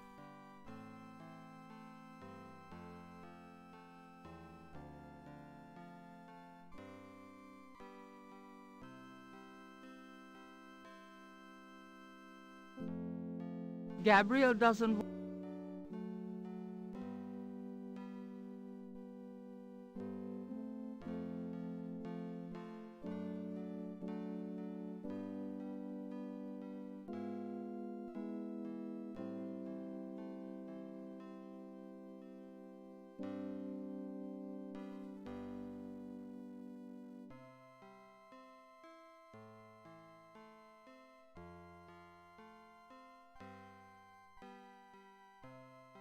Ich hänge komplett fest, Leute. Aber das ist ja damals so üblich gewesen, dass man lange hängt. Wo wir jetzt ansetzen könnten. Vielleicht nochmal zu Professor Mosley.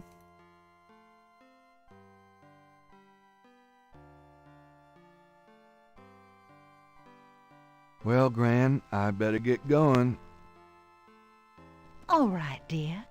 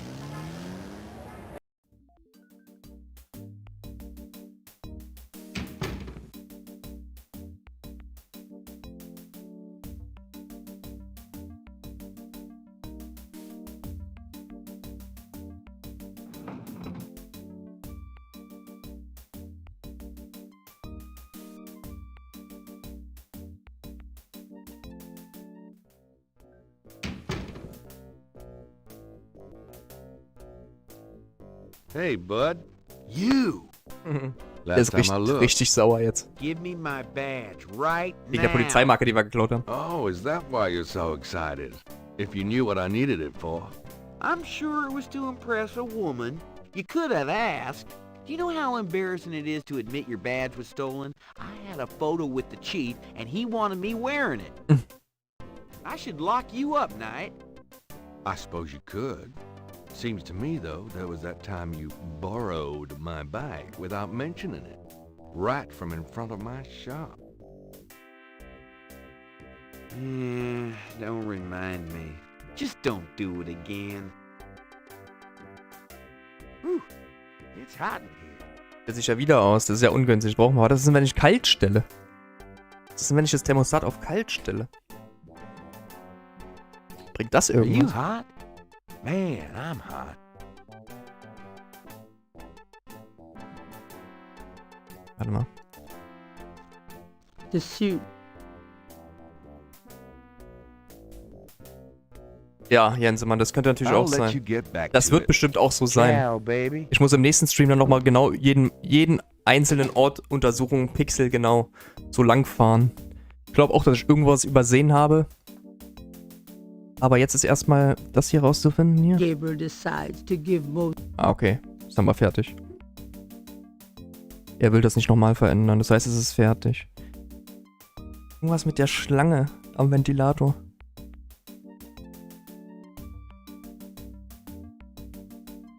Küche.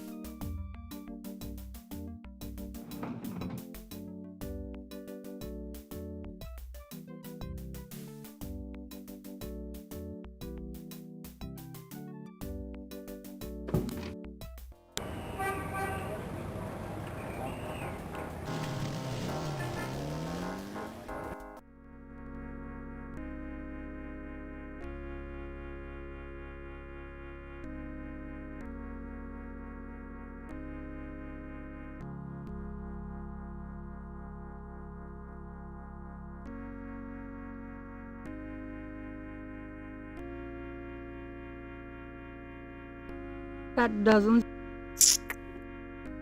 Hier ist auch nichts mehr, glaube ich. Hier haben wir ja schon diese Priesterrobe halb. Aber warum? Warum sollten wir uns verkleiden? Ja, weiß es ja selber noch nicht. There's no reason to wear that.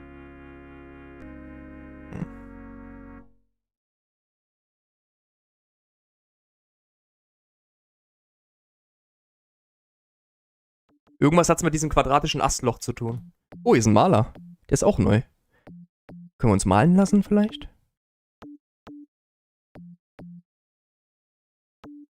Could I ask you some questions? I'd rather not. I really get focused when I'm drawing. Okay, fine. Vielleicht müssen wir ihn durcheinander bringen. Nice drawing of the cathedral. Thanks. It's really precise.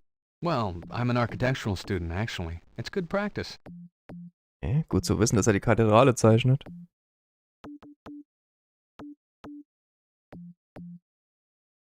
Kannst du das hier malen? Say, do you think there's anything you can do with these patterns? I'm kind of busy, and I don't normally do requests. Oh, okay.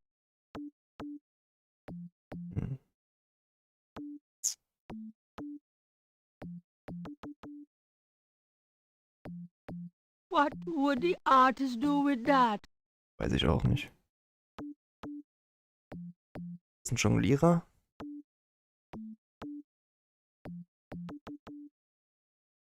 Das stimmt. Jensemann.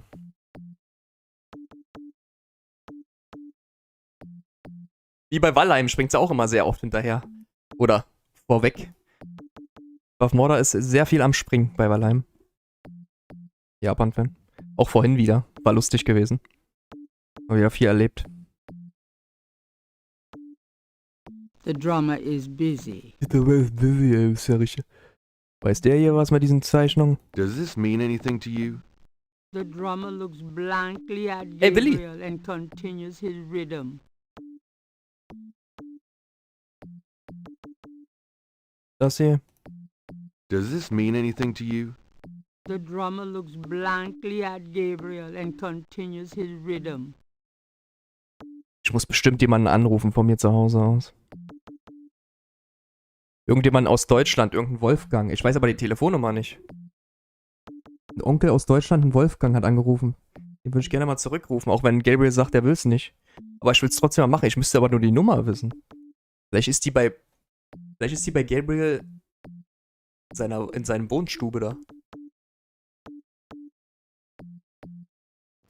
Husten, schimpfen, wackeln, meckern, dann raste ich aus. So sieht's aus. Und dann gibt's Würste zur Wiedergutmachung. Und Möhreneintopf.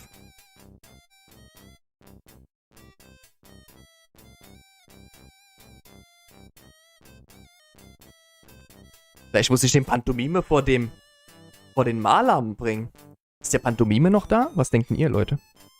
Wenn der Maler so konzentriert ist, dann, weil alles präzise sein muss. Oder den Pantomime hier zu dem. Warte mal, vielleicht ist der Pantomime noch da. Nee, der ist nicht mehr da, hat sich wieder alles erledigt. Meine Idee ist wieder zu Schall und Rauch verkommen.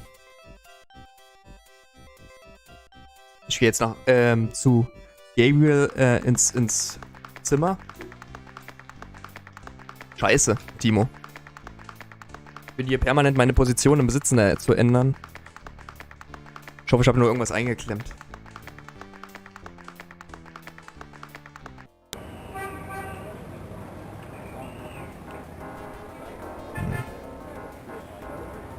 Please select that. Wo ist es hier?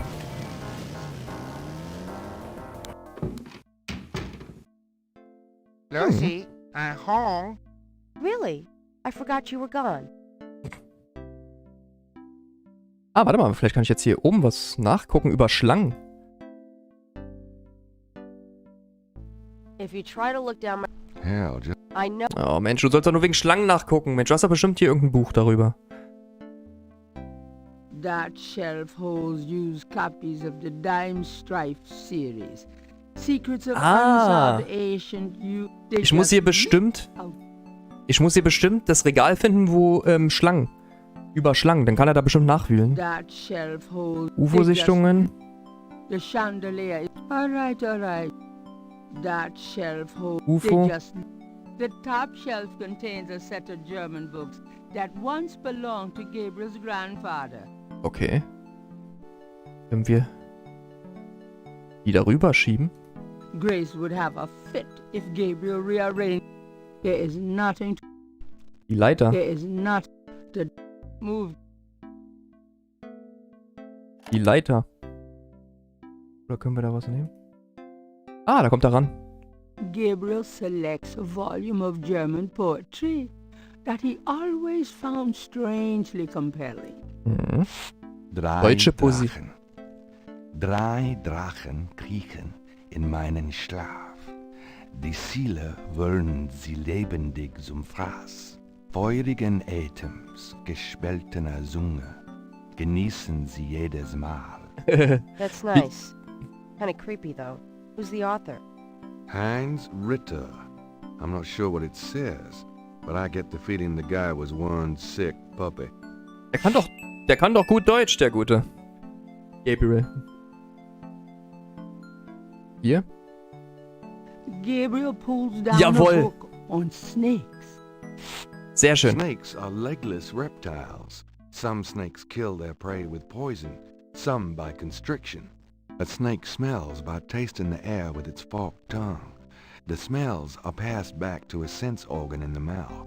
Constrictor snakes, however, sense their prey by vibration. Did you know that medieval legends about dragons and giant worms are actually based on snakes? You know, dragons, devils, sea monsters, well, they've always been associated with snakes. Grace, get alive. Reicht das jetzt, um selber was über die Schlangen rauszufinden, oder? Putting the scales there would... Putting the scales there... So, wartet mal. Ich weiß jetzt nicht, ob das ausreicht, oder sie kann jetzt mal nachforschen. Also Timo, nee, das geht immer noch nicht. Dankeschön. Got a minute, Grace? What's up? Nachforschung? Do you have messages for me? Nope. Nachforschung? Could you do some research for me? Sure. What? Ach komm! I can't... Okay. Schlangen? Do you know anything? I told you nothing. I hope you don't...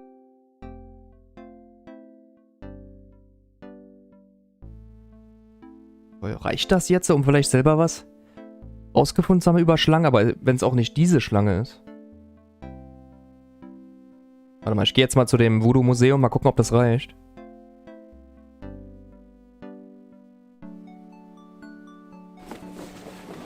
See you later. Uh-huh.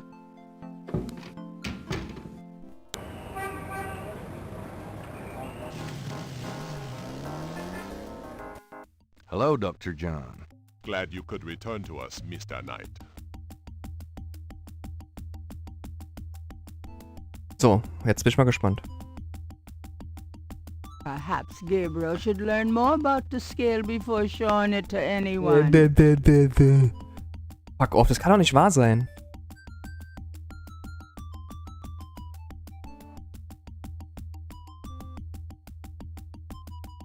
Goodbye, Doc.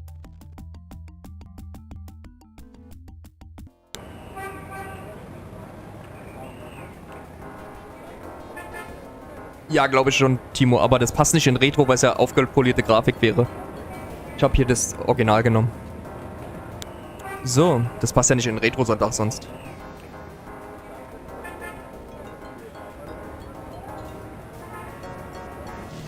Ich probiere mal die Telefonnummer von dem Wolfgang da rauszukriegen aus Deutschland. Lucy. Oh.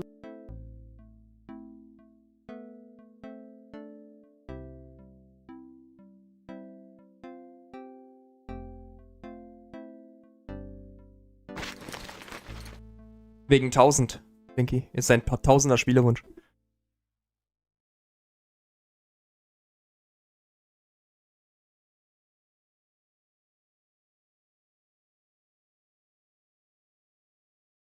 Er hat gerade ein Notizbuch rausgeholt. Ich hab's doch gesehen. Da, seht ihr das?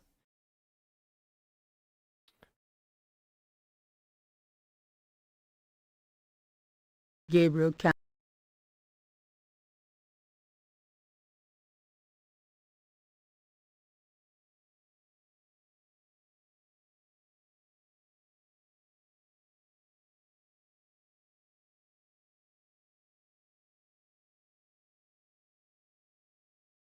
Ja, genau, Timo. Deswegen passt nicht in Retro. Deswegen hat das Original nur gepasst, nicht das... Vielleicht ist da was drin? Kann ich da was nehmen? Gabriel doesn't need any... Gabriel doesn't need anything. Ja doch, braucht er die Telefonnummer, verdammte Scheiße. Books, including a few of Gabriel's novels, occupy the shelves above his desk. Also bei den Gabriel wird man echt fuchsig teilweise, ey. Vielleicht da drinnen was? Im Mülleimer? The wastebasket overflows with crumpled pages of mediocre glory. That doesn't work that way.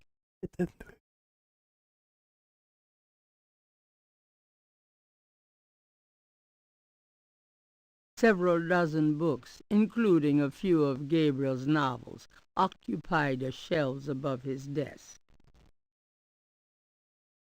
Gabriel's desk has been gathered. The desk phone is cheap, but functional.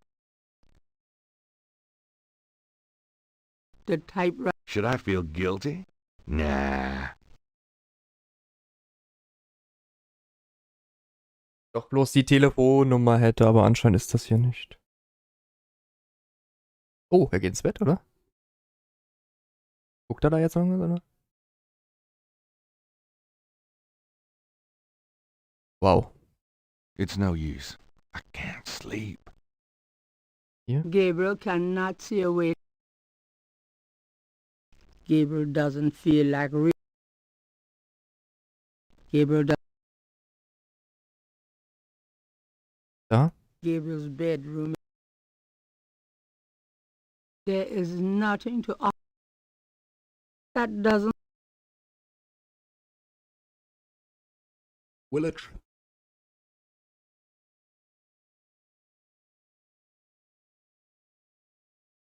Village MCA.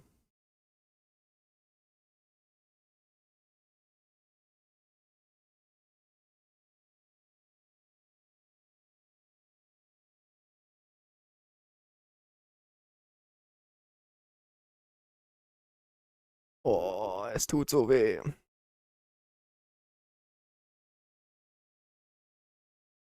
Ich weiß auch nicht, wo wir ansetzen A können. poster on the wall advertises Mardi Gras, the biggest party of the year in New Orleans. A small trunk serves as a table for the radio.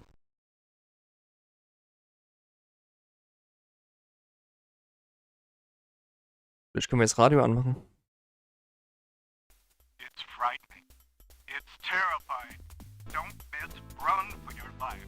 Now playing at the NICHT Theater. Mhm.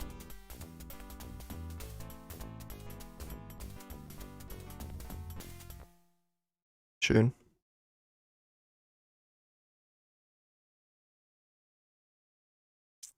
Nee, Leute, ich glaube, ich häng fest. Gabriel can't think of any way to use that here. Da müssen wir am nächsten Stream mal nachgucken, wie wir das am besten lösen können.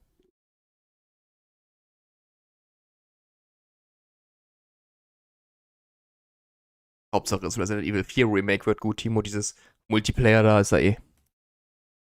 Resident Evil ist auch wieder so ein Paradebeispiel, dass es eigentlich ein Singleplayer-Game ist, genauso wie GTA oder Red Dead Redemption. Das sollte dann wirklich auch so bleiben.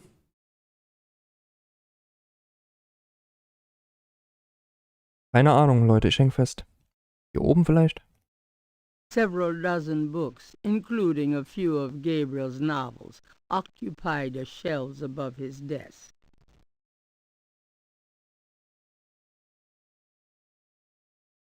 Hier drin ist auch nichts mehr.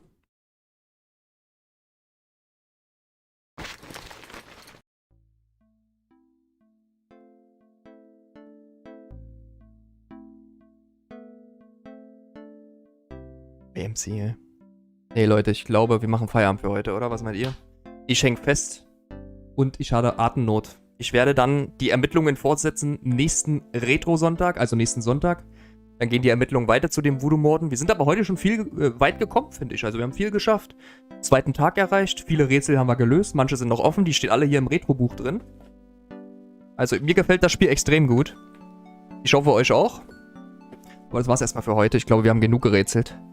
Dann noch mit meiner Atemschwäche hier heute. So, speichern. Zack. Dann bedanke ich mich ganz lieb für euer Einschalten, für eure Spenden. Ich habe mich übrigens, danke für die Spenden bei Valheim-Stream. Die habe ich ganz vergessen. Danke dafür. Sehr lieb. Danke dafür. Für die ganzen Spenden beim Valheim-Stream noch nachträglich. Und danke natürlich auch für eure Däumchen heute hier. Ich hoffe, es hat euch Spaß gemacht, das Rumrätseln, auch wenn ich heute nicht in der Lage war. Nee, das ist... Mensch, ich will hier raus aus dem Spiel. Ah, gut. So. Ich bedanke mich sehr lieb fürs Zusehen. Bedanke mich, wie gesagt, für eure Däumchen. Wer Lust hat, kann morgen 19 Uhr einschalten bei Immortals Phoenix Rising.